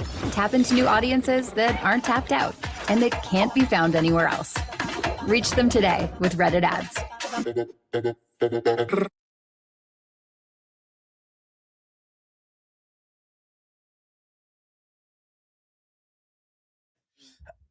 I like how that kind of balances out that energy. I know that Adam really wanted it to not be a show about politicking and want to be coming about politicking of a whole different variety. But when it comes down to, I think the main thing that Munchie seemed to have an aversion with was the fact that, so Vel is sitting right next to him. Vel, harmless selfie. Harmless, right. In my opinion. Right, You know what I'm saying? Not intentional, whatever. Whatsoever. Right. There is a cylindrical object appearing in Munchie's pocket, which resembles that of a firearm. Just now, I'll be honest with you, it didn't even like cross my mind multiple times. Like I saw that clip pop up on multiple like troll pages and shit, and before I didn't even know what was going on because like it didn't even register. But I guess I could see how Munchie could feel the way he did, but me knowing Vel, I know that there's no malice or No, I don't. No, not at all. I think he was just having a good time. Just, hey, what's up? I'm up here with the homies. Yeah. I think Vel was just, you know what I'm saying, letting the fans know, tune in to No Jumper if you want to hear about how I, whoop somebody out. on the meta. With the meta glasses, you feel me? The inventor of meta fades. I think he was just advertising this new cultural phenomenon that we got to, witness. I don't think it was malicious. And then like kind of look at like the dynamic of what the Tuesday show has been. So right, the Tuesday show was at one point it was Adam, DW Flame, and Brick Baby. Mm-hmm. Then DW left. Mm-hmm. They brought me on. Mm-hmm. It was me, Brick Baby, and Adam for over a year. Nice. Brick winds up getting locked up. Then we bring in Hefe and Munchie B. And then Spody. And then Spody Face. And then like we like hit this really good rhythm. That was a great. And I'll say we had hit that same rhythm previously with Brick. Mm-hmm. You know what I mean? I think that was a great trifecta. Only the three of us. Mm-hmm. That was like enough for like a complete show. Now it's at an interesting point, especially because we have this live show. And when we're doing a live show is kind of like it's a barometer of success. It's an indication. Mm-hmm. It's an indication that this lineup, that this show has garnered enough attention as to now people want to not just participate in watching it online and, pay to be a part of a membership tier. They want to experience it live in person. This is the first time that we had this since it was the previous incarnation. What's up, Camel in the building? You already know, playing. Yup. Yeah. What up? Happy Monday, brother. Young C Meezy. C Mizzle. C Mizzle. What in it the cup, do, man? out. Young You know Camel the Toe. dizzle. You know what we doing. You know what's going on, man. Fresh off the plane. Loose knuckle. Fresh off the plane, man. We over here. We worldwide now. Where's you at? Hope all the Camel Man, I was Toes are just doing with good 6ix9ine, bro. I just did an interview with Tekashi 6ix9ine, man. Really? I just did one, yeah. Heavy Fort duty. Lauderdale. Just Heavy got off duty. the plane, man. Just interviewed with him, man. We got some fire content coming out. Let's You know go, what I mean? Camel. Doing some business. You know what I mean? We in the cut. Fire. Love to see you. Camel's News, man. Subscribe today, man. We monetizing everything, man. We going up. All right, we're gonna definitely need to like dissect this further. Yeah. We got more questions. Yeah, in the midst of this, Let me ask you this, Les. no jumper show debacle of rotating cast members due to people leaving, and I don't know how. I'm sure you're across it. You would agree. Yeah. I'm aware of the Spody and Munchie situation. Okay. Mm-hmm. I'm not believing it though, man. I don't think they gone, man. Munchie and Spody, man, they honorary members of the No Jumper universe, man. Ain't no way that they gonna just leave. They might be gone for a little bit, but they gonna be back for sure. Yeah, I mean, okay, so they're both citing very different reasons, it seems like, for why they're having an aversion with the show. And we were just saying that Munchie kind of made it clear that he would be down to go on the Monday show. He just doesn't necessarily want to be on a show which is considered so much of a liability and things of that nature. Spody is a little bit different. Spody kind of feels like he was. I feel like maybe someone could correct me if I'm wrong, but from what I saw of Spody, he feels like it was disrespectful for him to even be put in that position. And no, I don't think he was like really going in on that kind of angle. I think he was saying that he doesn't want to regress back to the streets, and that he felt like the Tuesday show was starting to feel like the streets with, maybe an argument getting so heated that it caused the two co-hosts to have to step off camera and potentially catch a fade. Mm-hmm. And that, that's too close to maybe losing your freedom. If something bad happens in that situation, it's now, come to light that they didn't catch a fade. They just went outside and talked. But I guess he was saying, like, as far as his brand and where he wants to go and what he's representing right now, maybe that's not the best thing to put forth to, consumers of his content type of thing. So, I mean, and how long has Spody hasn't even been out that long? Has he even been out a year yet? Like, he hasn't. no, both of them haven't really been out that long. So, Yeah. I kind of said something similar that I just don't think it's the best for their brand. And coming to find out that they just had a heated conversation, that would have been dope if it just happened on camera, for the viewers' sake and stuff. Spody just called me like 2 minutes ago. I wonder if he's watching the show. For sure he is. Maybe he is. He probably called if you me. want to tap in with him. Hold on, But like let me text him. Yeah, that was pretty much Spody's reason. That's what you were asking. So if you wanted to expound on whatever. But Spody's YouTube is definitely getting huge off of the No Jumper universe. Like that collaboration is going so well. So like while he has like this great collaboration going, like I want to see his YouTube do numbers so he can get his own bag. So I see from that perspective, it's like, man, like doing both the podcast here and at your own home is like getting you a bag, bro. So I want to see him, you know, continue to grow in that aspect. You know what I mean? Yeah, using absolutely the platform as an engine. Honestly, I He's feel already like like 20K. if they really just sat down and chopped it up like off camera, got an understanding, had a meeting of minds, it could work out. I think it could work out for sure. Like on one end, I definitely hear what Spody saying. I definitely hear what Munchie's saying. But like they both alluded to, well, Spody alluded to in his video, like him, Munchie, and they all sat down, had an agreement about, you know, not do's and don'ts, but just keeping it respectful amongst each other. Feel like if they did that again and continued the vibe of the Tuesday show, it could continue and be like advantageous for everyone.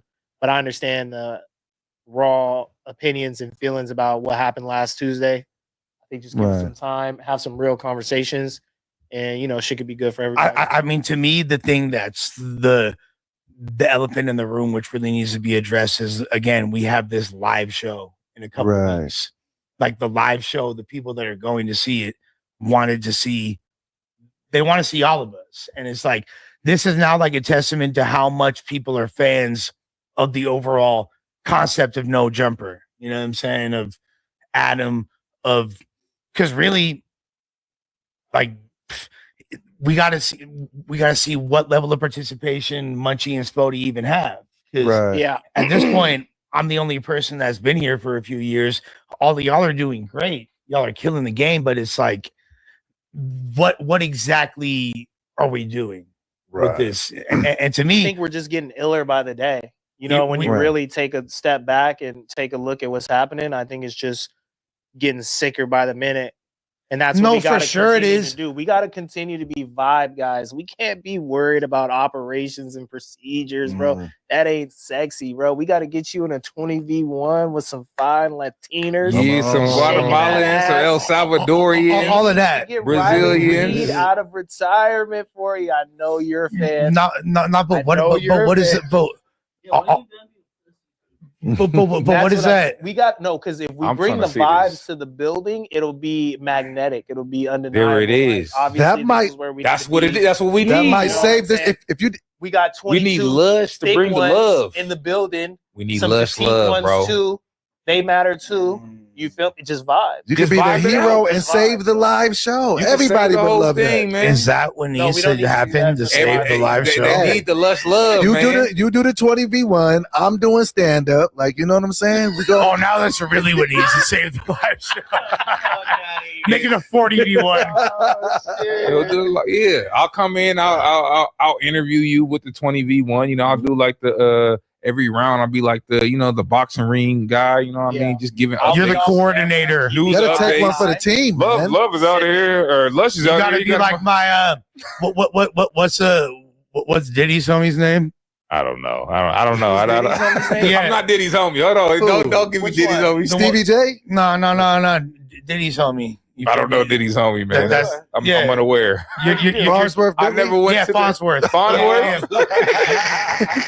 We got Lush Lovable with a fine Guatemalan today. She's a 10 out of 10. Nah, but go ahead, Lush. I was just fucking around. Go ahead and I like that. I feel like this. No, honestly, that's my true opinion though, is that we just gotta be vibes guys, bro. We can't be too worried about the odds going behind the scene. That's why Josh isn't getting sleep. You feel me? That's his duty. We just keep the fucking vibes high. We just keep getting iller and shit's gonna work out. Because there will always be a show the next day. There's always gonna be another day, another show, man. Yeah. So as long as you keep that going. Even those guys on their way out, their videos saying, "Oh, I don't think I'm gonna mess with the platform anymore." They weren't even bashing the platform. Spody was very grateful for the opportunity. Munchie said, "I'm not gonna go on a bashing campaign. It's just the end of it with me on certain shows. Maybe we'll get them on other shows.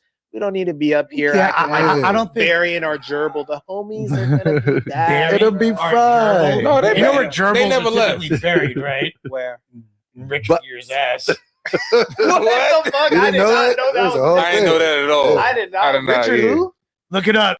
Who's Richard who? Hey, just Google one word. Just Google one thing. What does Richard Gere put up his butt? What the heck? That's a crazy search, bro. Who's Richard Gere? You ain't never seen Pretty? You ain't never seen Pretty Woman? No, I never seen No, I Pretty don't think Woman. I've seen Pretty Women. When did Pretty Women come out? Pretty Woman, and it came out like in '87. I never saw Bro, it. I was born in '94. I'm unaware. That's crazy. That's some old man stuff. That's some old man stuff. You don't know who Richard Gere is? What, putting a gerbil I up don't your know who ass? Richard That might be a Gere is. young I man's already sport. know what this movie. I don't know what Pretty looks Woman like, is. and I I've never heard of it. Pretty Woman. It's about this dude. He hooks up with like this It's about a girl. prostitute. He falls in love with he the falls in hooker. love with her. It's with Julia It's a Roberts. great movie. Classic. Emma Roberts Does on he save her? Does he save her? Does he save her? They She get goes married? Forrest Gump on him? Hey, but what it say? What it say? What does Richard Gere put in his ass? It says the idea that Richard Gere put a gerbil in his rectum is thoroughly debunked. Oh. A gerbil in the rectum is crazy. How much did he pay to fucking have that fucking Scrubbed out? Yeah. How many years does a charge like that carry? If you get caught doing that, how many years? How many years? How many animal cruelty? How many You gotta years lock could a them up. gerbil survive in your asshole? No, 2 years. 2 year minimum, bro. At least 5. At least 5. Yeah, poor gerbil ain't never hurt nobody. Shut up, bro. Yeah, How do you know that? I want to catch him for a YouTube video. You've been trying to on- hunt them. on Facebook.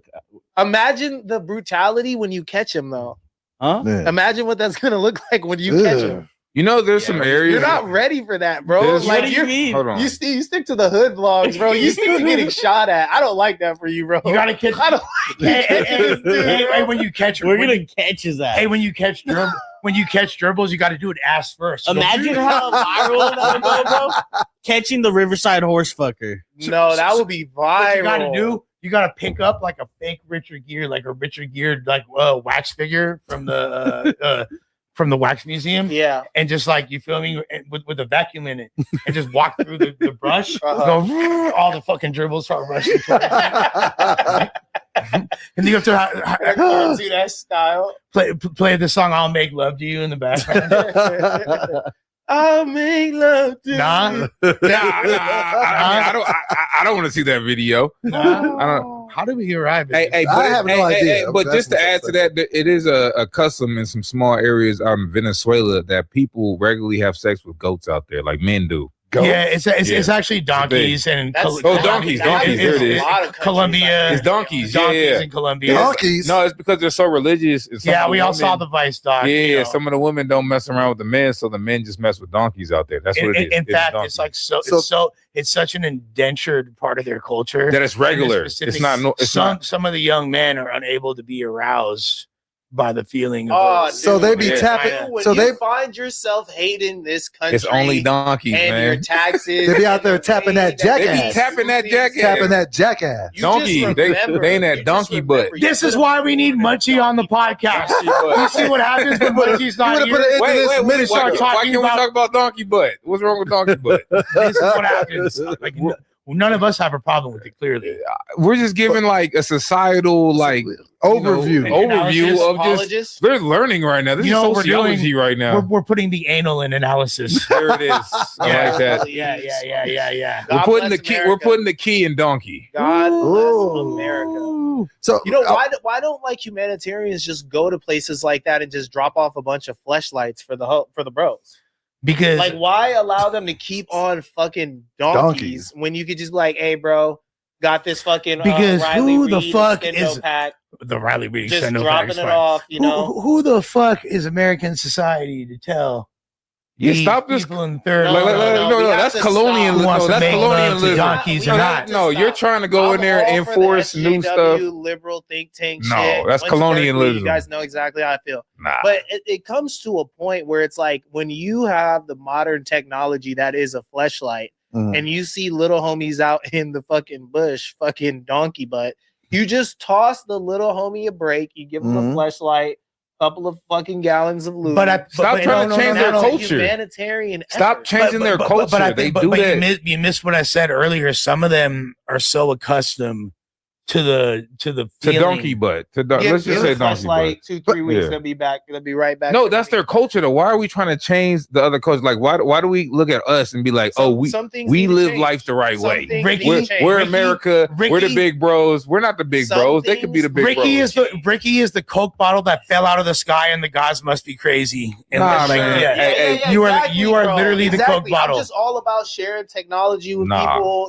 Open source code. It's chill. Just let the little homies have a we flashlight, gotta bro. let the little homies have their culture. We gotta stop trying to change everybody's culture. Why they gotta be the little homies? Exactly. Well, I if agree you're- with if you're- that too. if you're Yeah, the smelling homies. No, the donkeys, homies. No, Venezuela and all those other countries is America's Venezuela. homies. This is the country where we came in and picked their president up Yes. in 30 minutes. Yes, First of all, it's a those are different. the homies. It's not And all that. Venezuela. We're talking about a different country, but still. Okay, That's the 'cause I was homies. like, if it was that country, No, and my Venezuela first does it too, suggestion though. is Get the little They homie. pretty sure do. flashlight. Venezuela does it too. That's What, that's the revolutionary. Venezuela and Colombia, but even That's crazy. Colombia, Venezuela, they all are homies. We're all equals. We don't need to change their culture. Everybody wants the world to look like one big You know why? shopping mall. It's because all the passport bros be going down there and snatching up all they hoes. We all equals, man. Every country is Passport equal. bros If your are snatching president, their if your hoes. Every president country can is get equal. picked up in a 30-minute operation, bro, it's pretty hard to make the argument that we're all like, But who's to say our president can't be picked up? bro, you would have citizens protecting him. Nobody's tried it yet. How do you know?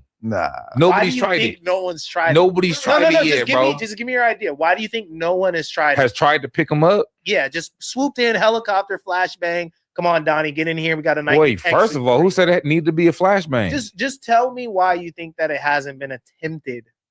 Man, his homies pick him up all the time. They go golfing. All He right. gets picked up to go golfing. He gets picked up. Look, So now we're defending bestiality and unfit. Wait. We and an started. unfit military No. who can't even protect No, the no, leader stop of try- their own nation. No. Stop. Are you a nation Stop if you trying cannot to move. protect Yes, your leader? you're a very strong nation. Yeah. How is that possible? You're a very strong How nation. is that This is a very strong possible? nation because you're focusing on things that matter, like the education. It takes a nations of incels to hold us back. So their education, in the culture, their education and is that- so fire. They so couldn't figure out fire. a way Their to protect culture is so fire. Everything is so. Their women are fire. Donald Trump not getting picked up. Like Donald Trump gets picked up. Donald Trump will get picked up. Take belt off for real. Nah, Donald and Trump put will it to get picked up somebody's just behind. like Maduro. I'm not tripping, bro. Donald Trump could get picked up. I'm not delusional at all. But Donnie's giving belt, bro. At this advanced age, he's giving belt. He's bro. not giving if belt. Kamala was the president right now, she'd be giving belt. nah, Kamala would get picked up too. Oh, Yeah, bro. hey, Obama will get picked up. Let's hit a topic. Uh, Obama. Obama will get picked up. Obama was an athlete. Obama will get Clinton will get picked up. Nah, bro. You ever seen Obama hoop? They will all get picked up. You know, Obama's a Chirac veteran. That bro. don't matter, bro. They will get picked up. Look, all this is cool, but I want to explain something. All right, What's up? it's about to be the fucking playoffs. All right, this is our playoffs coming up. There we go. Starting five's changing as we fucking speak. Who do you? Let me ask you this. I did want to ask you this when we were on it a couple minutes ago.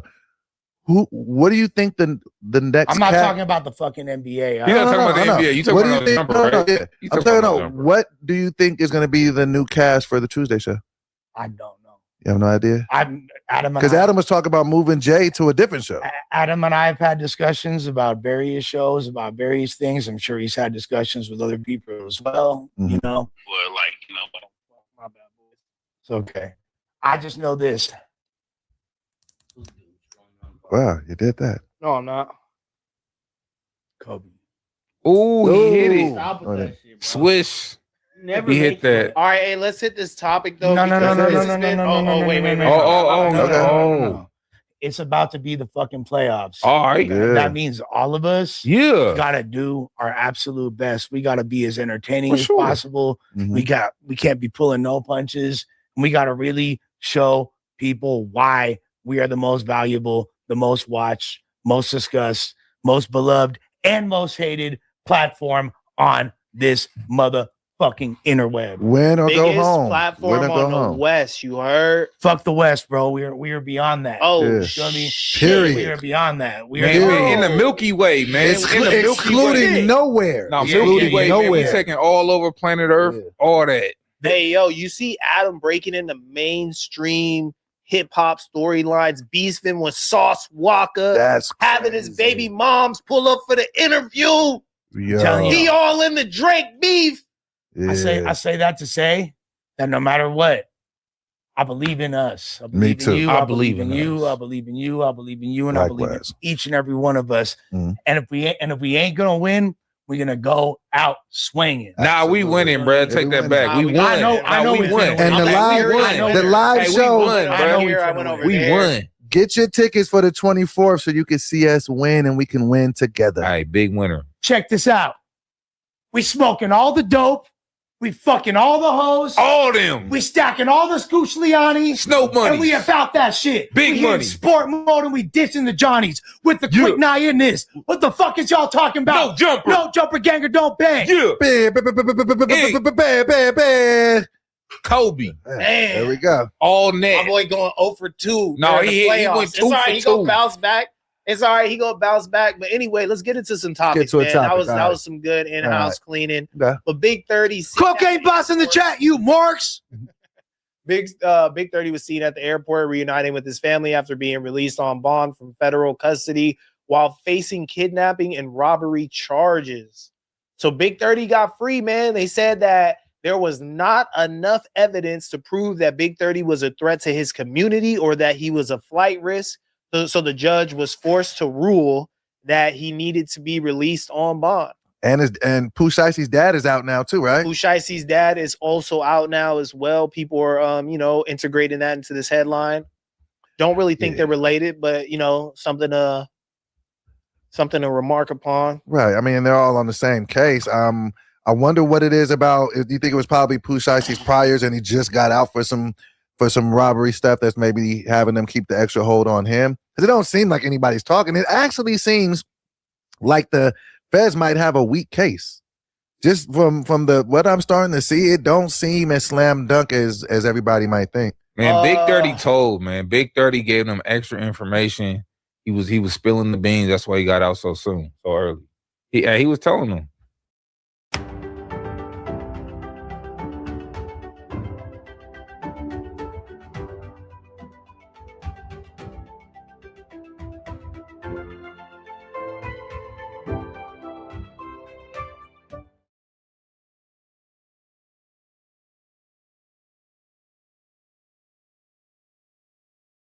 Dance 2.0 is now on Artlist, and you can get precisely what you want. I'll take a robbery with a fight scene on the side. It's a robbery! And if you have it, I'd like the robbers to be Yakuza. It's a robbery! For the main character, an anti-hero, a bit rough around the edges, and maybe some dark humor. Yeah, make him a little funny, please. And you? Just the alien invasion, please. Here we go again.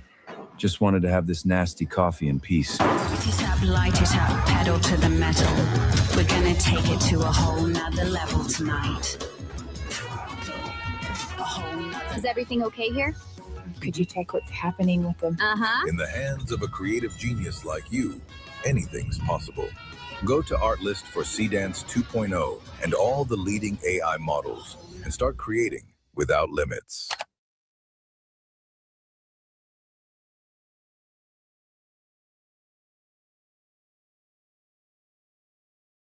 Nah, Big 30 definitely didn't tell. He's keeping his stitched lip. The paperwork that was released basically said that he had a very viable reason to be released, and it does play into Pooh being a career criminal. They're also saying this is per 1090 Jake.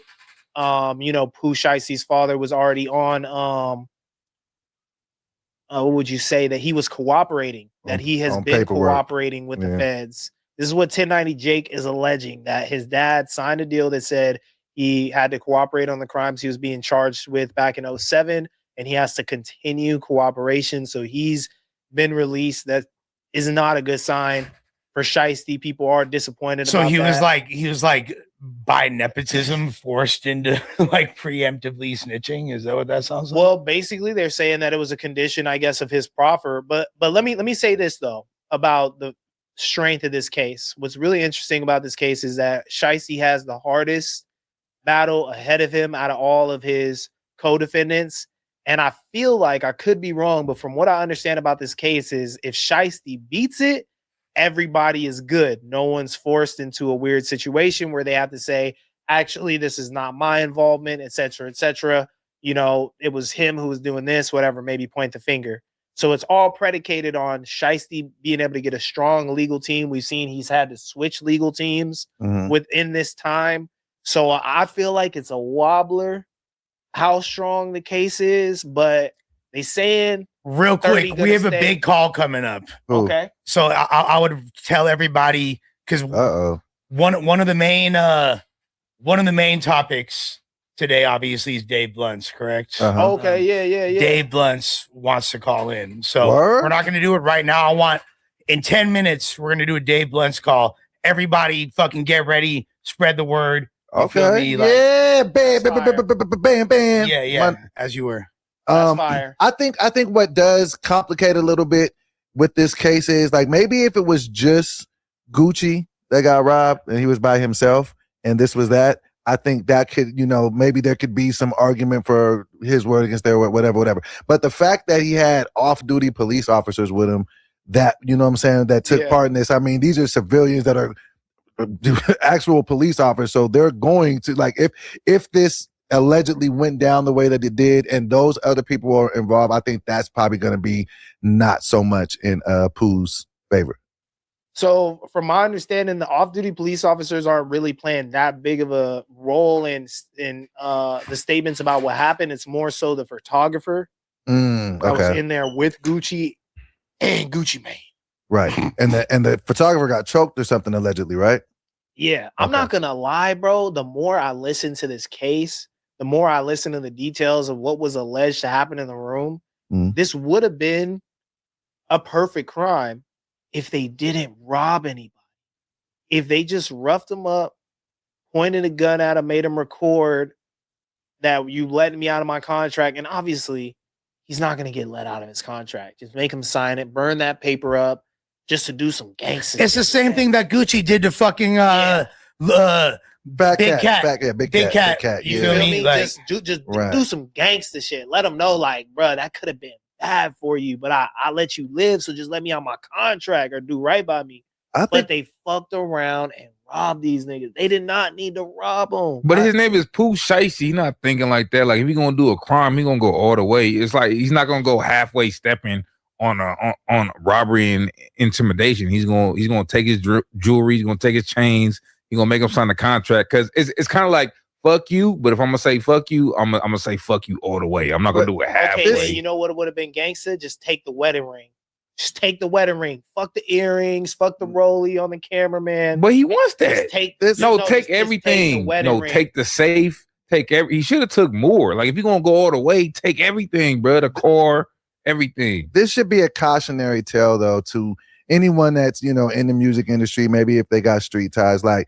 If you're in bad music contracts have been around forever. Like everybody has gotten washed in a bad contract. Like this ain't the way to get out of a contract. Like I'm also baffled as like, bro, you were locked up for 3 years. You should have albums on albums of material. Just fulfill your contract. That's the only thing that breaks my heart about this. It's just like he needed something to rap about, bro. So he said, I put that pot to that nigga. You feel me? He needed something to rap about. Nigga, I robbed the CEO.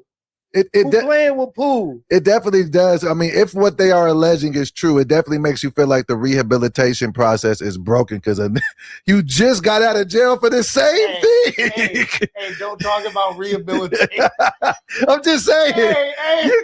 You get locked up for 3 years for robbing a nigga, come home and rob a nigga. Young guy over here talking about rehabilitation. That's young guy. Can't do that. That's young guy. That's all I'm saying. Though. You would just think after sitting down for so long, if this is allegedly true, that's just crazy work. Like sometimes it just makes perfect sense for a guy like Dave. What up, Dave? What up? This is No Jumper calling. What up? Nah. From meeting with the anger management lady in there, you think she got Pooh right? Like after this, what up? Yeah, she taught Pooh how to when you feel those emotions, when you start feeling shiesty, just. Breathe, Pooh. That ain't work. Breathe, Pooh. You starting to feel shiesty, Pooh. Just in through the nose, out through the mouth. Say like Pooh shiesty. Yeah, just rubbing your ears. Pooh not really shiesty. How's Pooh doing? Yo, Dave. What up, bro? It's Lush. No Jumper, you live. Yo. How are you, my guy? Well, look, so obviously, there's been you're in the headlines per usual. This time, it's saying that you felt like Dean the Great and AB were bullying you, so you're not rocking with them no more. You want to clarify or? The term bullying, that's like gay. I'm a grown ass man. Other people use the term bullying, but I wouldn't use that term. How's it sound? Okay, so you don't. Okay, so what term would you use? I don't really know. I just feel like the word bullying is pretty gay. I mean, come on. Bullying as far as like being mean, like they were trying to. Okay, Dean was like, "Yo, how do you get your dick sucked? Da da da da. You have to move the fat." Da, da, da. I feel like it was gay. Like that's just all gay. Like, why are you worried about how another man uses his dick or how my dick works or where it's at? Like, nigga, as far as you concerned, it's in my pants. Like, what the fuck? You know what I'm saying? Good point. Good I mean, point. you should know where it's at because you're the one riding it. Okay. I don't know. I just thought that shit was like not heterosexual, but yeah, that's pretty much it. Yeah. Do you feel like they were trying to like play you out or exploit you and things like that? Well, I mean, of course, but I mean, who really like gives a fuck for real? I mean, obviously me because I made a song about it, but I've seen people saying like, why didn't you say all the things while you were there? Well, I did respond to them, but obviously, their team is the one that clips it up and sends it out, so they're not going to clip that stuff up. But people who are watching it know that I did respond to them. And at a certain point, I didn't really, the things that I said in the song about, AB and his allegations, and Dean getting marked the fuck out on camera several times. It's like I didn't know those things before. I didn't really know their content before I went. I had seen a few clips, but I didn't know the things that I said in the song.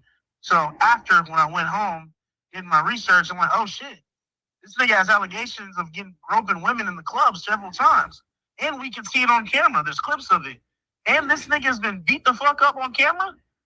Okay, yeah. Now it's time for some get back. It's go time, huh, Dave? It's go I time. didn't know those things while I was there. That's why I didn't say those things because I didn't know.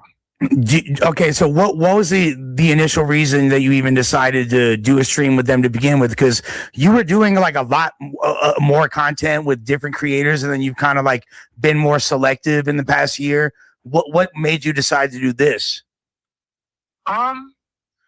Well, my team had told me that their content was, gaining a lot of traction right now, and they thought it would be like a, like cool for me to, go and hang out with them and shit. So I just kind of just did it without even. I'm like, all right, cool. You guys tell me where to go, I'll go. So that was like my whole thought process behind it. So for the, you said that like when you said that their clippers basically put on blast a lot of the things that made you look some type of way. What were some of the responses that you gave that didn't get clipped that you feel like people would have a different perspective on the whole situation if they saw? Well, people were like, there's just a whole narrative that I was scared of AB. Well, that's completely false. Whenever that nigga was... I'm scared of AB, by the way. That's cool. I'm not. But whenever that nigga was talking about not paying me my money for walking up the stairs and shit, I was like, all right, nigga, well, we'll test and see if you're the 4-time world champ. If you don't pay me my money, we're going to have to test that out. And that was something I said and 100% stood on. I mean, shit, that's what it would have had to be. Dave, do you feel like you have fun though when you was at the stream? Because I saw some of the clips or whatever. It seemed like you were enjoying yourself to a degree. You said you didn't feel like you were getting bullied and stuff. You don't want to use that verbiage. Like when I saw the clips, I wasn't thinking bullying is gay. I just think the word bullying. Yeah. If you want to say like disrespect, yeah, of course. But like bullying, like I don't know. I'm just saying. So is it because bullying connotates that you can't defend yourself, or if someone's being bullied, there? I just didn't give a fuck to like, right? It's my job to go there, and everybody be telling me to be a good sport about shit. So I was just like, all right, let me be a good sport about these jokes. You know what I'm saying? And at a certain point, it just got like, all right, bro, we're going on hour 3 of this. Like, what's going on here? Oh shit! It was a 3-hour roast. Yeah, some shit like that, yeah. Damn. Damn, Doboy, your life's not that hard, bro. That was my whole thing. Is just like be a good sport about it. Fire a few jokes back, but I didn't really know them niggas. I didn't really know too much about them. They have home team advantage. They know everything about me. But did they really know everything about you? Because I feel like they weren't really focusing on the fact that like you. Everything that they needed to know. But they don't know but they didn't know like how much people really fuck with your music like that. That you're really a respected artist. That's what I'm saying, Lush. They didn't need to know that. All they needed to know is this nigga is big. That's it. That's all they needed. Yeah. Facts. I mean, it's not. I get what he's saying. But no, I get what he's saying. It's like with me, my whole thing is, and really, like you said, I've been selective with the things that I've been doing in the past years because I realize, like, I really am in a situation to where if a nigga can get his jokes off on me, but if I get a joke off, I'm being defensive, and I should just take their criticism and focus on, like, oh, if somebody calls me a fat bitch, oh, well, just lose weight then. Like, all he's telling you to do is lose weight. Nah, you call me a fat bitch, that's disrespectful. And then now I'm going to get disrespectful. So it's like, that's why I just kind of been distancing myself. Is it the bitch? The bitch part's the disrespectful part, obviously. People can get their jokes off on me, but I can't get any jokes off. It's just me being defensive, and so it's like, why even go? Wait, why can't you? Yeah, why can't you get? Yeah, you should be able to get your jokes off. You should have been on AB's head. You should have been on AB's head. He trying to call you fat while you carrying around that big ass belly. That's crazy. I'd be like, I didn't know that you was signed to fucking CTE Records, homie. When did you get your deal? You feel me? Like, got on his head. You guys know this information. I didn't know none of that shit. Bro, all you got to do is look at AB. He's built like a thumb. You talking about CTE, nigga? I don't know his career, none of that shit. Like, that's what you're saying. That okay, Dave. The reason I brought up CTE is because that takes like a 5-minute interaction to discern, and you're a super intelligent dude, and you can tell that like the guy's taking some blows to the dome. Pause. You feel me? Like, that's what I was saying. I guess if I cared enough, bro, I went there to just play my music, chill, and I didn't really give a fuck about the shit they were saying. Okay, so as far as at this point, do you like? How do you feel? Are you cool? Do you consider yourself cool with AB and Dean, or is it fuck these fools? Obviously, you're like dissing in your music at this point. Like, would you do another stream with them? Sure. I don't see why not, but I don't know. Maybe not. Probably. I just don't give a fuck to do that shit. I didn't want to do it in the first place, but I don't really think it's like fuck them. I mean, I don't care. I don't give a fuck about them. They don't pay my bills and none of that shit. I'm not like a chronically online nigga, bro. I do shit and then I turn my phone off, and I don't really give a fuck too much about it. So yeah, I mean, it was just something that happened. I made a song about it, and yeah, that's pretty much it. As someone that actually like is a fan of your music and has been a supporter of you for a while, you know that because I've always spoken highly about your raps and all that. How's the overall state of your health, and what are we going to be seeing from Dave Blunts moving forward? Now that I got you on the phone, I have to ask. Hey, I'm working on my health right now. I'm supposed to be going on tour in August, so got that album should probably come out before the tour or like around the time of the tour. So yeah. Okay, I mean, Kanye cuts on the album. Yeah. Anything with notable figures such as someone that made love to or domed up their cousin on a song with you. I don't think this time around. Okay. It's gonna be me. I should be dropping that AB diss song soon. So supposed to go shoot a video to it. How do you feel like after knowing that, like, and I know you mentioned it earlier, after knowing that Dean has like had multiple incidents where there's been physical altercations that he necessarily wasn't. He got marked out on camera. So how do you feel about Dean currently? Shit, bro, just a mark ass nigga. Not really much that goes into it, bro. Y'all already know what it is. Nigga gets marked out on camera more than once. Even really just one time. We just label that nigga a mark ass nigga and Move the fuck on, What if they diss him back and it's real beef? Oh yeah. What if they get back in the booth. Yeah. Like if these fools take it to the booth, you know what I'm saying, and wind up. Oh, okay. I think a physical altercation would probably behoove them much better than a. Is Dave moving with them steppers though? Because he gonna need an elite team to deal with Dean and AB. Elite, like deal with them how? What you talking about? If they run up on you, bro, trying to make some content. Bruh, he could just sit on them. Nobody's gonna. Do you really think I'm worried about? Do you know who I've like had back and forths with? Do you think I'm worried about Dean and AB? That's true. This is true. That's true. Oh, so you internet ready? All right, bro. Dave Blunts will knock them both out, bro. I got Dave Blunts versus Dean and AB. I'm not worried about them in any type of. They will knock them out. None of that shit, man. AB. Dave Blunts will knock them I think you should really lay into them, Dave. Like I feel like you should just not take your foot off their neck, bro. Either lay into them or lay on top of them. Lay on top of them, bro. Nah, squish them. You should just get on their helmet for like a solid week. Dave, you already know what it is, man. You'll play upon the Lush, man. I just had to send mine right quick. You feel me? The whole no jumper squad always fuck with you, player. Hell yeah. You already know what it is. Any final thoughts, player? Shit, man. Free Diddy. That's right. Beast move, gang. All right, here's I have a take.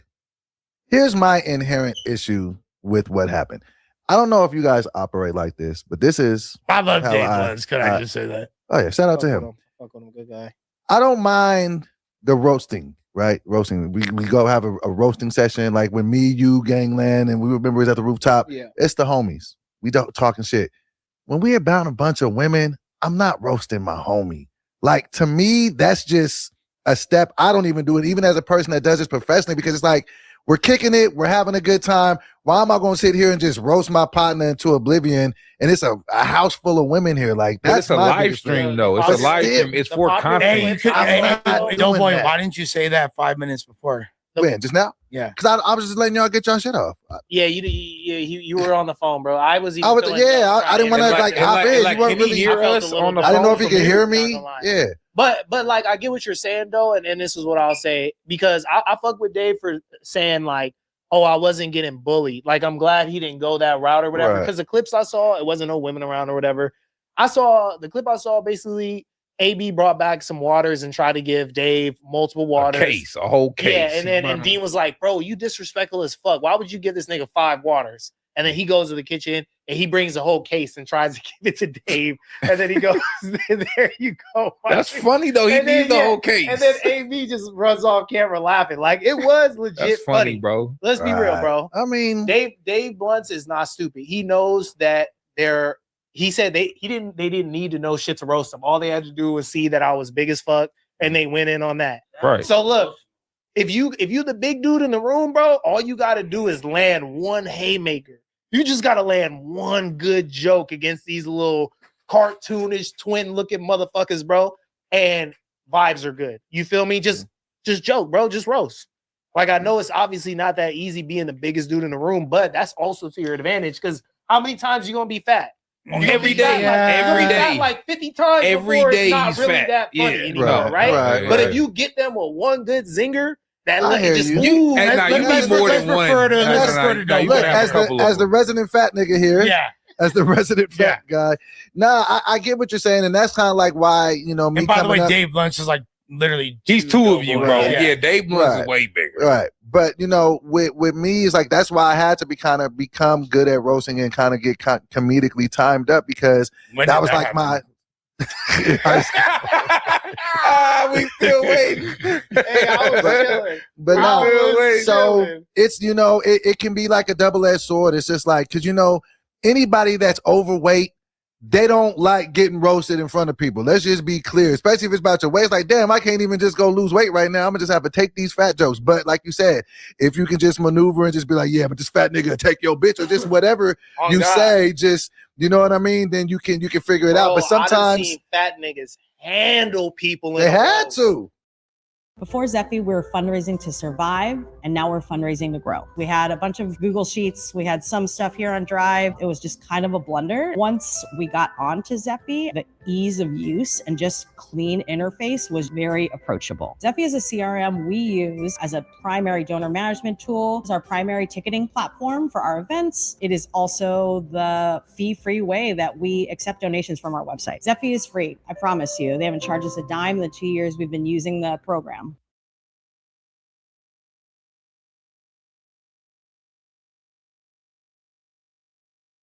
We have got to the point where literally anybody can build a fully working app without knowing how to code. This is Base 44.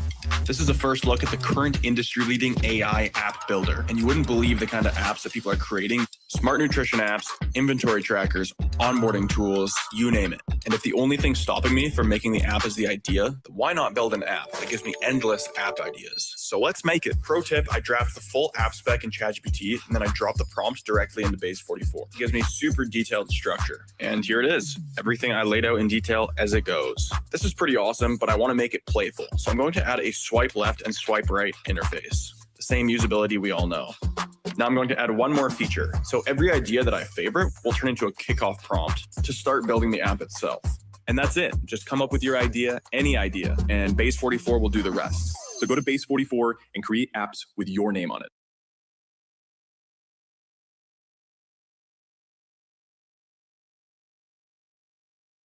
I done seen fat dudes and just start getting on random other people around and just, you feel me? Like, that's the last time we play with that nigga. You feel me? He was ready to. I've never met an earshot away from this conversation. I'm not playing with. I've never met a fat person that wasn't funny and good at rapping. Yeah, facts, bro. You got to be one or two, and a lot of them got pocket on the drums. They can play. I've seen some fat athletes too, bro. Like you got to be able to. Obviously, Dave Blunts is a different story. Shout out to Dave, but you got to be able to. You feel me?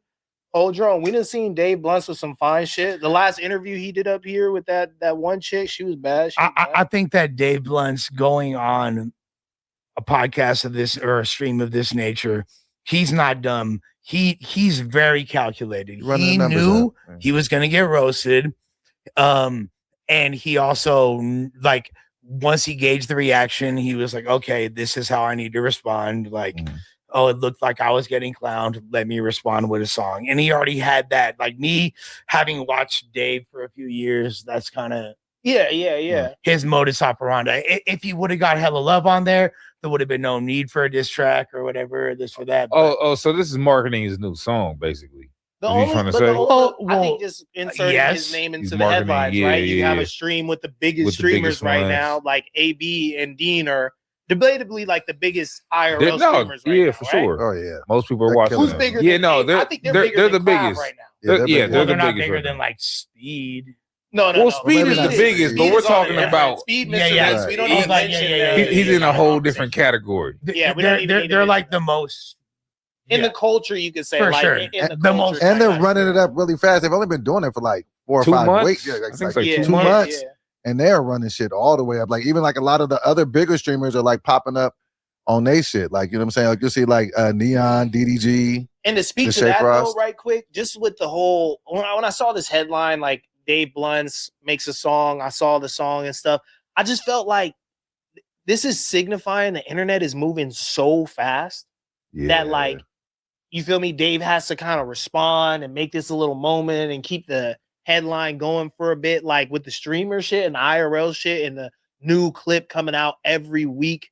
You have to be really quick with this shit. You know what I'm saying? To like capitalize on it from a business perspective. And I'm thinking a song is like one of the worst ways to capitalize off of these eyes that you have on you. Oh no, that's one of the best ways. He's a musician. He's a musician. He's a musician, bro. The conversion to getting people from watching a stream, a funny moment of these dudes making fun of your weight, to now going to your page and watching your new song. Or that's his lane. He's a musician. He's a musician. He makes music. That's perfect. I'm not in that age demographic that will now it's a TikTok song that everybody can do, for sure. Or you could just do another stream and then kind of address it. Maybe that will get back into to people. But he's not a streamer though. He's not doing streams every day. He doesn't know that lane yet. He knows music. Even with what you're saying, if a streamer, this is another streamer, you already know what they about to do. They about to do a stream. OBS. They about to do a stream. I'm about to talk in this bitch for 3 hours about absolutely nothing, and then I'm finally gonna get to what everybody was here to see. But it's gonna be a huge clip. Yeah, but that's a streamer though. But that's a streamer. All right, so Doboy recently was on Wildin' Out, right? Adam and the other homies went. He had in one of his skits a moment where he said, "I got my dick back." You feel me? People thought that was funny. Right. Adam and them were making fun of it. It became a joke. Now, obviously, Doughboy could do an entire stream addressing it, which he should, and run up the money. But then what if he does, on top of that, a song called "I Got My Dick Back"? You feel me? And then the hook is "I Got My Dick Back." That just feels so 5 years ago when what's the funny dude that was doing the shit? Duval, when he was I'm living my best life. Like, we've already seen it. Like, it's already been done. And I feel like that's the internet of old, where things kind of moved a little slower, to where the aunties and everybody, even people of my generation, were singing the song. We kind of got hip to it and stuff. It became a bigger moment. It was like summertime, whatever. Now content moves so fucking fast that I don't think doing a diss song against AB and Dean the Great. AB and Dean the Great got until fucking the end of July to be relevant, bro. The way that they're living, the way that they're fucking burning themselves out. AB's kissing Dean on camera and shit. These motherfuckers gonna be popular until the end of July. Yes, right now, posted on Remix. Longevity. 3 fucking minutes Now, ago. AB and Dean the Great got longevity. Now, they got all the longevity. Look, the reason that there's this topic they got motion. discussed is No, because they got so much motion. Name streamers the diss that track have was longevity. Name streamers. No, AB and Dean gonna Name do this. streamers All this besides the biggest names: Kai Cenat, Aiden Ross, Speed, all of those. Clavicular, the new guys Neon, that have shown you Clavicular, longevity. Neon. It's hard to define longevity in a newer sport. Shout out Just They Blitz. doing numbers. I get all my information about the streamers from him, bro. Clavicular's fucking career is basically tanking. It's not over, bro. It's not over, but a lot of the They have longevity. No. It's- about 2 months ago, we couldn't stop talking about Clavicular up here. He was every fucking headline. Well, I mean, who are those guys now in the streaming It's a world? wave. AB It goes Dean up Great. and down. It goes up and down, but they still got For the sure, motion for though. sure. But Clavicular's gonna be back. We yet to Nah, see the bounce back. it's all about news headlines. But It's all Ricky, about you're news having two headlines. separate conversations right now. Okay, go ahead, break it down for me. Because what you're talking about is, yes, the internet moves faster than it did before. Yes, streamers, although it is difficult to equate longevity when you're talking about an art form or a medium that's only existed for less than 10 years, it's difficult to really equate longevity, but it does. There's a lot quicker flash in the pan success, and people do wind up kind of fading away quicker. However, the initial conversation we were having is, would it make sense to do a diss track in this instance, and why would that be poignant as opposed to? Okay, so you pitched me. You pitched me on the diss song. Why that makes sense and what it's doing for Dave Blunt's fans. But Dave Blunt's is not a streamer, so Yeah. all he does what about this? he has musical fans that want to hear a song. I'm just saying, he's a pitch me on musician. it. Why, he is a musician. Pitch me on why my artist should be making a diss song about fucking 2 streamers. Because they got numbers, and he's talking about them, and the instant just happened. The internet moves fast, so you might as well capitalize off this moment. Okay, they have numbers. Are those your consumers? Their consumers are going to tap into your I fan can base. pitch you on it in 2 sentences, Go and they're ahead. both like in the form of questions. All right. What is Steph Curry's signature move? Step back 3. Okay. Why, if his team is down by 15 points, would I take the snapback 3 out of fucking? Because it's cash money. It's what he does. No, you let the star player do what he does best. Dave Blunt's makes music. The most poignant thing he can do in this instance that's going to garner the most attention from his fans and anybody paying attention is to express himself musically. Yeah. Hence, a diss track would be the Watch best. this. Watch this. Watch this. Watch this. Give my one What? pushback to this, and Go then ahead, I'm go ahead. gonna I'm let go of the tripping? mic. Right. This Oh is no, my hey, I'm one with you on pushback. that. Rappers, this is bringing me to my thesis statement of rappers. Y'all got to stop fucking with streamers, bro. It's not as advantageous for you as it's for them. They could clip you up, make you look like a fool, boost their profile, everything. That works for them. Their fans are not your fans, bro. Your fans, if a rapper goes at it with another rapper, they're battling in the medium of music. You're gonna go listen to his song. You're gonna go listen to his song, whether you're on this side or that side.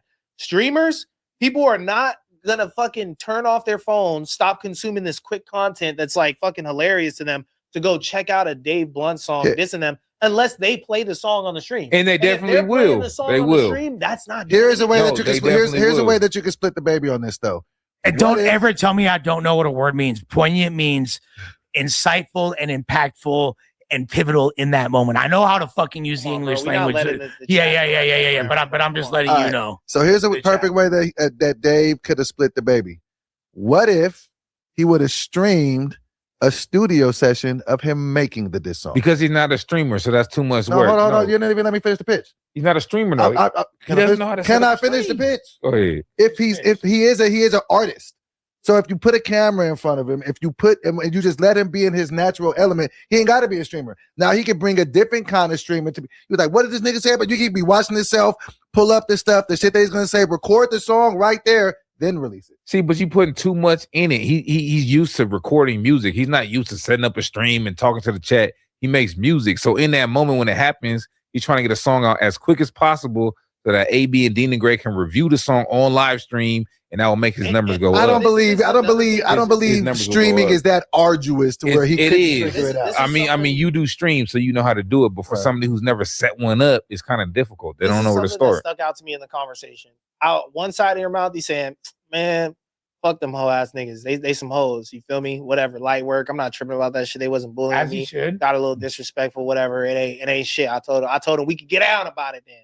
Out of one side of your mouth, you saying that. Out of the other side of your mouth, you going to the studio, making a song. You know how arduous it is to make a song? You know how much you got to care to diss your ops on a track? It's not hard at all. He just did it in 2 days. He did a freestyle, bro. He freestyled. That depends on how talented you are. He freestyled. Dave Blunt freestyled that. It's too intimate. If I'm not, we live in the era of don't even say that dude's name. Don't give him clout. Don't even say his name around me.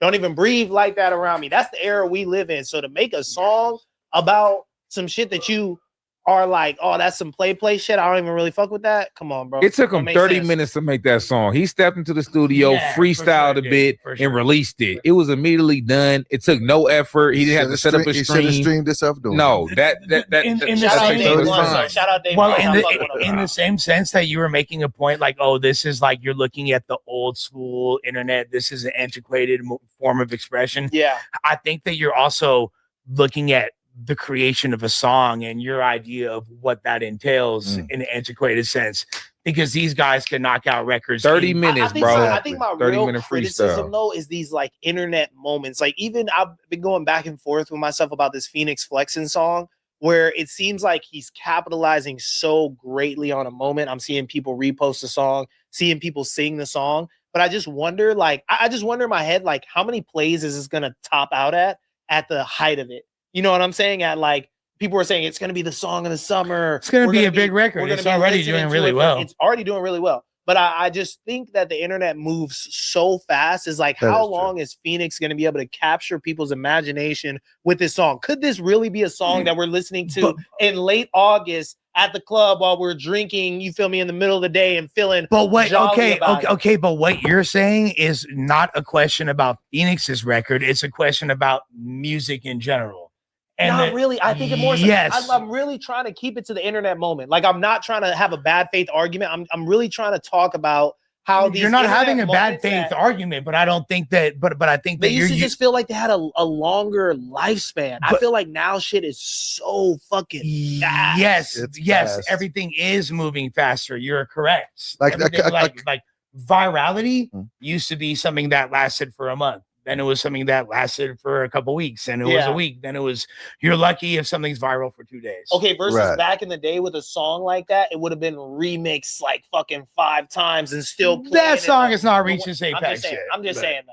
I'm just saying back in the day how shit was. Like, I Lean Like a Cholo had fucking 6 remixes on it, and you couldn't fucking turn on Power 106 without hearing that shit. But radio's over. Who's also on Power 106 though? I know. But we're talking about like virality now. Like, that was like viral back in the day. Like, you could see how people would extend plays. Now it's like the play extension is like fucking the next 4 days. You can capitalize. You're lucky. Okay, it's because we have too much access. Just in the group chat saying that, that Jay-Z verse didn't do what it was supposed to do. Right. It didn't. Somebody said it didn't. So, somebody said that. I didn't say that. But it didn't do what it was supposed to do. But look, here's the thing.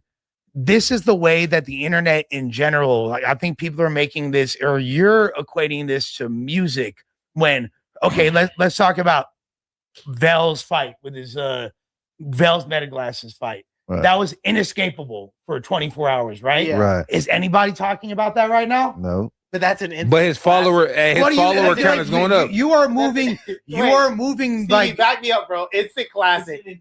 That's Come on, instant bro. classic. But that has. Come on, that's a major internet moment. Like Adam can interview Bell 10 years from now. Like, yeah, this is the dude that caught the first meta fade. People will be like, "Oh shit, what's wrong?" This is not to take away from Bell in any capacity, but if you're okay. Now let's use another example of a thing like that. Remember the Montgomery brawl?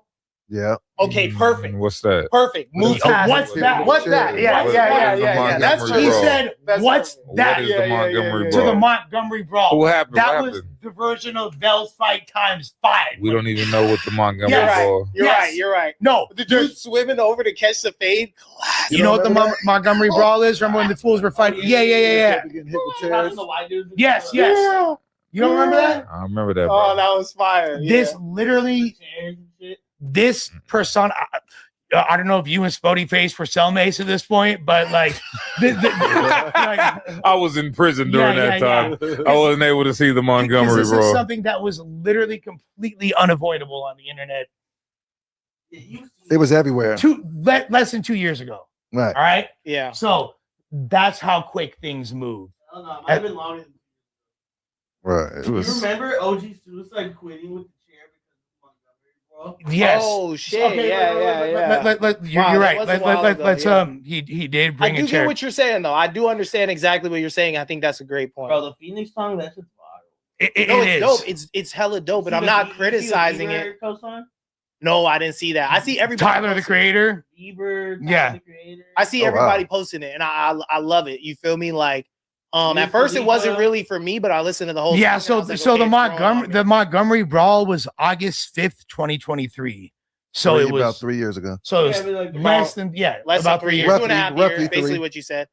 No. And I hope that it keeps taking off for sure. It's just I look at these internet moments and it's like, bro, I think now if you are relevant online for 5 months, bro, you're platinum status. Oh, you went yeah. platinum. Oh yeah. Dude, that's But not something to snicker at these days. If you could go on a 5-month run where everybody can't stop talking about you, bro, you That's a did some lifetime. amazing shit on the internet. And it's only getting smaller and smaller. Like we're about to be talking about 3 months like that.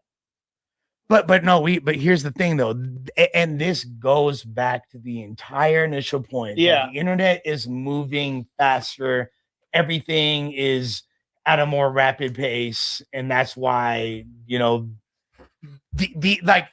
there's no indication that Phoenix song is slowing down in any capacity. No, I'm not saying And- that at all. I just wonder, like I'm saying, with the vapidness of the I mean, internet. and to speak to your point, even like when you guys were just talking about the Jay-Z verse, it hasn't even been 10 days and niggas ain't talking about it. Let's save that. They're that still one. talking about it. You guys save that one for you. Feel me? Okay. Yeah. Jay-Z's not on the top of the charts when it comes to messages. Phoenix flexing. I just seen a girl get it tattooed. The lyrics is tattooed on her back. Okay. So, All right. Now, bankrolls on now, the table. now what That we was need a to start do- of it. Crazy ass tattoo. Okay. You got a tattoo Now on her back, we need bro. to slow all the way the fuck down. Shit. Because now we are so confused and our own personal algorithms.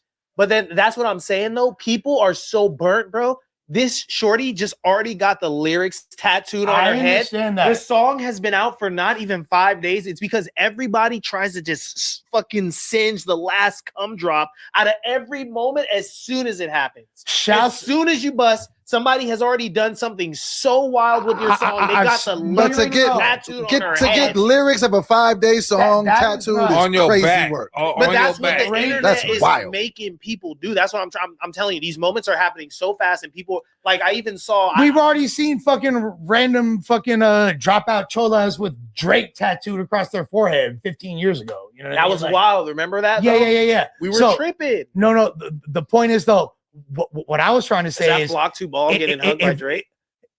In y'all's minds, y'all believe that Phoenix's new song is more impactful and popular than Jay-Z's freestyle? Yes. In the overall scope of the internet? Yes. Right now, Phoenix Flexion's verse is way Y'all bigger. believe that? Way bigger. The overall scope of the internet. I'm not going to front. Phoenix Like, I Flexion. haven't heard the record. Jay-Z's freestyle. I don't know what Jay-Z's freestyle even is. Phoenix Flexion is way that's a bigger. really great question to ask, but 50 I don't times believe bigger. I don't even know what you're talking about. Jay-Z's freestyle. This is where your algorithm fucks you because that's just an absolutely Phoenix Flexion is way bigger than Jay-Z right Dude, now. Academics was breaking down Jay-Z's freestyle for 3 fucking hours online, and it had all of hip hop choked up for at least 3 days. Phoenix Flexin is getting mentioned in like our circles.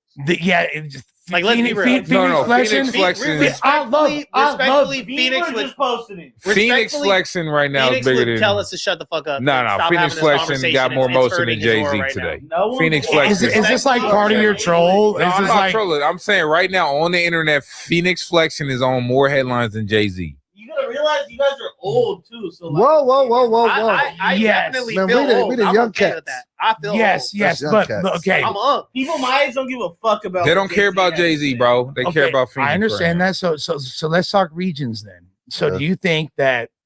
Okay, let's just look at the northeast of the United States. You think people in the states, Pennsylvania, Massachusetts, Connecticut. Yeah, I know New the Jersey, area. New I got the York. area. I got the area. Yeah. Yeah. You're probably not listening. You think that? You think that? But I don't think Jay-Z's freestyle was just so monumental.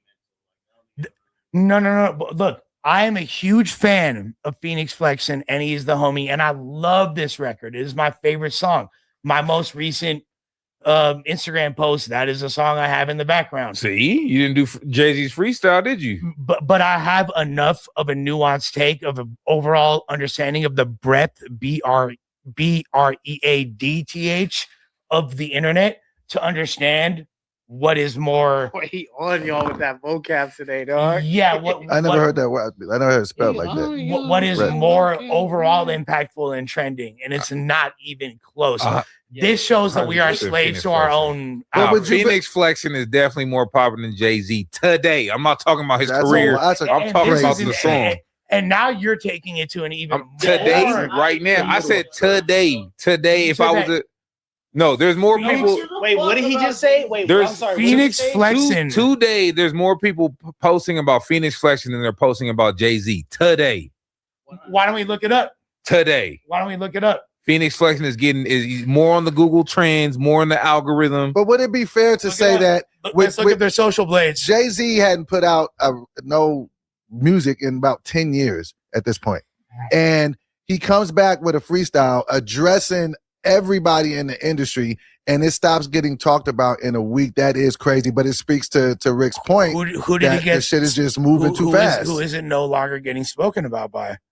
Just the streets, the people, the the culture, internet, the culture, the Do you kids. really feel like it landed the way he thought it was supposed to? Absolutely. I don't Yo, y'all stop playing with Jay in here, bro. This is absolutely fucking foolish. I don't Nah, have much Phoenix. more to say to This- this. this shows- I have more fucking good This shit in shows my like mind than to play with this hoes. shows that the just like how much we are slaves to our own algorithms. Can I interject right quick? You know, Hove's not like paying like clippers for campaigns and stuff. This as and well. trying to propagate his message throughout hip hop and make it something where you have to actually pay attention to. He just does him super senior citizen style, and we got to talk about it. Go ahead. So Phoenix Flexin is significantly more viral today due to his unexpected new single Through the Night, aka Rubber's Instagram, which is dropped. I don't understand, bro. This is giving me no information. We know he's viral. What And he's more significant. It doesn't say more viral than Jay-Z. He typed in who's more viral today, Phoenix Flexing or Jay. Wait, read the trending breakdown. Click show more. Let's show more. Let's see. Jay-Z mentioned in older Roots, Pigment, TikTok, charts, milestone, Instagram. Okay, so from this AI, wow. it's telling us that Phoenix Flexing is more viral. Way more viral today. I'm just curious. Yes, Can you you were ask it how are you I'm measuring right, this? bruh. You got that one. Over the trends, Google Trends, Google It's saying Analytics. TikTok stream. It's saying TikTok stream, single streams. I don't understand why. Well, I'm gonna look up the same thing on my computer. We can look at the same thing on your Instagram. Who's on your Instagram right now, Lush? Hey, Lush, who's on your Instagram right now? Phoenix Flexing I'm or asking Jay-Z? exactly like he did. Who's on more your viral? Instagram? Who's on your account? Phoenix or We gonna Jay-Z right see. now? And we gonna see. And if What is Phoenix is more viral, Real-time momentum spikes. He's more velocity. viral Okay, today, that's bro. amazing. I believe it. Shouts to Phoenix. No, I believe it. I'm not Yeah. lying. I believe it. He's doing laps around Jay-Z right now. That is dancing amazing. through If the that's true. night. Yeah, Another he L is. for the old folks. Yes, This might be y'all, an L for the old old folks. hip hop heads. Nah, Phoenix Flexing got motion today, not his career. I think Today, bro. Today. Whoa, Right now. whoa. That's I like okay. that. I like Check that this out. shit, though. I like wrote the exact same thing. What did I write? Who's more viral? Phoenix Flex? No, today, bruh. We're not talking about a career Okay. in the Who's present. more viral today? And I think it's safe to say too, this is like Jay's second big thing that he did that I don't think hit his heart. Because I Yeah, feel you like know, that interview it says didn't do that what it Phoenix was supposed is to do more either. viral No, today. because Thank you. guys- Thank I'm sorry, can y'all admit? Yeah. Don't move it. Hold on. All right, fine. Today, yeah. He's Today he's lost. got motion. Today's got motion more than Jay. That's fine. What I feel like you guys are failing to realize, and maybe you guys are too internet brain with this Jay-Z conversation, is like that Jay-Z interview happened 3 months ago. It's relevant today. We're analyzing the things he was saying in that interview, along with the freestyle that he just dropped last week, in the current moment. Everything he's doing is aging well. Like, he definitely is strategically setting himself up. Like, when you guys first talked about the freestyle, you guys said it was like a beta testing to see how he was, being perceived by the people with the freestyle, rallying his base. He's definitely still doing Yankee Stadium. He's gonna do Dodger Stadium. Fuck all that. Phoenix is more viral than Jay-Z Today, right now, bro. Thank you. People even under like what are you talking about? Lush finally came to the right side. Yeah. Like, no, I'm shocked. No, you know this. And I'm not upset that I'm wrong. Phoenix. Yeah, shouts out to Phoenix Flexing. That's Like, right. hey, congratulations, Are you Phoenix. fucking serious? That's so huge. Women are getting tattooed of your lyrics on It their only back, takes man. one. You only My need watch one. is getting thicker. On the back, Gotta be bro. She right got one the whole time. thing on her back, bro. That's hard. She's a lost soul. Look at her. I tatted her. I want to see the pits. My pocket's That's getting thicker. crazy. Hey, The one- watch is moving quicker. Hey, do you really On think the that back. Phoenix is watching local cable? He's not watching local. He cable. is local It was a cable. vibe, though. No, it was a They're letting vibe. you know the powder was on the table. Yeah, it's definitely For sure. cocained out. Uh-huh. But I feel like maybe he's at like a dive bar and local cable is on in the dive bar. He definitely felt like a man of the people. It is. I mean, like, and like I can't. I still see your face in the glass. You Yeah. feel me? But is your face cocaine? I fuck with that. I really look. I am a huge fan of the record, but I'm like shocked that there's ever been a moment in history where I guess it would make sense. It's It probably- grew on me rapidly. I'm gonna say that. It definitely grew on me No, rapidly. I loved it instantly. Like, fuck that. My first question was like, is this AI? And then once I broke down the nuances and things, okay, it's I kind of like- felt like for the vein it was in, it wasn't that good. But then when I really kind of just stepped back and thought this was him doing it, you know what I'm saying? I started to appreciate it more. Like maybe the parts of the song where I'm like, oh, that felt a little weird. I'm like, but that's dope though. I think Like, I think people like don't really like take into account that a lot of the people that were in these bands in the 80s, like the members of the Smiths and the members of New Order and Soft Cell, they were like they were fools in the streets. They weren't like, you feel me? Like they were doing like, you know, it wasn't super polished music and just this whole flowery thing. That's why I said man of the people. This is what's going on right now. We're talking about what's going on right now. Hopped on the phone and we were talking about it at first and we're like, damn, people are really gravitating towards this. I don't know if I really feel it. You know what I'm saying? Like the way people are talking about it, I don't know if I feel that way about it. But then I just kept giving it more spins during the weekend and I was like, all right, like the replay value is kind of there. I'm not even hating. And I mean, it's a positive song. It's something that you can really just ride with the drop top too and just have fun with. It makes you smile. You talking about your pockets getting bigger. It's like some real player hustler stuff with a different vibe. I've been mixing it in with that new Drake. Bang rolls on the smile, man. Like you just want to roll something up. You know what I mean? Shit for sure. I'll be putting it in a cold little cue, and it every time it comes on, it sounds good. And then the real question is like, is this like is Shoreline Mafia gonna become the LA Outcast? Well, obviously YG's just gonna fucking steal this. Drake is gonna steal it. Said, "Oh, blood." Yeah. He's stealing this. Hey, Drake about to steal this too. Oh yeah. Okay, what are we looking at? So I talk to the people about. So it's charting or what? It's charting on the Apple chart. It's charting on the Apple charts. That's a good sign. I bet predict it's on Rap Caviar. Let's see. It's not a rap song to be on Rap Caviar, but he's a rapper though, but so they gonna Rap throw Caviar it on. Is like a clout list. Because he's adjacent. It is rap card. See, my question is Phoenix Flexing gonna make more songs like this? Is this gonna be a new route for Phoenix Flexing, like a whole album? Because that'd be a good move to capitalize on the moment. Yeah, so kind of like Dave Blunt situation. Okay, cool. The fire is hot, so make more of something similar. No, it's not on Rap Caviar, which is, to be fair, it's not a rap song, but I thought and to me, it's like too interesting to be on a Rap Caviar. Rap Caviar is like the bottom of the barrel. This is what like the plebeians. Hey, no, that is not true. I don't know if y'all. You gotta be loser. Listen. Only losers listen to Rap Caviar. Rap Caviar, that's 6WA. It's for losers. That's 6WA. I got exposed to that through Rap Caviar. I mean, it could happen. Shit with Big X a Plug, where they're doing the like Cali beats with the Texas flow. It can happen. Rap Caviar is for losers. Rap Caviar top 40 the slot. top song on Rap Caviar right now is fucking Shebang, bro. It's like exactly shebang. Stop playing. Exactly. Stop playing with Ice. No, it's not about Stop playing with Ice. Watch your mouth. Watch your mouth, B. Why is it not Phoenix Flexing? Yeah, why is it not Phoenix Flexing?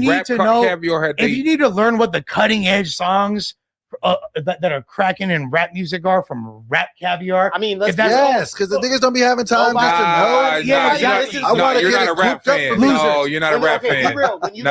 Then don't work. Then don't work for a hip hop network. No, you guys hop in your car. You're using like streaming services. Do you use your DJ? I always use my DJ.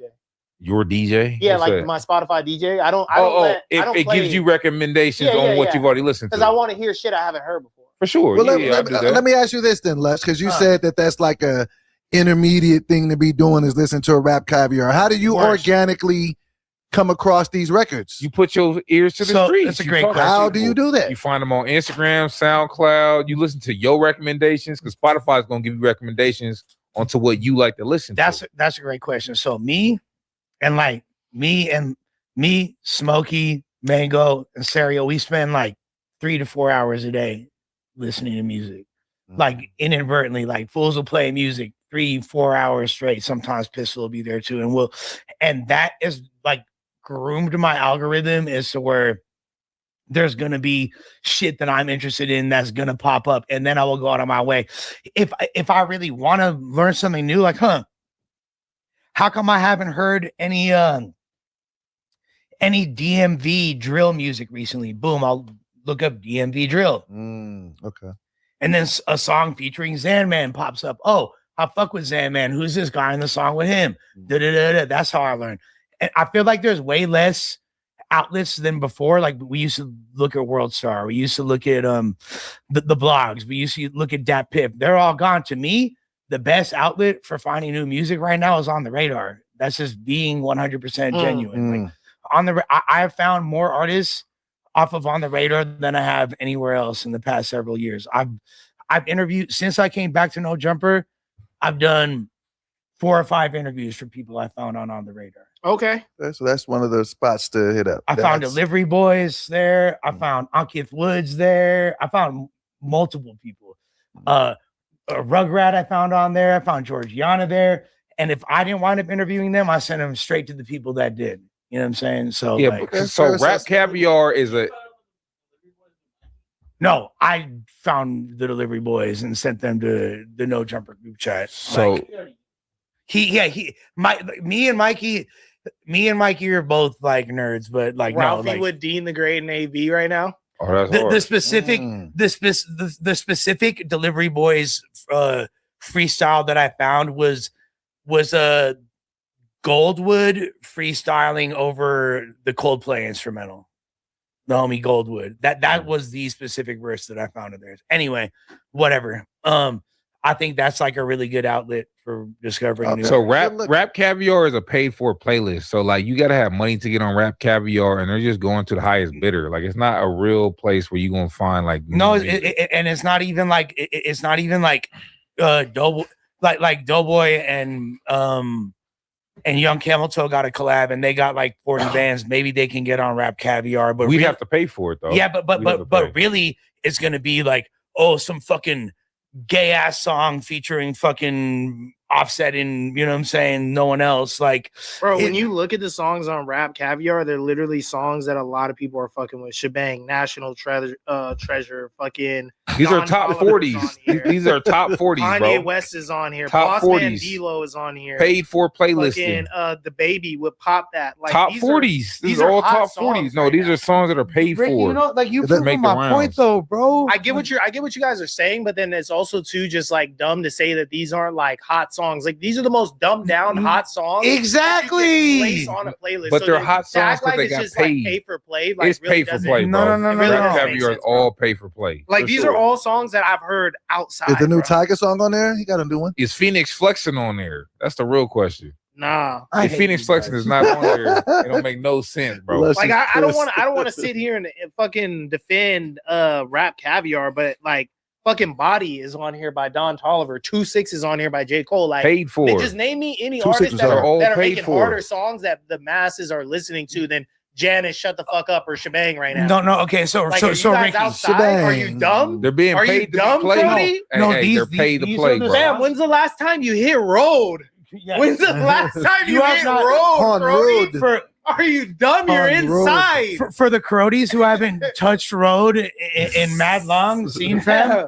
Man, do road. Come talk to me. The reason this is literally curated for people that don't have minds of their own. This is what the algorithm thinks people that listen to rap music may enjoy.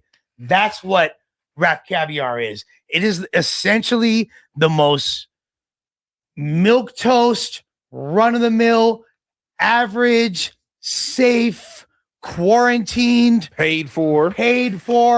boring All right. rap music in the entire world. I agree with you, but let's switch paces to something that was not milk dud, not quarantined, not sanctioned. We getting dirty and filthy. Speaking about paying for it, prosecutors claim Lil Durk paid for the hit of Quando Rondo's cousin, Lil Pap, during his interview with Gilly and Wallow, in which he brought $1 million in cash. He said that's when he paid the guys. In real time, He paid the guys for that. I'm not gonna lie. When I seen that episode, that was a classic episode. I remember thinking, why in the entire fuck does this nigga have $1 million cash on him? Like, I literally remember just being like, was it just a flex just to be like, I got it, or I'm exactly. Lil Durk But got it. If it is proven that he used that money, and you know what would make that so heartbreaking, because that was the episode where Wallow had basically cried, pleading to him like, "Yo, man, it ain't worth it, man, my brother."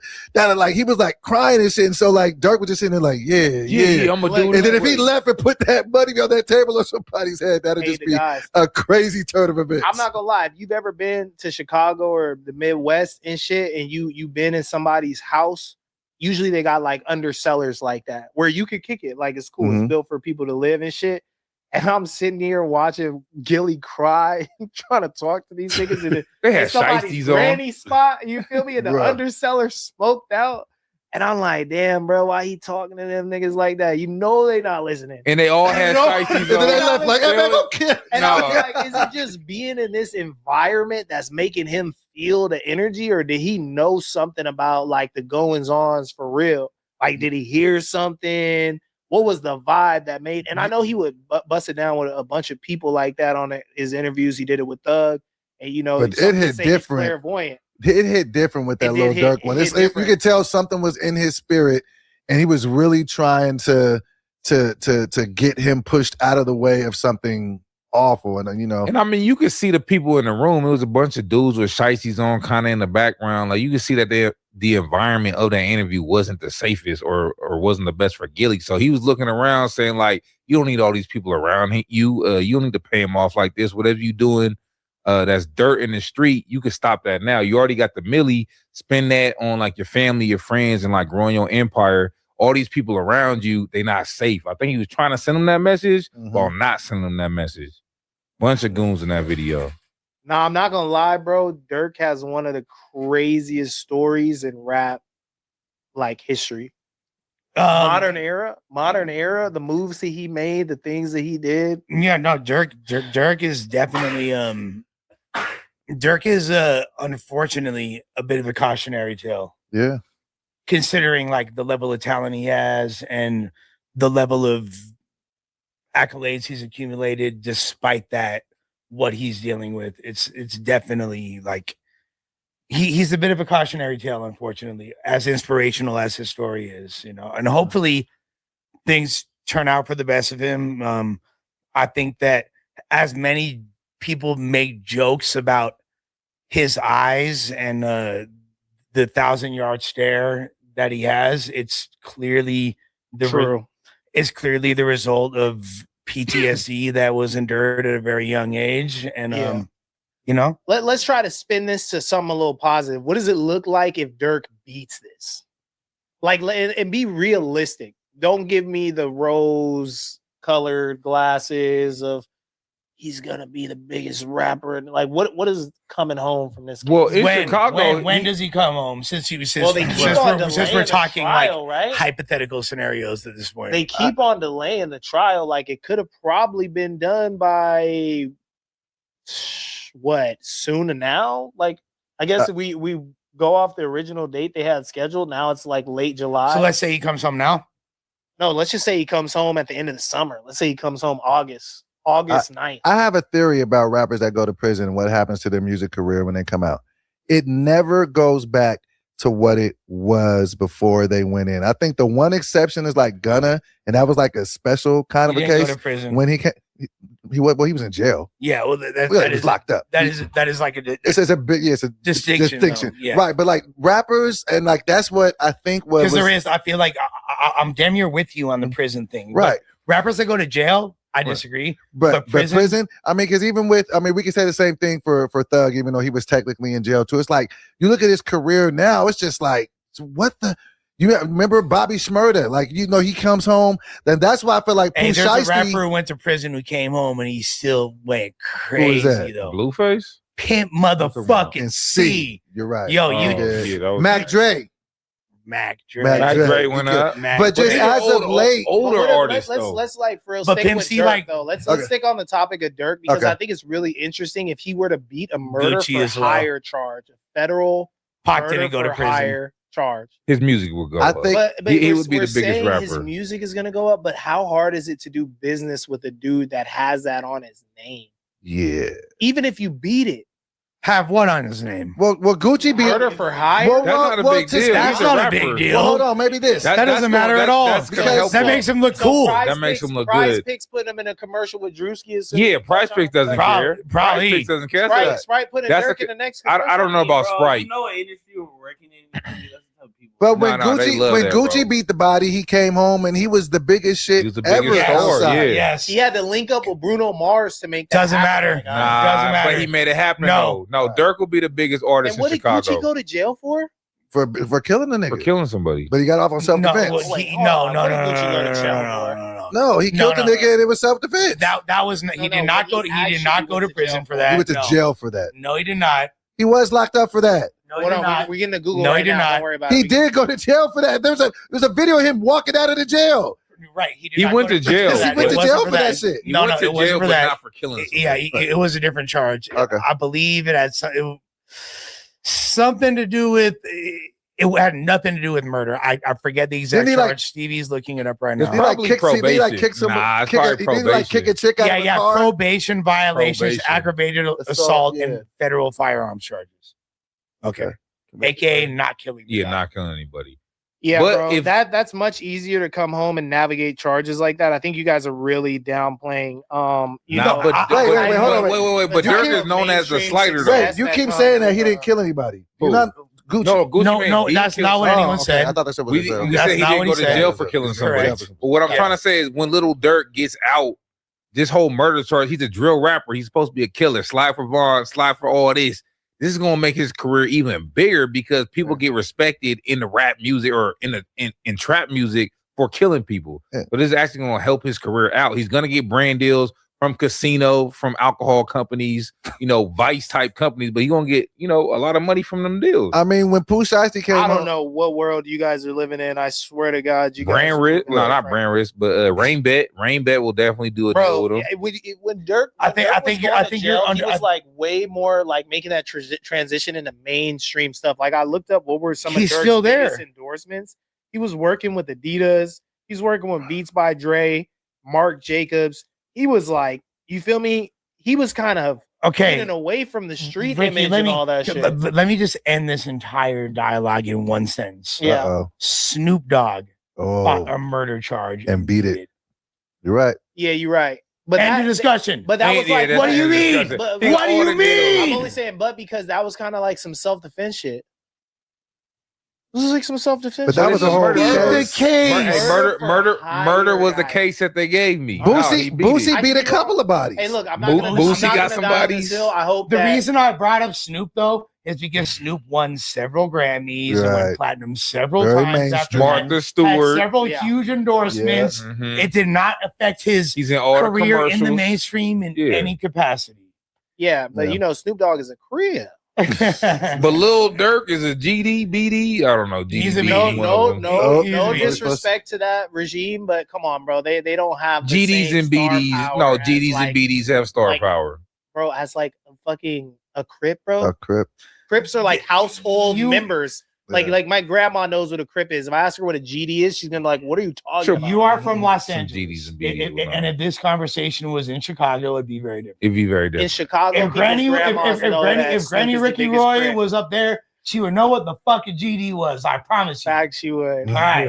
She'd be on the south side. All right. You feel I me? fuck with it. And I fuck with out west. And too. she would know that mild sauce goes best with Harold's. You feel Facts, me? man, So I like, miss Chicago. but guess what? We in LA, so she knows what Crips are. I miss Chicago. There What it a is. city. But catching bodies is good for your rap career, especially if you're a catching bodies type.